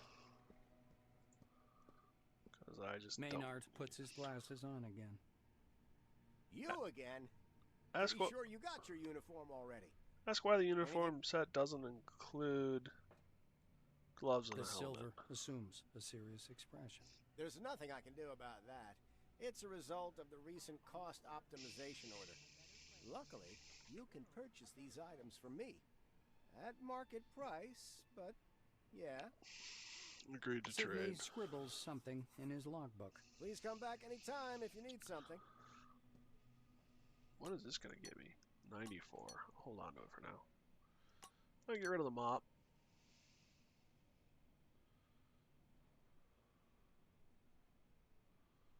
The pamphlet.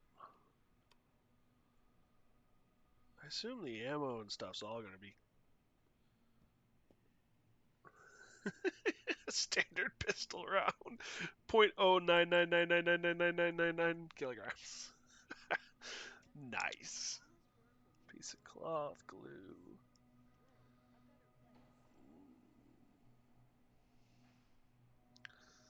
Bottle of ethanol. Of alcohol, it is ethanol. Relic dust is 100. Relic shards is 400. Damn. Oh, 125. What does dirt sell for? 0? It's dirt cheap. Got it. Soap is actually useful for things. The yellow envelope, thick and crisp inside, is a solemn letter printed in a font that mimics real handwriting. There's also a foil postcard and a ticket stub to Crystal Sands, a city near the dome.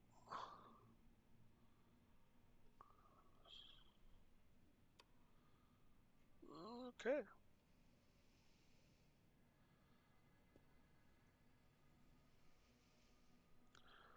I could pick up.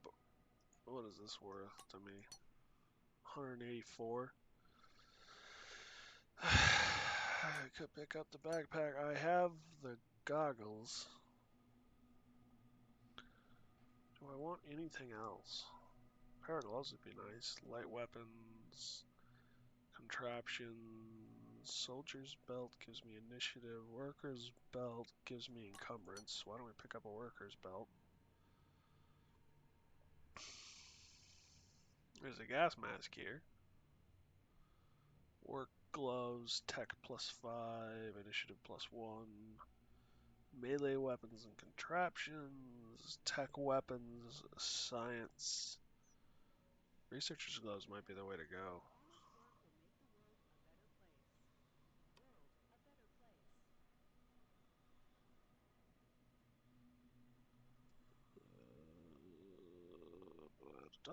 Initiative, tech, contraptions, light weapons, stack of oh, I already gave you those.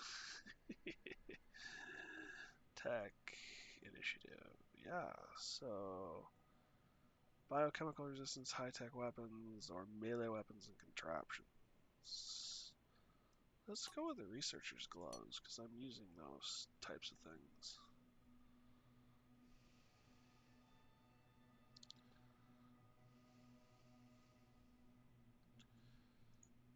Cool out. I lose 230. That leaves me with, what, 20 creds to my name?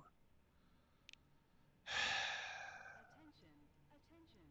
Please handle relics carefully. Fine. In case of damage, your life will be forfeit. But it'll at least help me with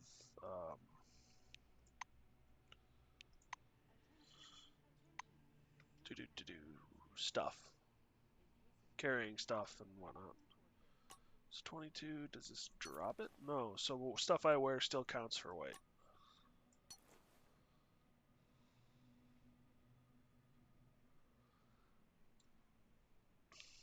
Alright.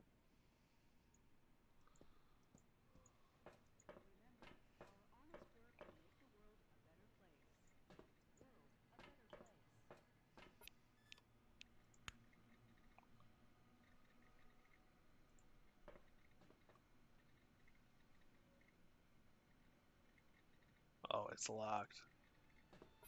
Yeah, I don't really have a mind to get into too much trouble. Once you formed them.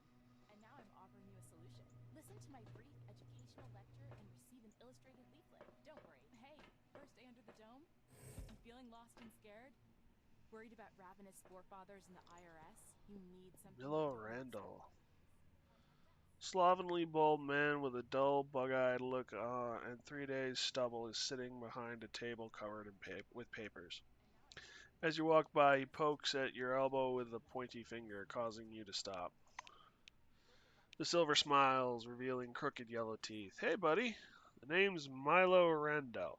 Chat with me for a couple minutes. I guarantee it'll change your life. Stop and hear him out. He peers closely at you, still with the unnatural smile. You've come under the dome, and for what? Earning peanuts? Haven't you ever wanted more? Say you're happy with the terms of your contract. For a split second, Milo's face falls. He clearly didn't expect that answer. The silver, you're happy now, but they only pay you as long as you can work. What if you break your leg, or a relic makes you go blind? Don't you want to own a business that makes money while you relax and rake in the dough? Admit it, you'd like that, wouldn't you? Milo's eyes shine with excitement. I've got an offer for you, my friend. Are you ready? Well, are you? Of course you are. You said yes, right? Silver throws up his hands and papers fly in all directions as though a bomb had gone off at his bench. He feverishly digs through the papers, finally dragging a sheet with some kind of flow diagram on it from the heat. Okay, you're ready. Let's say you're a certain product, product X. The value of this product never drops. It always goes up. All you have to do is find a buyer who's ready to pay for product X. Milo shakes the diagram in front of your face. Do you see, buddy? Product X. You sell it at a profit. They sell it to their buyers at a profit. Those buyers sell it at a profit. And the cycle just goes on and on. And the most important thing is that everyone in the cycle gets to keep their profits. Join up and start making money right now.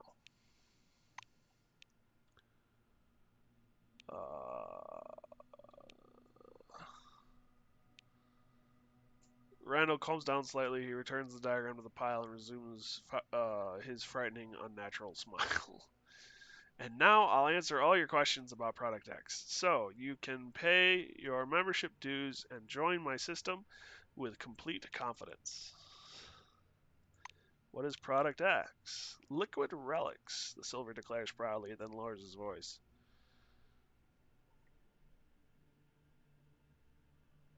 It's the perfect product.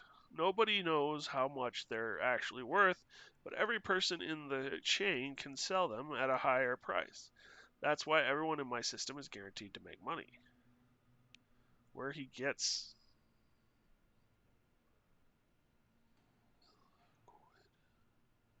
illiquid relics from? That's a good question. My policy is keeping business processes accountable. It's not commonly known, but Kronos allows its employees to buy relics for low price. You buy it, you sell it, the profit is yours. Simple? Simple. Ask him what profit the people who can't sell the relic make. You stay in the system as long as you make sales. No sales, you see you later. We don't need ballast, and we don't need lazy salesmen either. See? I've thought it all through. I'm telling you, every active member of the system is guaranteed to make money. Convince him to pay a fee to join your network. What? Are you kidding? I'm the one who comes up with the systems. No way. You should join mine. Yeah. Tell him you were kidding and let the topic drop. Leave. Come back again. As much fun as that was. Ed, spit it out. Well, it's a bit of a private matter, you see. God. Come on already. We can't just hand Miss Norway over to the Silver, see? Take all. Employee, please come in. Ed, we already discussed this. The relic's effect is well known. It's nothing but semantic imitation. I wrote you about it, remember? I know. Anything? There's something else. She's Alright. rational. I picked up something more that I can sell. So I'm going to quick run over here. Go to her. Tekachenko grunts a greeting without removing. Tekachenko opens. Sell. I don't want this. Accept. I have 47. Woo!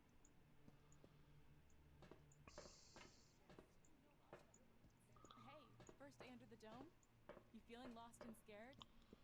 Alright, we'll finally get out of here, maybe.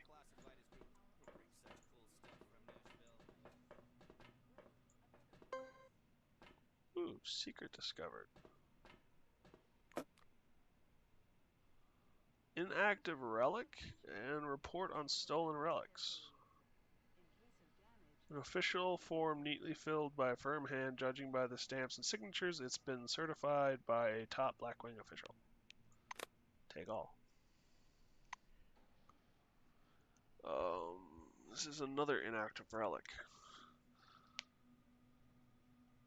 So encumbrance by 5, initiative up, but learnability down. What does learnability? Oh, learnability is the experience I get. So this gives me +1 learnability. This gives me encumbrance and initiative, which that actually takes away from. If I right click, does it auto swap? Oh, scan.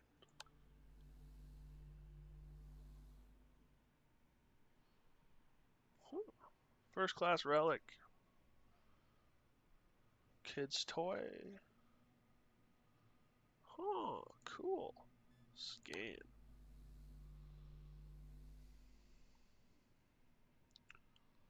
Therapeutic device. Metabolism enhancer.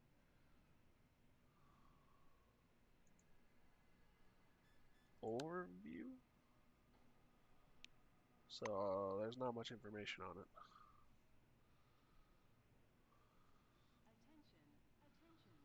Let's swap these out.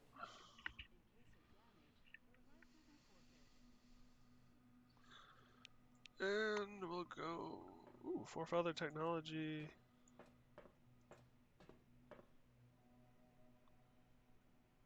Anything worth snatching? I think I found, yeah, there's a trash bin.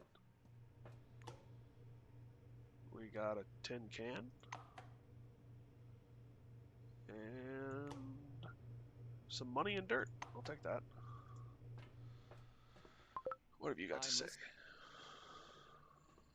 A tall blond man in his 40s mechanically touches the brim of his black cap, then extends his hand for a shake. His fingers are rock hard. He withdraws his hand as soon as you touch it. The badge on his broad chest reads Adolf Schmitz, head of security. Schmitz is studying your back disapprovingly, it seems. He wipes a bit of lint off your shoulder and adjusts the collar of your jumpsuit. Your uniform could use a wash, badly. I just got it, what, like an hour ago? I'm Adolf Schmitz, head of security service, the security service. You were to be sent to Magellan, but there was a change of circumstances. The black nods towards the door behind him.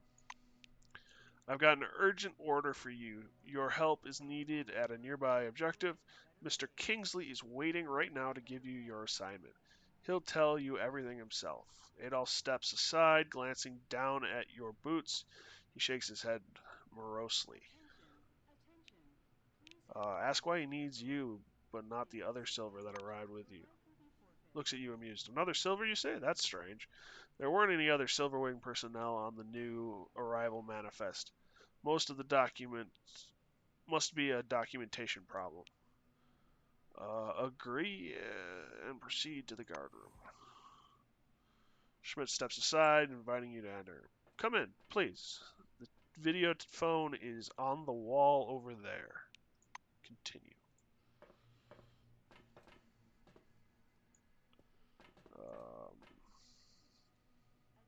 Can I scan you? No, I can't scan you. Damn it. Can I loot anything in here? Doesn't appear to be any lootables. Oh, that's all down below. Okay. Video phone. Video phone. The giant display glows welcomingly when you approach. A red light comes on under the screen's steel Hood. The camera has switched on. A gray old man with high cheekbones appears and squints out at you from the screen. Do you copy? He leans close to the camera, his glasses glittering. My name is Martin Kingsley. I'm Chief Officer of Magellan Base. We were supposed to meet in person, but unforeseen circumstances prevented that. One moment. I'll grab your file. He reaches for something out of view and produces a thin folder with your name on the cover.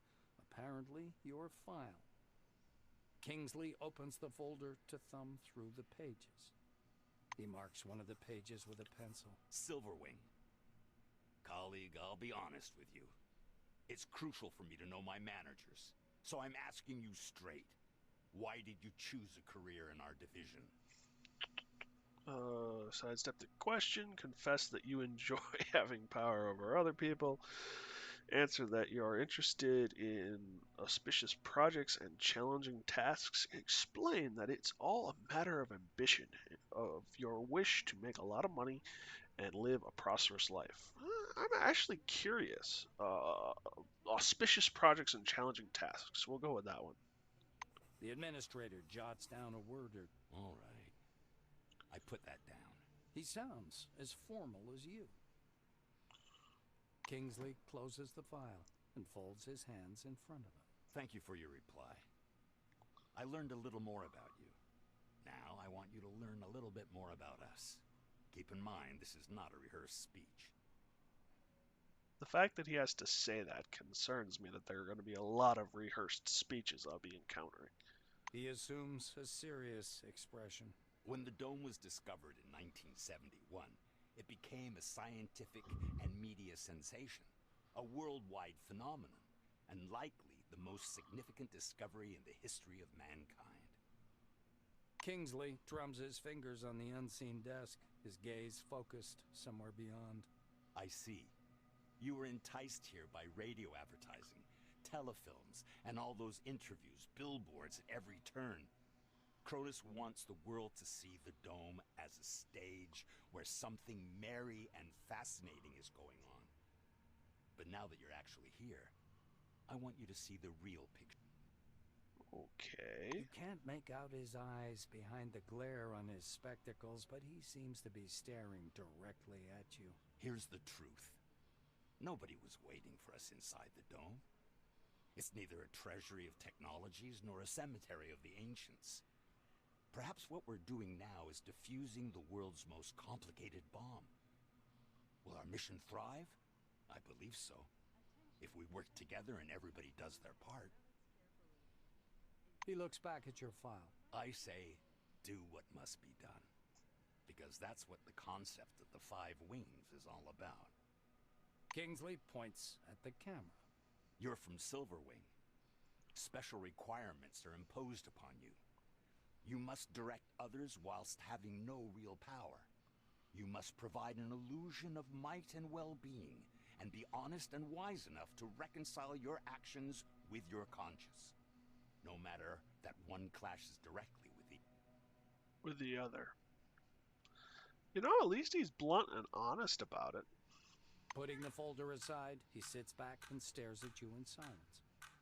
It gets so quiet that the ticking of a clock can be heard through the speakers. Kingsley sighs quietly. You were probably waiting for some boilerplate welcome speech, but I prefer to talk about real-world problems. Glad to meet you. I kind of want to smirk meaningfully, but that could mean a number of things. So say that so are you. Martin nods slowly. I apologize once again for this long-distance meeting. Now, as we don't have much time, I'd like to get to the point. I'm sure you're curious why you were taking off the bus to Magellan and brought here instead. Yes, very. He moves closer to the camera. I'm going to show you a short video. Please pay attention. Kingsley's face freezes on screen. I have an urgent mission for an employee of your background and qualifications. I'd have assigned someone from Magellan, but I'm short on personnel. That's why it has to be a newcomer. I apologize again for the rush, but it seems I have no choice. Martin noisily clears his throat. Maybe you've heard about Nashville Base. While preparing the materials for this mission, I came across a short documentary film about the complex. I think you should watch it.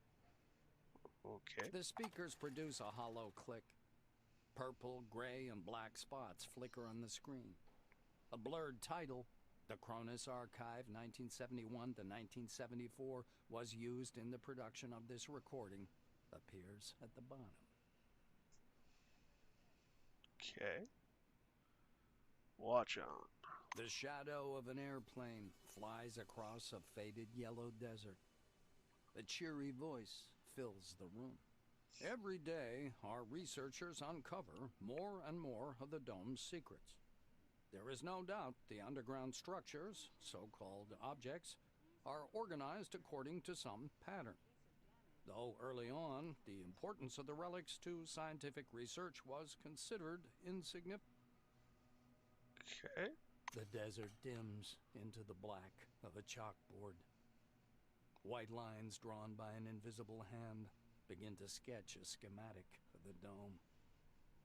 The narrator continues. By 1972, however, many important discoveries had come to light in a period of only a few months, and the construction of stationary research bases adjacent to the more promising objects began. Personnel moved into Ankara in May of 1972, and within half a year, Boston and Dessau were also brought into service, though the biggest discovery was yet to come. The picture changes to a chasm suffused with electric light, people bustling about everywhere. The speaker's voice seems to come from a distance. In November of 1973, a massive network of underground caves and a structure of hitherto unseen complexity was discovered in Sector C-12. Soon afterwards, the construction of C-12 Nashville began. The camera glides through dim caverns as the silhouettes of bizarre mechanisms emerge. Metal structures loom up from the dark, surrounded by earth-moving machines and exhausted miners wearing orange jumpsuits. The speaker continues. C-12 Nashville is an innovative research complex located atop the primary relic mining location. The complexity of this object is unique. Communications. The film abruptly cuts out, and Kingsley's face reappears. The rest of this information is classified. Hopefully you get the main idea. Nashville is a very special place, requiring people with both special qualifications and special clearance level, though yours will do for your task. So I'm not getting the special qualifications.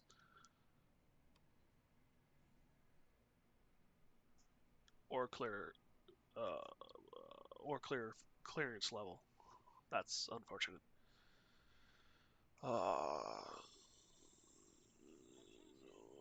Tell Kingsley you need to know why Nashville's so special. The chief officer bends threateningly close to the camera. I thought I made myself clear. That information is classified. Yes, sir. Martin adjusts his glasses. So, the task. Nashville base stopped transmitting and receiving signals yesterday evening. A reconnaissance group was sent out earlier today, but we haven't heard anything from them yet either. That's not reassuring. The chief officer rubs his forehead. Normally, I would never give this task to a newcomer like yourself, but I just don't have enough people. He looks down at the documents again. Furthermore, the group was lacking someone with your specialization. I thought the mission would be quite straightforward and didn't send any administrative personnel. Now I suspect the Nashville situation may be much more complicated. Kingsley is looking into the camera once more. Your task is to get to Nashville, figure out whatever's behind the communication problem, get in touch with the group, and work with them to solve the problem.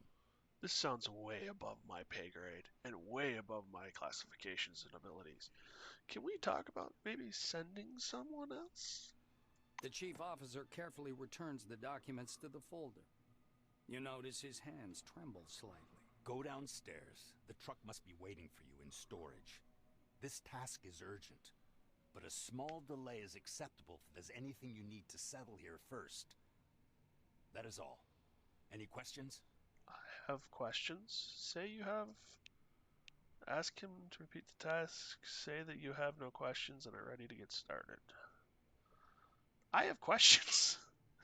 I'll be honest, I have questions.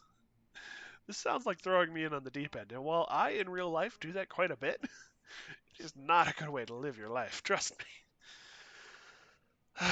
Say that you have no questions and are ready to get started. Kingsley's hand reaches toward the camera. Great to hear. Take care of yourself. I'll talk to you later. I'm sure. Transport. Prepare yourself to leave the base's defensive perimeter and venture into the outside world of the Dome, where you must rely solely on yourself and your companions.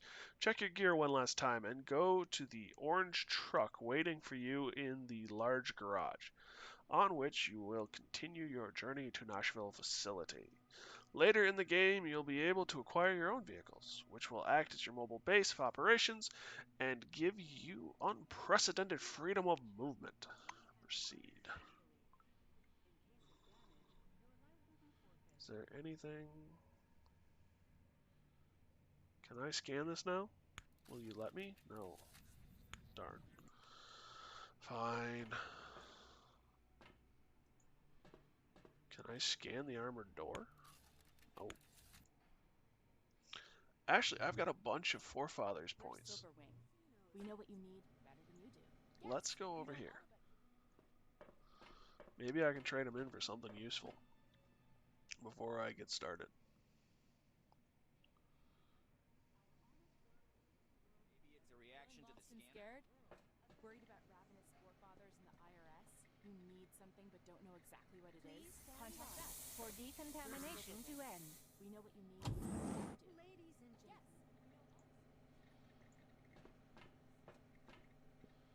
Move at a pretty good clip. Suggest exchanging things. Use Chronos points. Med kit. Red Force chemical agents. What about Forefathers points? Yeah, it's just chems and stuff. Oh, why don't we pick up a med kit for 2? Okay, move away. See ya. Suppose it doesn't really matter because I'm gonna get stopped in the Please decontamination stand by chamber for anyway. decontamination to end. Worried about ravenous forefathers in the IRS? You need something but don't know exactly what it is? Contact us. We're Silverwing. We know what you need better than you do. Wow. Variable wavelengths. Maybe it's a reaction. Oh, okay, come over here, go down here.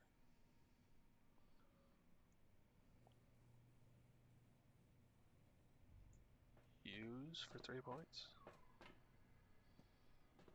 Way is blocked. Can I move you? Click the start button. Drama. Where's the cargo manifest?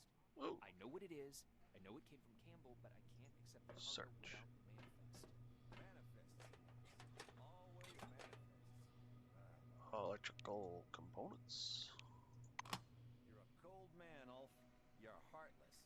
Hey, did you see that storm? Hell, you want me to go back out there? Those are the rules, Todd. Nothing I can do about it. Sorry. Spare parts. Weapon parts. Damn it. Well, I guess I'm going back to Campbell then. Jupiter moon car. Hey, Ooh, can you can I- spare a cig? I'll have a puff to pass the time until the storm ends, and then go. It's my last one. You're I a can't heartless, Ulf. Can Did it? I tell you that before? What can I do here? Look in the window. Look inside. Empty cans of soda, perch, blah blah blah. Look in the driver's side mirror. Look in the back seat. Look in the driver's side mirror. Science. Examine the dashboard. Wow, there's a trip. Glove compartment. Start the engine. Drive out of the bunker. Turn off the engine. Get out of the car. Ooh, there's another something I can search.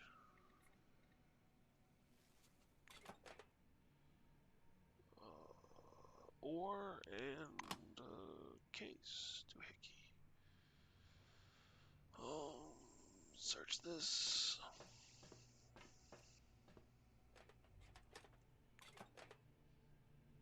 Electrical equipment.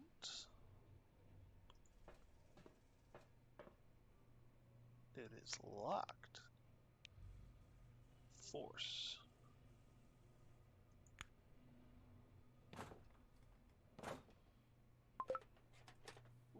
Did I just level up? Nothing found. Search, it's empty. Okay, great. What's in you? Oh, wow, you've actually got cigarettes.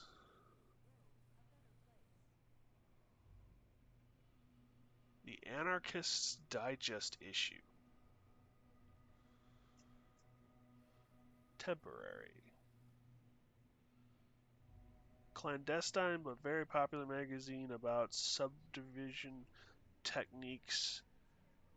Teaches, the reader the basics of making and handling explosives, and also contains information about various electrical devices and traps that can be made at home. Okay, there's something there. Truck is covered with desert dust, burning hot. Okay, so there's really nothing I can do there. What is on this? Know all about your needs, because we're the ones who formed them. Hey, first day under the dome? You feeling lost and scared? There's a huge, disgusting dead insect lying on the cargo trailer. It most closely resembles an ordinary cockroach. Yellow hemolaphy?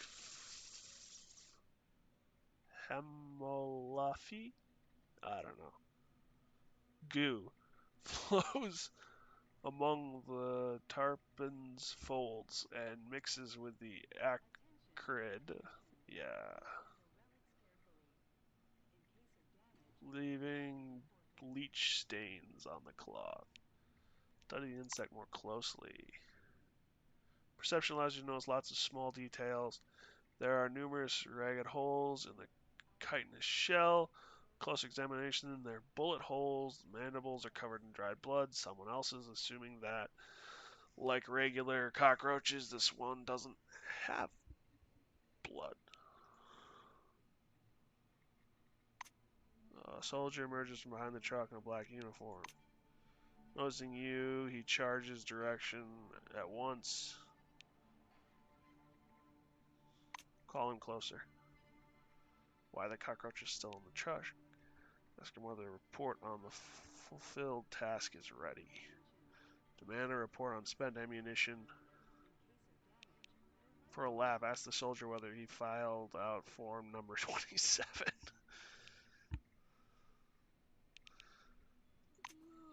I apologize. The route sheet has been submitted for approval. The chief security officer hasn't authorized it yet. Report on the fulfilled task is ready. Soldier nods nervously. Yeah, yes. I mean, it's in process. Sophie's writing it. She's good with paperwork.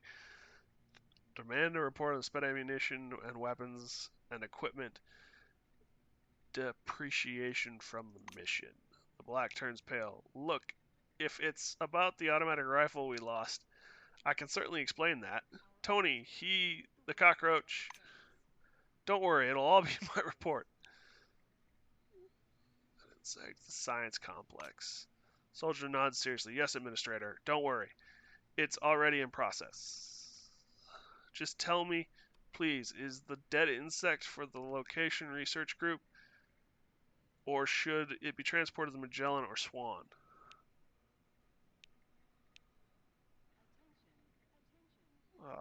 For a laugh? I'm not really ready to make fun of someone. Let's just wrap it up at this point. Have a nice day, Administrator. -5. I'm sorry. Well, hello there. Blah blah blah. Hey, Concourse, special permission. Please leave the area. See ya. I found cigarettes. Maybe this guy will take them.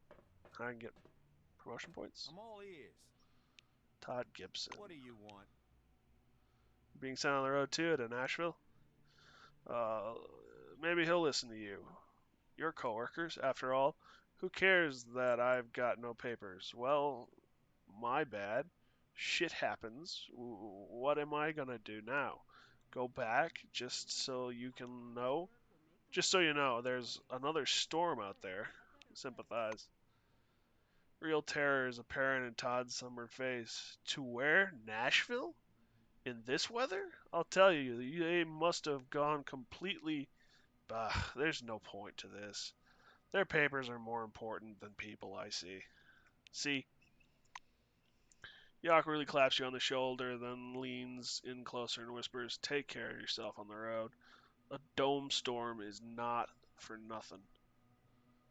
And another thing, while in Nashville, take care too. There are rumors. Come back again. Good to know. Gives suicidal orders. Wow. Can I do anything with him No, now? you again. Alright, move away.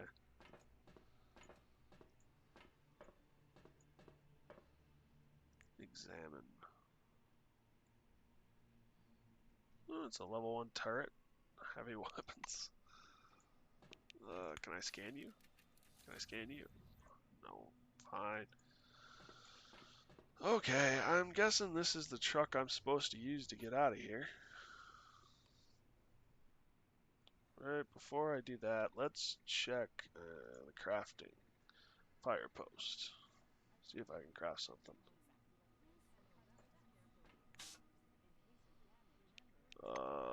Nope. Okay.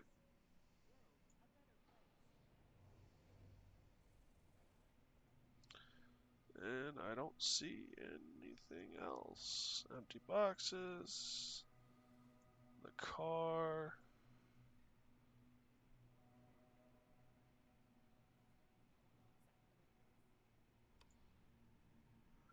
Door.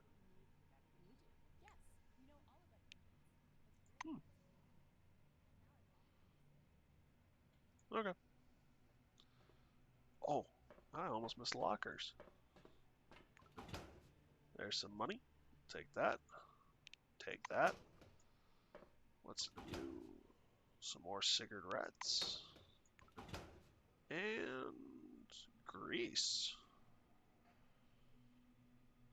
Okay.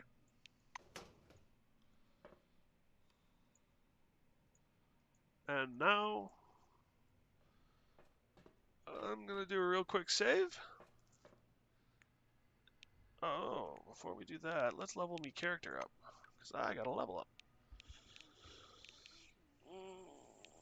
High-tech weapons, psionics, piloting. Ooh, I got a perk too.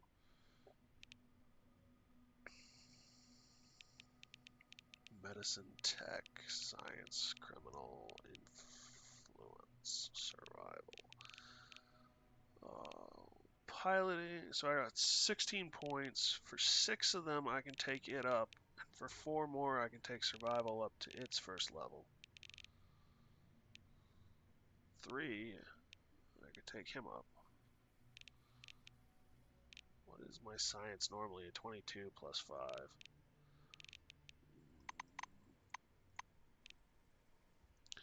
Heavy duty driving.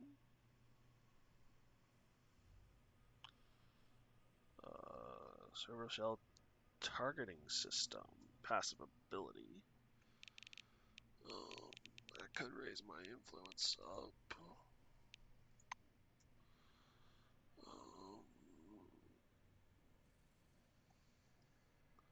It gets me a better bartering ability, but that's a lot of points.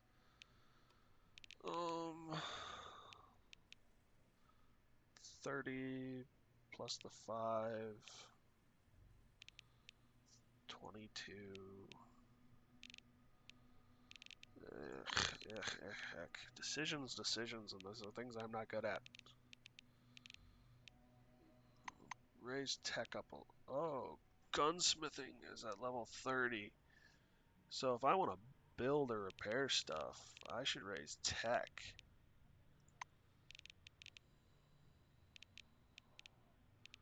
Right now I'm using high-tech weapons. High temperature shot, ionization, spray, psionics. What can I do with psionics? Mass hallucinations, short circuit, bone chilling terror, dancing lights. Head explosion. Ouch. Electric arc. Cryo heat sink. Huh.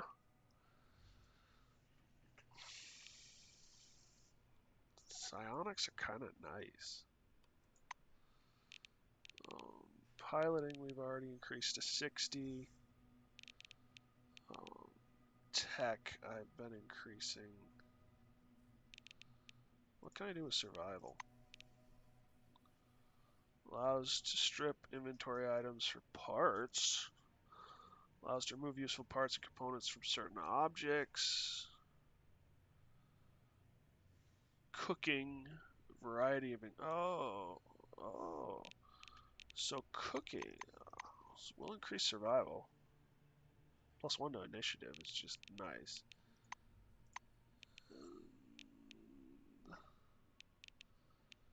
Get that up. I got 2 points left. I could raise my science with my gloves up. Just one moment. The dog is now barking.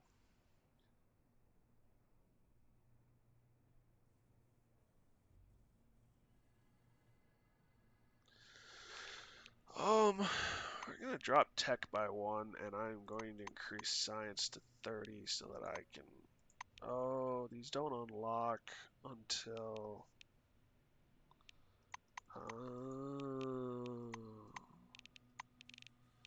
So I have 2 points left. Anything I can max out for 2 points?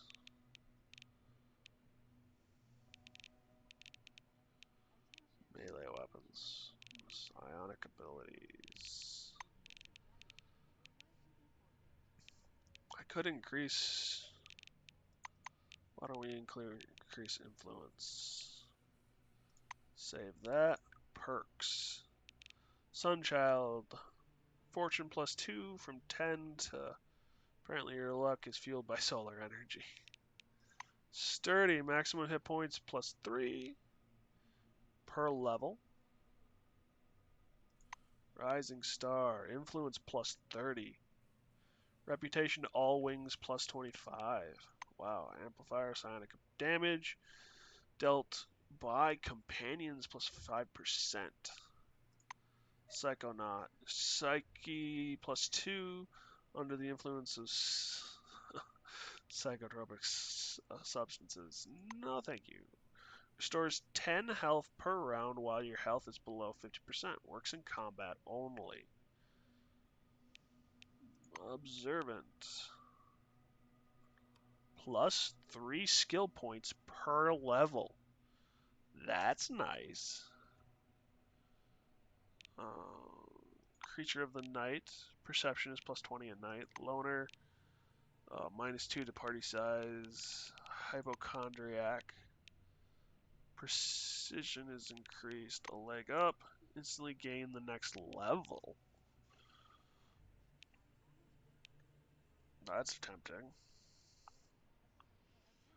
Heavy sleeper. All resistance, 24 hours in the bed. Roaring good health. +50 hit points. Badass. Chef.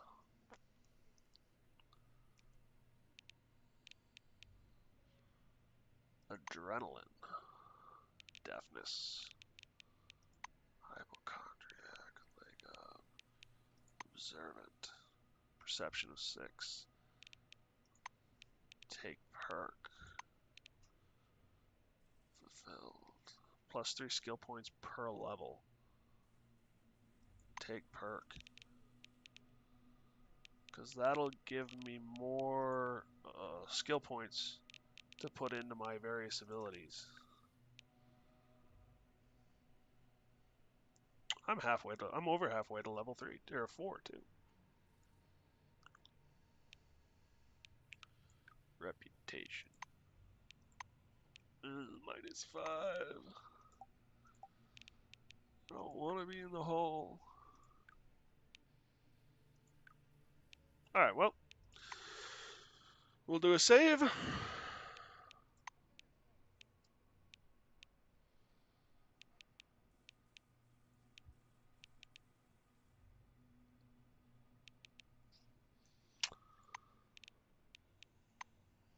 Override save, yes.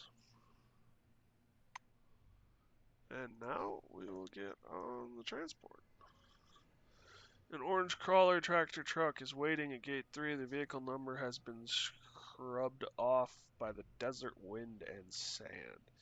This must be the transport Kingsley spoke of. The driver's side door is half open. A young woman is sitting sideways in the driver's seat, legs hanging out.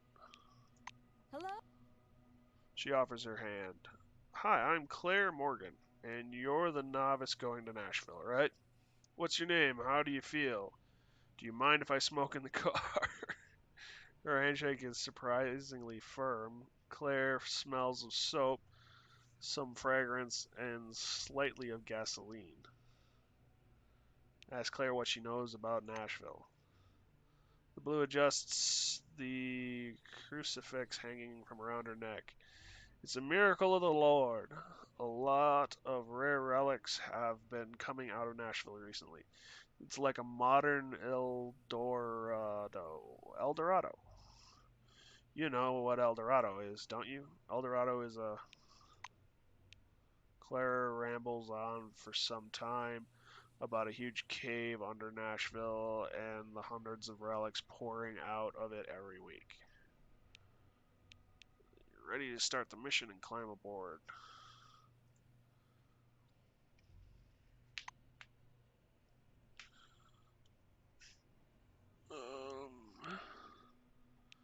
You climb into the cabin. What do you have to barter for? You just have money. So I can sell stuff to you. Salute taser.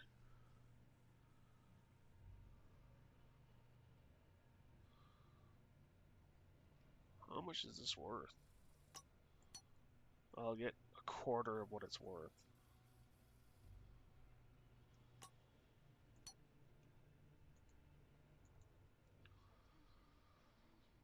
Oh, that's fun.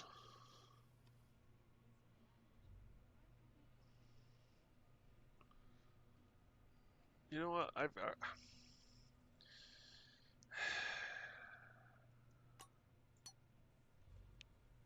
Except I need the credits more than anything, and you probably can use a taser anyway. You climb into the cabin and plunk yourself down on the passenger seat. The truck seems bigger on the inside. A wooden rosary is hanging from the driver's mirror. The radio murmurs quietly. Say you're a good driver, you'll drive the truck yourself. The blue turns the radio a bit down. What? No, that's against Cronus rules. Want to lose your job? I know I don't. The answer's not avoidable because I'm not muscular enough. Agree with her arguments and lean back in your chair. Are we going then? Should probably go now. The roads are bad. Very little asphalt, dirt tracks mostly. God willing, we'll get there before that storm hits. Mind if I turn the radio up a bit? Do you like music? Blues? Gospel? I, for instance, like... Wow. You can't make out exactly what Claire likes. The roar of the wind engine smothers the rest of her sentence. And the track lurches into motion. Truck lurches into motion.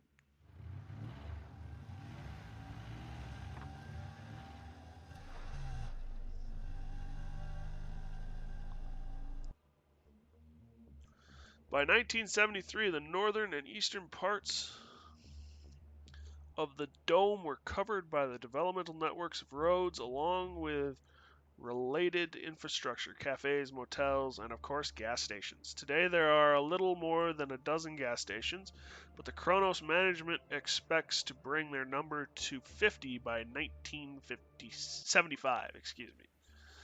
The dome is your new home, Leon. leaflet. Alright, I'm gonna make a quick stop. The dog needs to go out, and I'd like to take a bio break. I will be right back.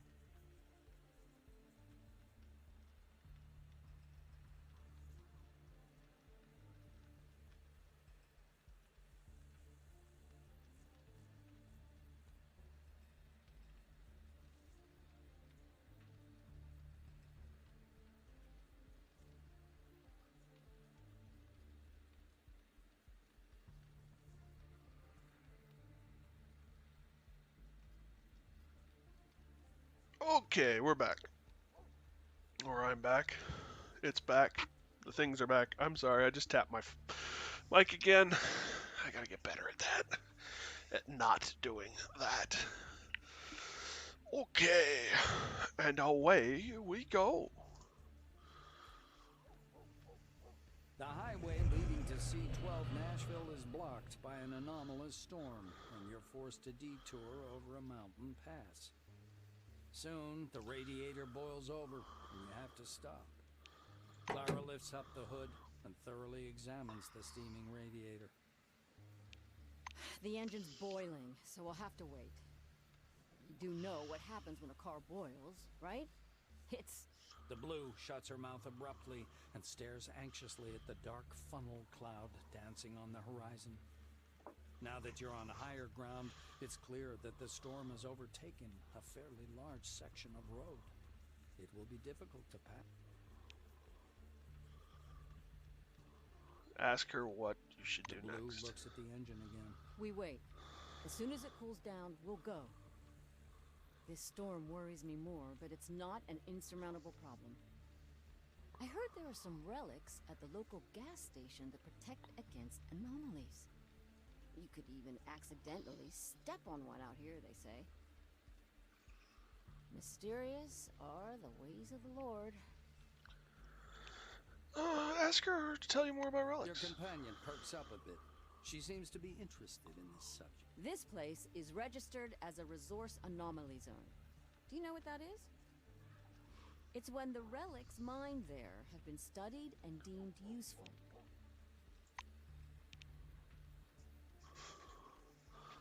Not much is known about these relics. The dampening anomaly fields, even very strong ones.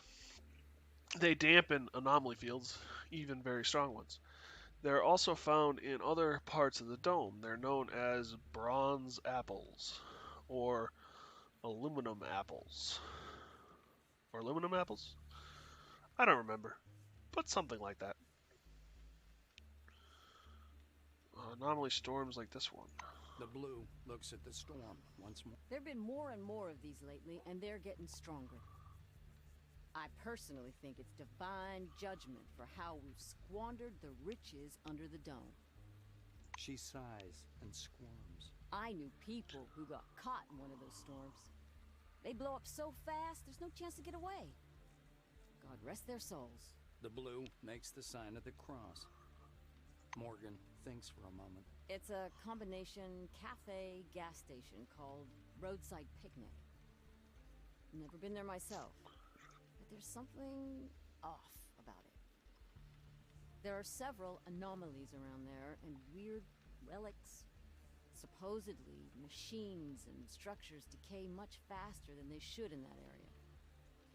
But maybe that's just a story.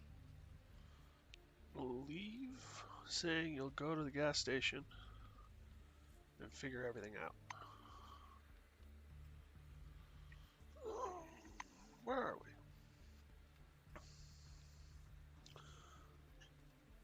Jupiter moon car. Bonfire and cooking pot.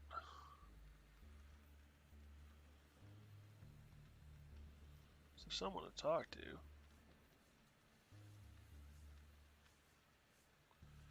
Roadside picnic staging post.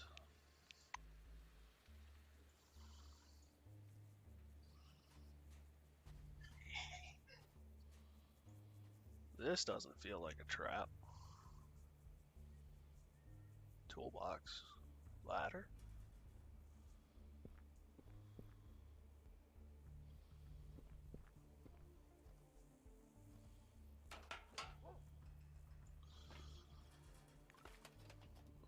Got ourselves a carpentry hammer, a wrench, some nails, and a comic book.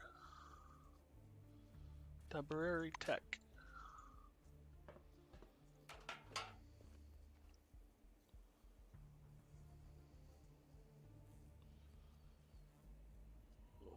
What's this? Hollow echo when you tap on them. Supply barrel?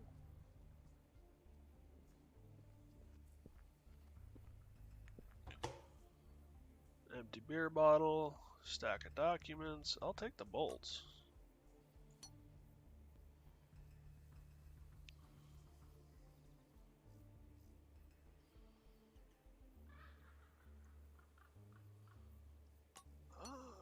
With the crafting system, I could see where that could be turned into Molotovs or something. Examine the fuel barrel. Alright.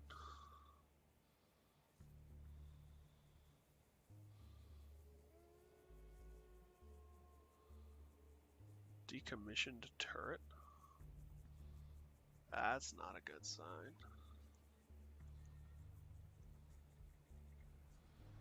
So there's stuff on the inside.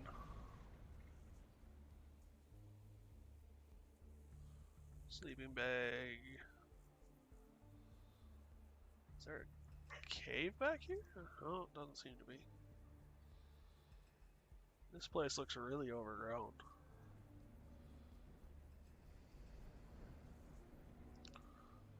Ladder. Ooh, there's something up here.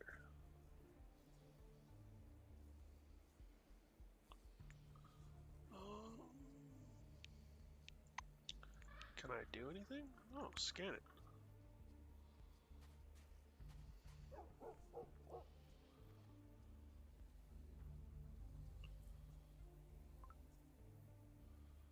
Mark 1 turret. Search trash bin. I'm still tweaking out. Just get some sleep. That's all you need. That's the thing.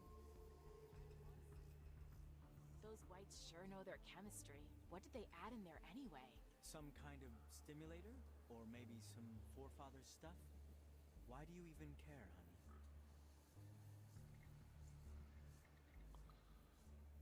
There seems to be something going on there.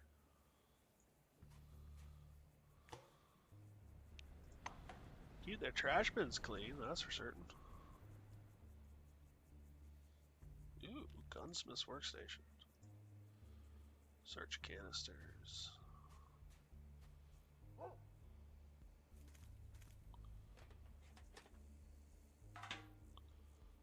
Ooh, canister and some fuel.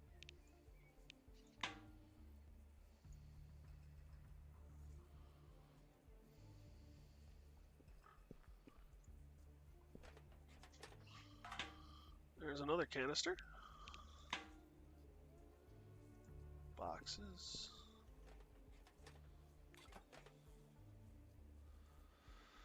Bottle and a handful of dirt.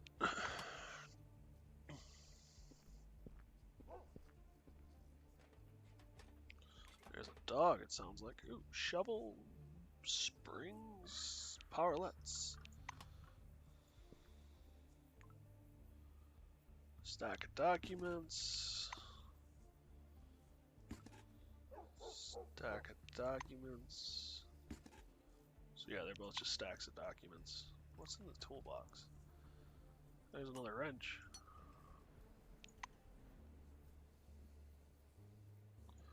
Anything I can do with the crafting bench?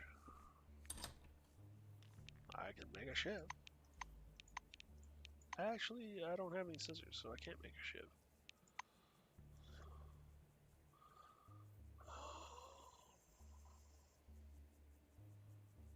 Anything else?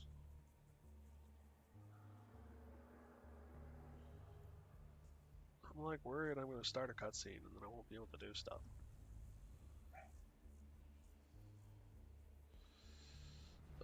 Quick save.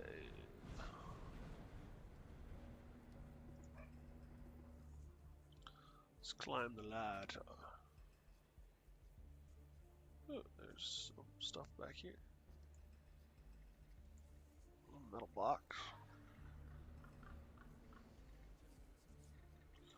Oops. I don't want to sleep. Those whites sure know their chemistry. What did they add in there anyway? Some kind of stimulator? Or maybe some forefather stuff? Why do you even care, honey? Why is... Oh, it requires a muscles of 7. Allows you to install a bear trap. Energy shot.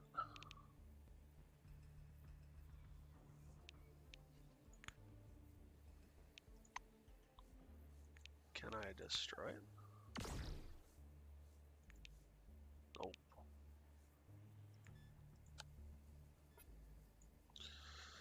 Well, threat.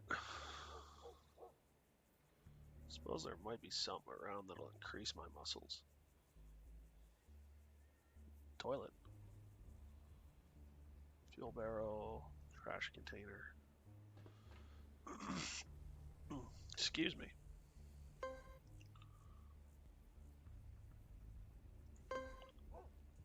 Scavenger's traps.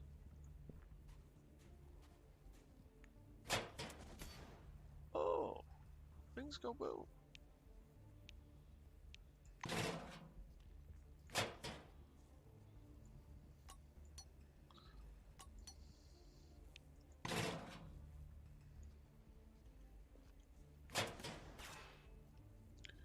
Okay, I get the picture.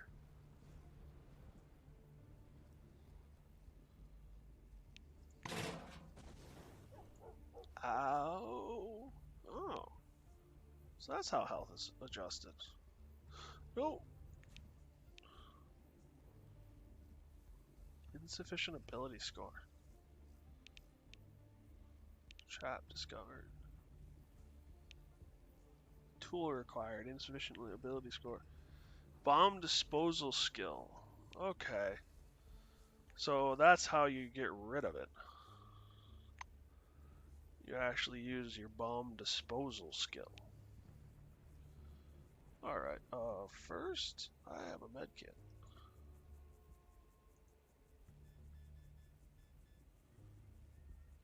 Consume.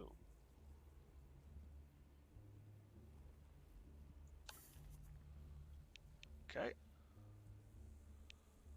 So there's that. Simple mine clearance kit. Sleep grenade. Shovel.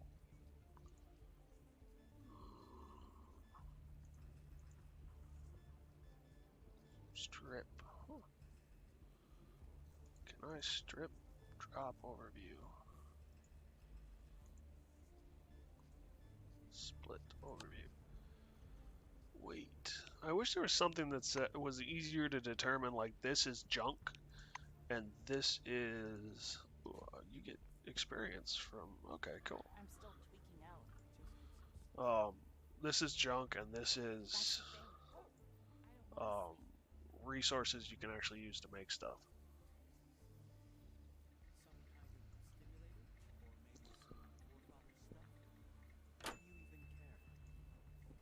Who the hell goes there?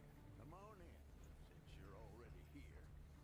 A weird, scruffy old man with a matted beard is sitting in front of the checkout terminal. The badge on his blue jumpsuit is long since bleached away. The name Aaron Melville is written there in black marker. With a groan, he picks up a magnifying glass and, peering through it, begins poking at the keyboard with one knobby finger.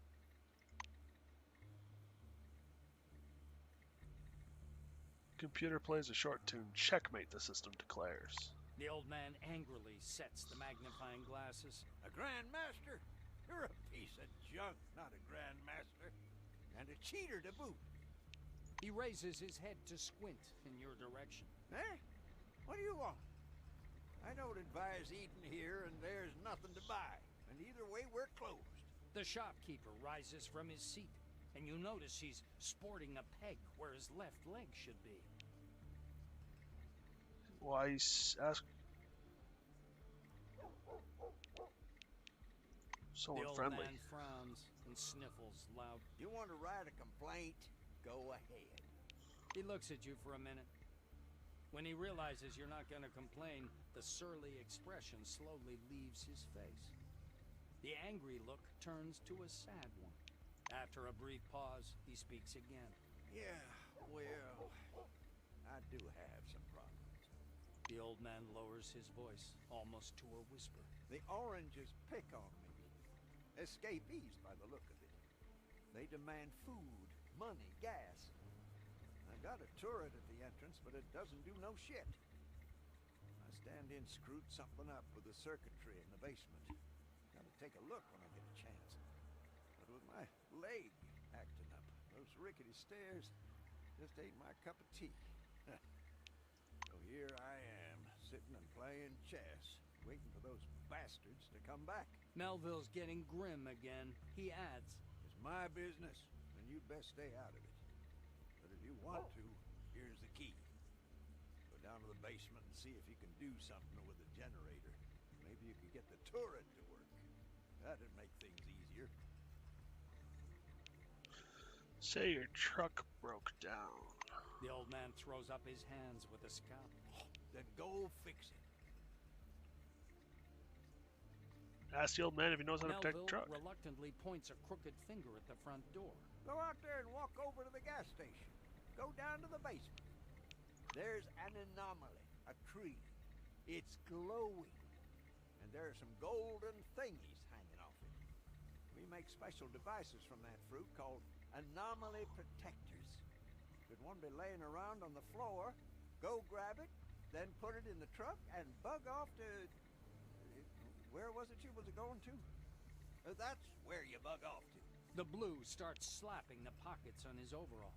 After a little digging, he pulls out a little key on a shoelace. Only take the device, you hear? It's company property. I should be charging you myself, as a matter of fact. Okay then.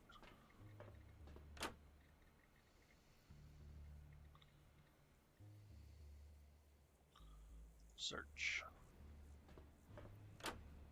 We know about toilets. Fine, the toilet is empty. Search. Ooh, scissors. Now I can make a ship.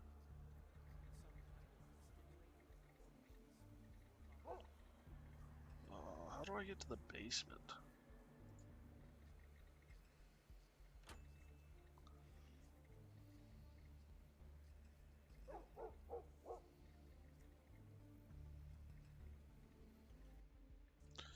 What is a house if not a fortress? This good old concept came to its logical conclusion in the 60s when they first began to construct bomb shelters under private residences en masse. I never believed that nuclear war was inevitable, but people need to feel safe, right? With the dome's discovery, nuclear war is yesterday's news. Aliens are the new hot topic. The shelters being built now are a precaution against the second coming of the forefathers. An hour with Mike Wolf radio broadcast.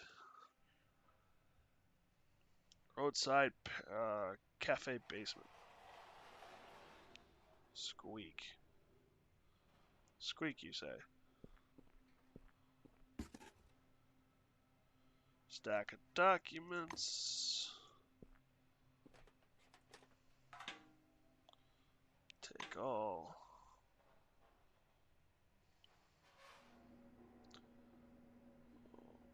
Something tells me there isn't much I'm going to be able to do down here, but...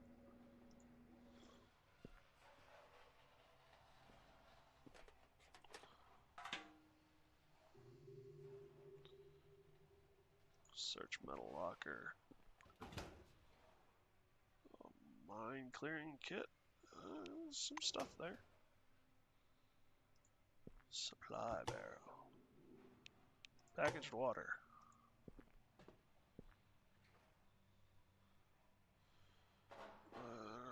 Produces strange sounds. Knock on the pipe. Something inside the pipe resounds with a threatening rustle. The pipe vibrates like a bunch of rubber balls bouncing. Disturbed a rat's nest.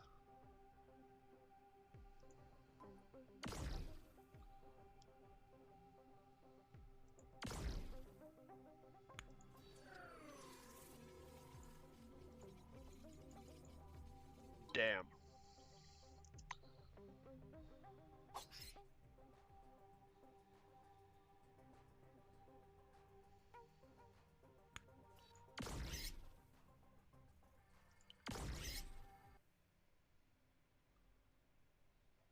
Search the rat. Rat tail. Nasty food. Maybe I can cook it?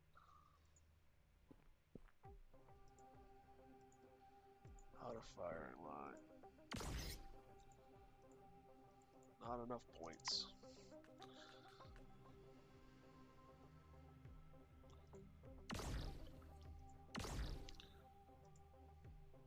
Damn. Well, at least we're both, like, not able to hit the broadside of a barn. Not enough ammo. Oh, well, shucks. Psyshock.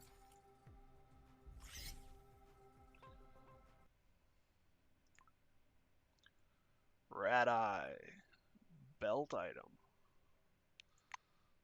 I don't know how I feel about this.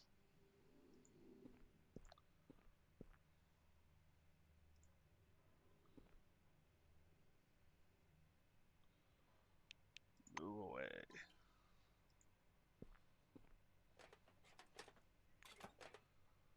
Well, there's some money and an empty beer bottle. Military grade. There's nothing in it. Shoot.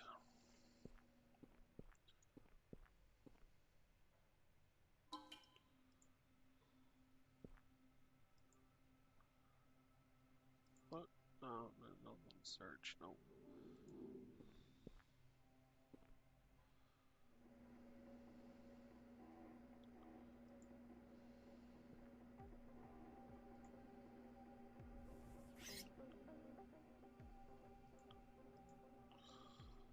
Um,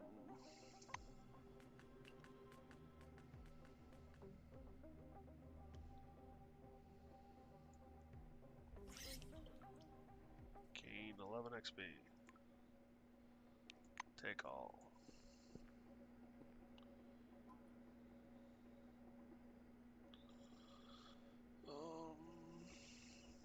Fridge. Canned ham. What have I got for, like, food and stuff? Oh, here we go. Hunger.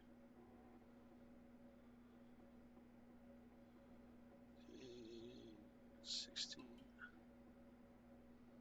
So if I say minus to hunger, so the more fill it gets, the worse. Okay.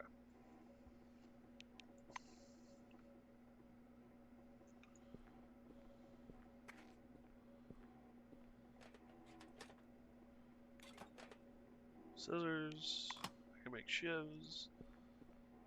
Ammunition box. Documents. Take the ammo.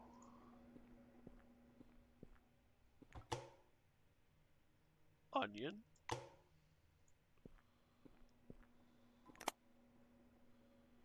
Rad force. Plus 200 thirst. Damn.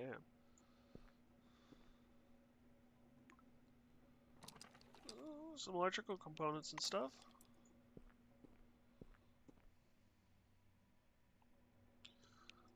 Oh, okay.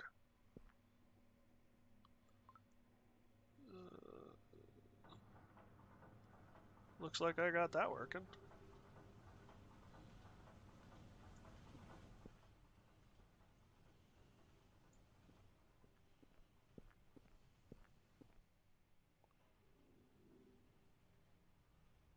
Incredibly evasive, okay.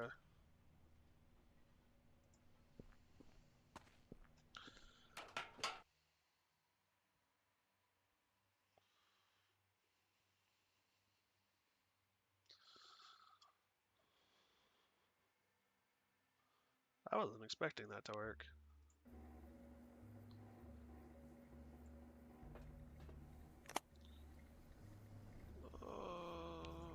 More meds. Earth. Janitor's cart.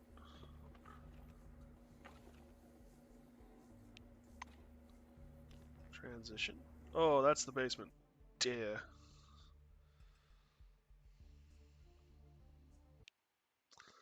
That was dumb.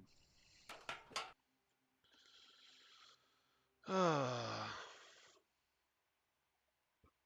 head registered it as transmission, as like a part of a vehicle or something I could search for parts and pieces, not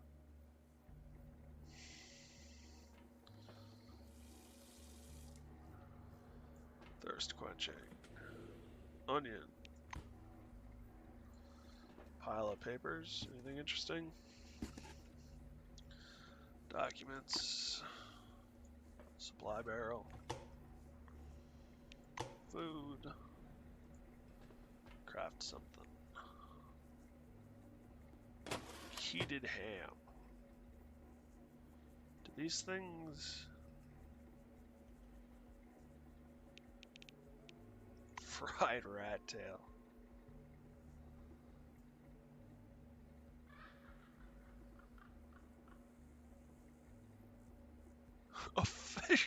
Effectively a meat-flavored chewing gum.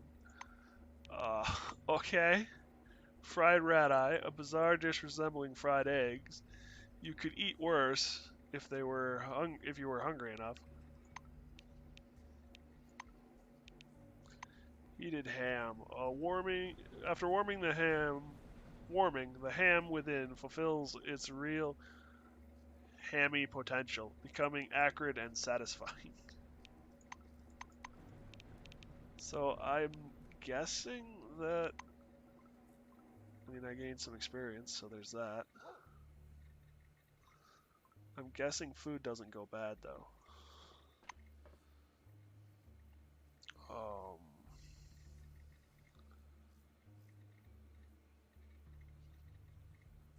Can be turned into a dish. Slightly poisoned for 3 turns.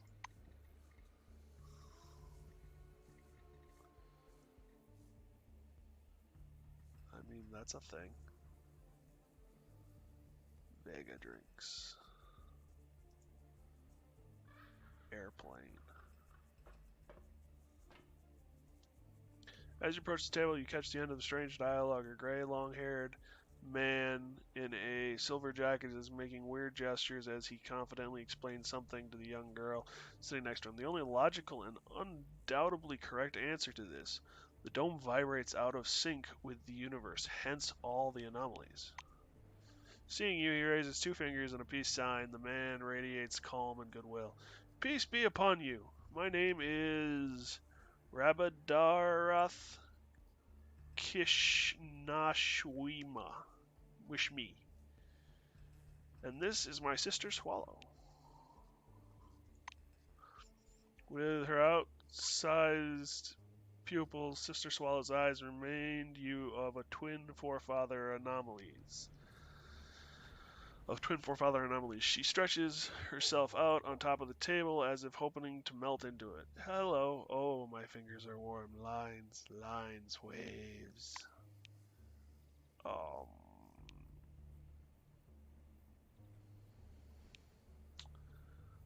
I'm sorry. When I feel good, I like to share with my neighbor. Ignore it, please. Giggles like a child. Look at this 2 more closely. Swallow rubs her cheeks against the table surface. Absolute peace written all over her face.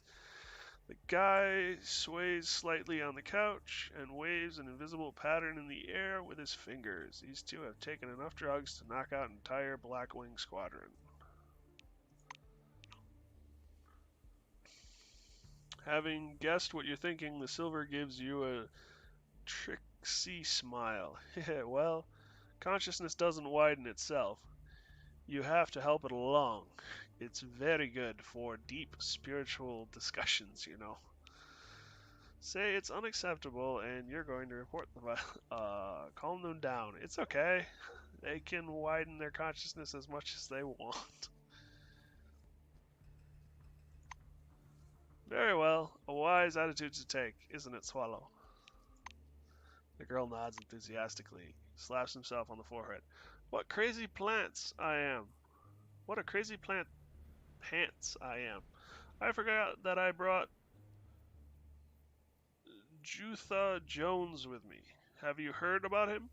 Oh, I'll read some of my favorite quotes aloud. Join our book club if you wish. Club. He chuckles again. Move away. Why should we depend on rational Yeah, logic? no. Reason leads us up a blind alley over and over again. There are Examine only two side ways. shock. Oh, so I can like electrocute it if I really want to. Anyway, As you well know. The old man sits at the counter with his head propped in one hand.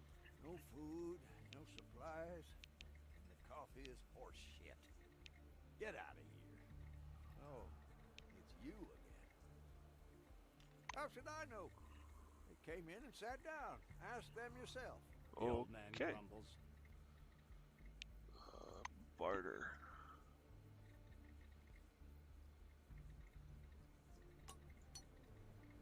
Transfer all.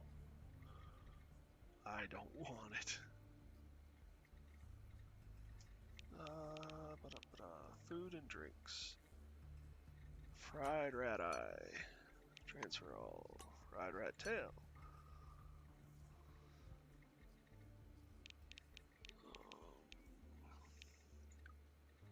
Armor and clothes. Weapons. I can get rid of the broom.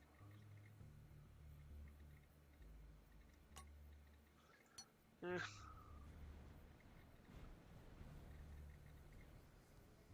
Throwing weapons. Contraptions. Interesting. Transfer all. What is this? Pipe wrench. Melee weapon 200. You've got shells, good sir. You've got shells. Bam. Oh, and spam. Sam. Not spam. Sam. Salmon fish snacks.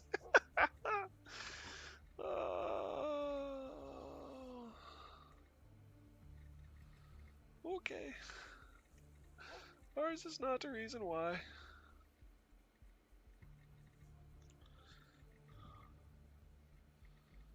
Oh, I don't even know anymore. Fuel? Is it considered an ammo? Okay.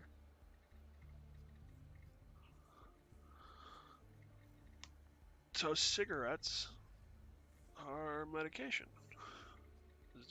Is this just chemicals? Drugs, stimulants, and medical equipment. Disinfectant? Okay. I don't think you should be eating that, but okay. Tools, components, and supplies. Okay. Books and magazines. Quest items. Okay, so they do split it up.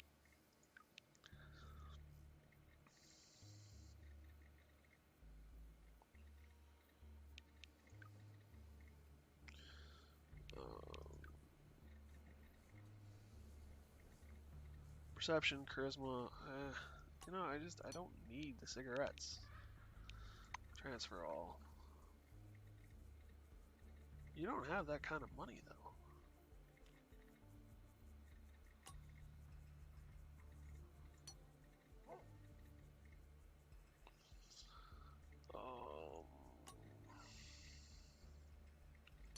Ammo was always useful, though.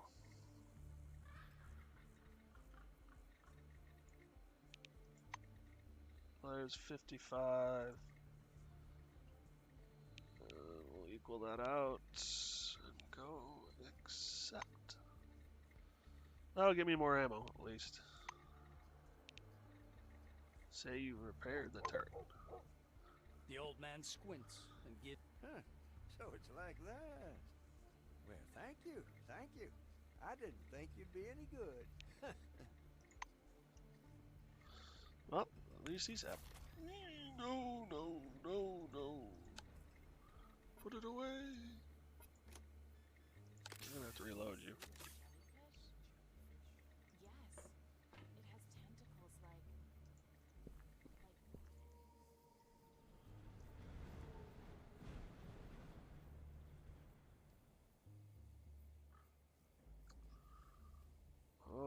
Okay.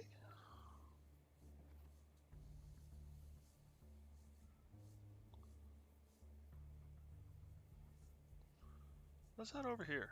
See what there is.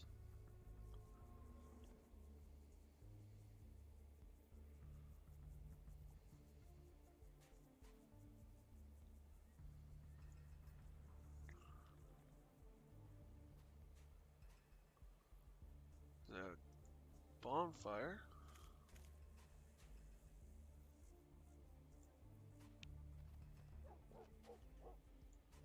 Oh, so the heat.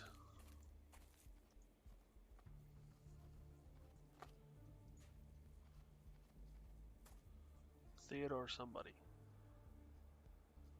Oh, what do you want? Well, can you put the weapon away first? Nod and hide your weapon. So, obviously relieved. Glad to meet you. His protective suit sparkles with myriad flickering pinpoints. Purple gloves, white skull mask, glittering like a snow drift on a sunny day. Researcher's chest, metal badge, Theodore. Extend your hand for a handshake. Scientist takes a step back. I wouldn't do that if I were you. The properties of the substance haven't been studied thoroughly, and your suit's defenses is insufficient. I appreciate the readiness to give your life for science, but it's simply not worth it. Ask what he's doing here near the swamp. I'm from Magellan Station. 2 weeks ago, management sent me to conduct a field study on my hypothesis, which is that the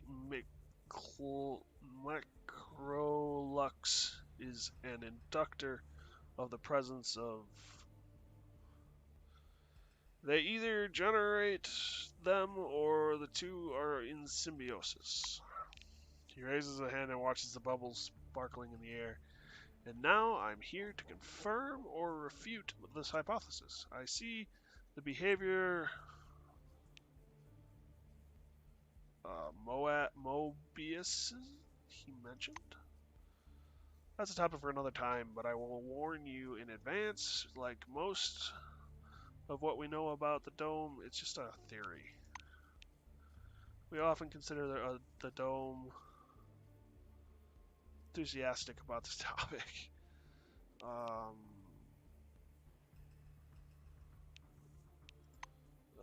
Theodore describes a circle, one hand. People who come with the first expectations will tell you how it all began and how the dome was back then. It's a whole new ecosystem now. Have you heard of the afflicted? They're employees who've been heavily exposed to relic influence. Biologists will tell you there is a special niche in the food chain for these afflicted. Looks like the dome transforms the resources it gains into a useful form. The Mobius is an example of how the dome transforms our equipment. Research drones, cars, diesel generators, these things regularly vanish, but not without a trace. They come back as biomechanical guards. Actually, Mobius stands for Mobile Biomechanical Sentinel. Huh. They have their own hierarchy, their own behavioral patterns, their own habits. They also almost always incorporate an embedded rock formation. It's a mimicry mechanism to blend in with the surroundings, you understand. We've already classified several different types, and when we understand the connection between them, we'll know much more.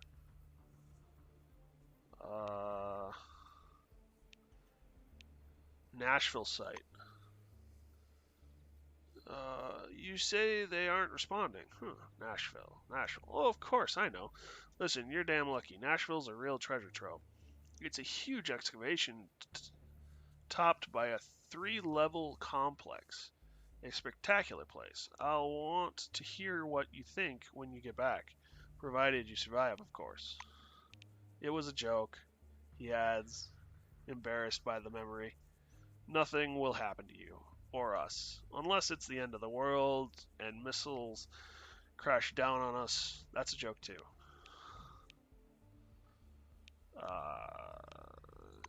Blah blah blah. Phenomenon. Particles. They're small gas bubbles in a liquid shell, non-toxic, slightly lighter than air, non-hazardous.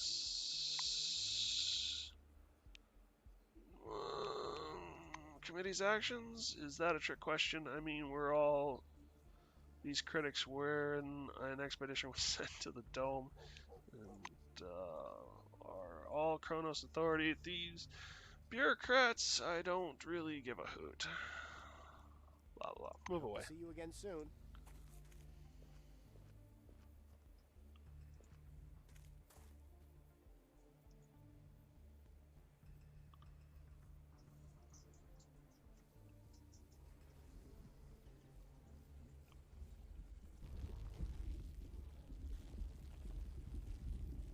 That's something.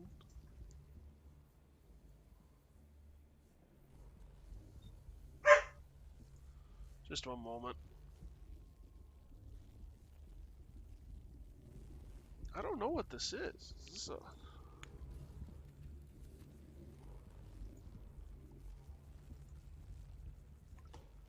Looks like a gas station backdoor key. Packaged water.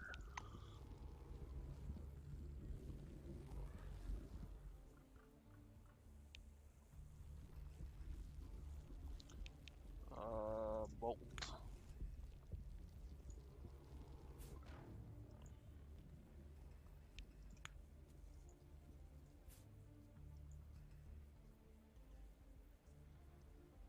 Ouch. I am bleeding. Oh, okay. Princess. Heavy weapons, tactical rifles.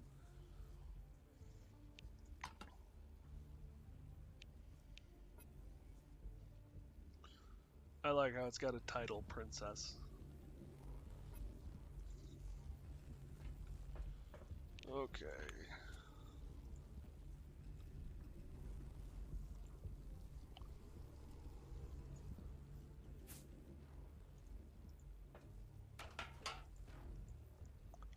Oh! No, no, no, no! Don't go back there! Just come around here, yeah, thank you.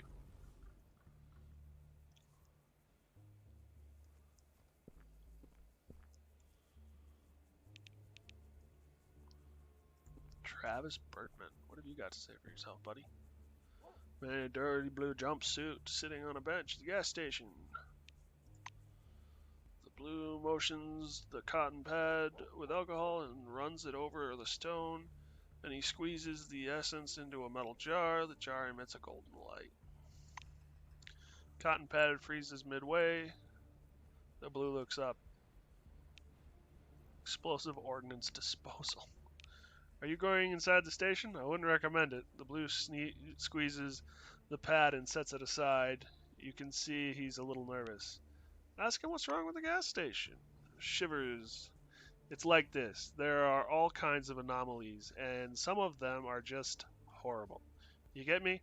There are a lot of such places, and awful things happen to anyone who stumbles across them. The gas station itself isn't that bad, but the basement looks thoughtfully into the void. There's something there, something like a tree, and it's running out of room. Soon it'll be too big for the space. Mark my words, sometimes it sheds the smaller relics. They're nothing special, but they do protect you from all kinds of anomalies, which is useful. I found one myself, but the effect is worn off. And I'm not going back for another. He gestures you to lean in. There's someone in the basement. A very skeezy someone. Not alive, but also not dead. In one word, a nasty thing. I don't recommend meeting it. Ask what he's doing. That's not a rhetorical question, is it? I'm sitting outside a weird gas station with a basement straight out of Weird Tales mining relic dust. Marvel at it and say it must be an insanely interesting job. Not really. It's, kind of like living by the sea. Walk along the shore and you can find all kinds of stuff washed up on the waves. Sometimes it's interesting, mostly it's just junk. Pushes the jar towards you. The gray emulsion Inside glows with a golden light. Even the oranges are squeamish about this shit. It's real hard to get, although it's good money. Labs buy stuff like this all the time. I don't know why, and I don't care. The main thing is that they pay for it. Kronos is exploiting the heritage of mankind. Why can't I make some extra cash on the side, too? Ask if there's anything interesting around. The place is full of interesting stuff. It's an anomalous zone. After all, machinery doesn't last long in this place, so I walked here. The whites say it's a typical retrograde anomaly, and I even know where the source is. Looks at the gas station. Yep. It's all from the gas station. There's a huge second-class fractural relic in the basement, and sometimes small golden balls fall off it. I would take a couple for myself, but, well, there's something weird going on in there. I advise you stay away. He looks at his Kyrus. Oh yeah, there's a path behind the diner that leads to the swamp. That's where you find the Merklux. I've marked the place as worthless, though it's beautiful, of course. Ask why it's worthless. A man working in the swamp told me whatever you find those things, you find a Mobius. Yes, Mobius. Well, whatever the Mobius are, you'd better not go. I'm glad the passage to the swamp has been blocked up with rocks. Feels safer. Find out what's going on. Alright, as long as you leave me out of it. 2 words. Something living. There's something alive in there, and it barely resembles a human being.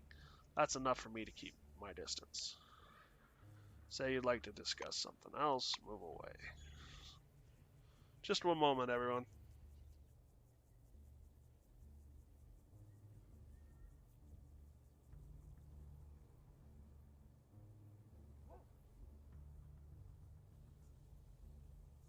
Alright, sorry about that. The dog is unhappy.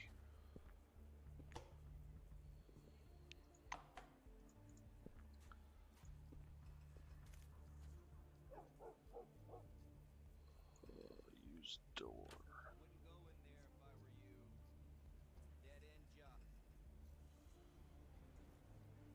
So we're gonna save.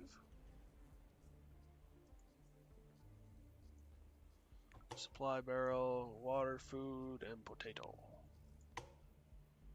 I'm already running out of room, damn it. Onions. Supply barrel. Ham.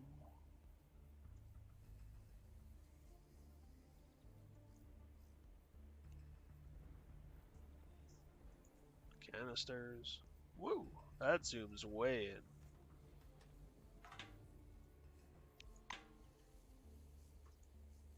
Military grade. Sterile bandages. I could have used those like 10 seconds ago when I was getting bleeding. Just a moment.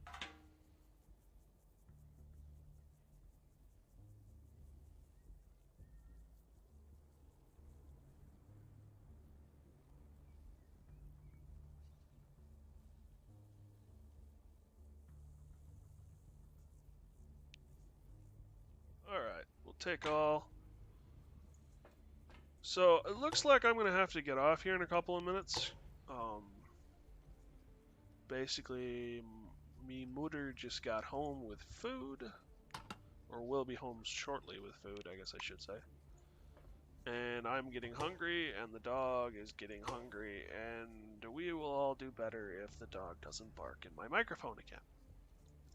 So I'm going to finish up looting this top floor, and then I think we're going to call it quits before we go into the basement.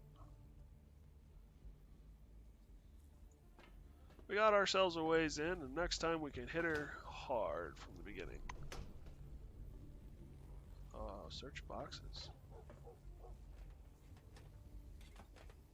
Nothing found. Container? Locked. Force it. Insufficient ability score.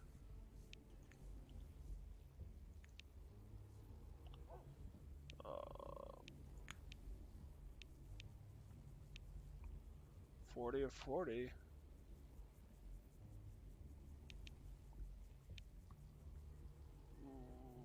Let's think about this for the time being. Ammunition box. Take all. Metal box. Take all. Cot. Chemistry workbench.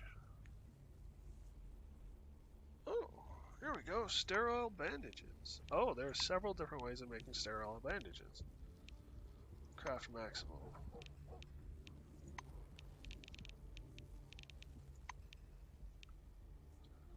Explosive device. Black powder. Damn it! There you go. That's what the stacks of documents are for.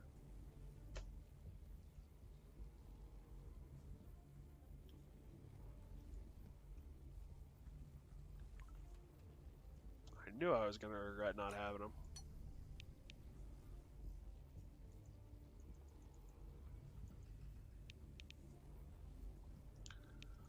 Okay. I want to know, can I take apart a shovel?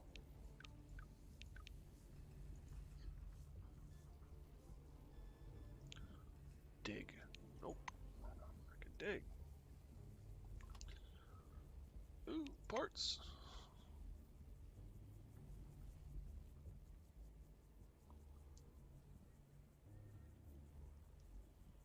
Alright, so real quick, head over here.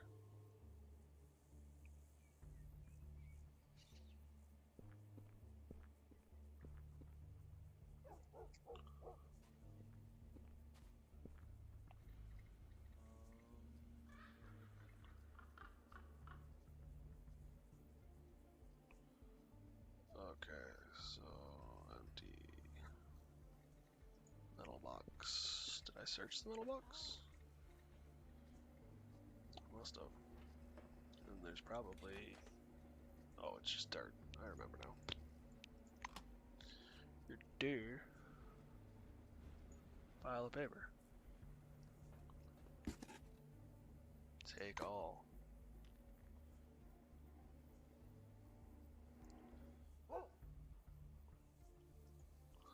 I remember there were some piles of paper here too that I could take and use.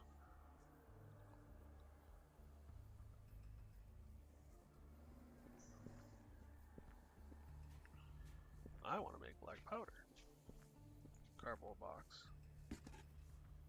Take all. Take all.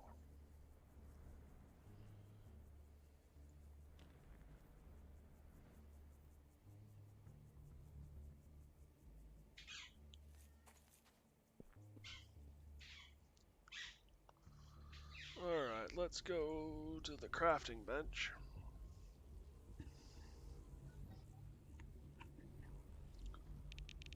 Now we should be able to...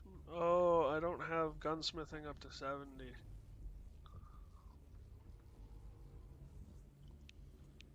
Darn. I got ahead of myself. Alright, I'm gonna do a quick save. See what's in here, and then determine if I actually want it.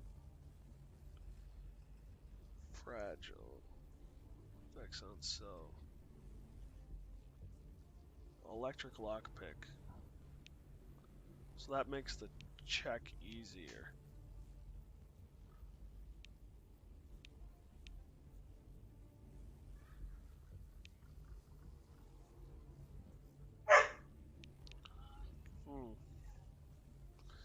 Well, I think I will make this decision while I sleep on it.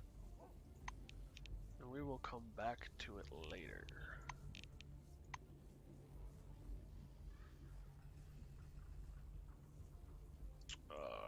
Brain work.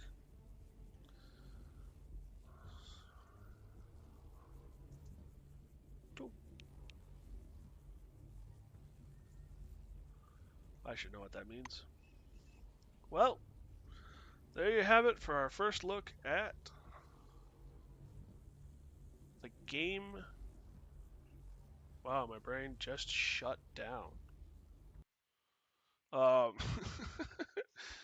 Entombed is what's going through my head. Encased. There we go. Um, Seems pretty interesting. Slow start, like I was afraid there'd be, or heard there'd be. But we're getting moving now. We're getting to see more of the world. Hopefully well, we got a little combat with the rats, I guess. I don't know how I feel about that. But anyway, I might be back on tomorrow. We'll see. There's some stuff I need to get done. There's some stuff I need to get done, and I don't know how the scheduling is gonna all line up. We'll see what happens. But I will be back for sure on Monday. Monday we will probably be back here. We'll either be back here or we'll be in Rebel Galaxy. I still have to finish that up. So, yeah, I enjoyed it. I hope you guys had fun. Thanks for watching. Thanks for sticking with me. Thanks for putting up with me and how slow this has been. And yeah, hopefully I'll see you next time. If you've gotten this far, if you enjoy what you're seeing, if you're having fun, please hit that follow button. If this is on YouTube, hit that like button, hit the subscribe button. It really helps me out a lot. Really encourages me, makes me feel like what I'm doing is good. And I appreciate it greatly. Thank you all.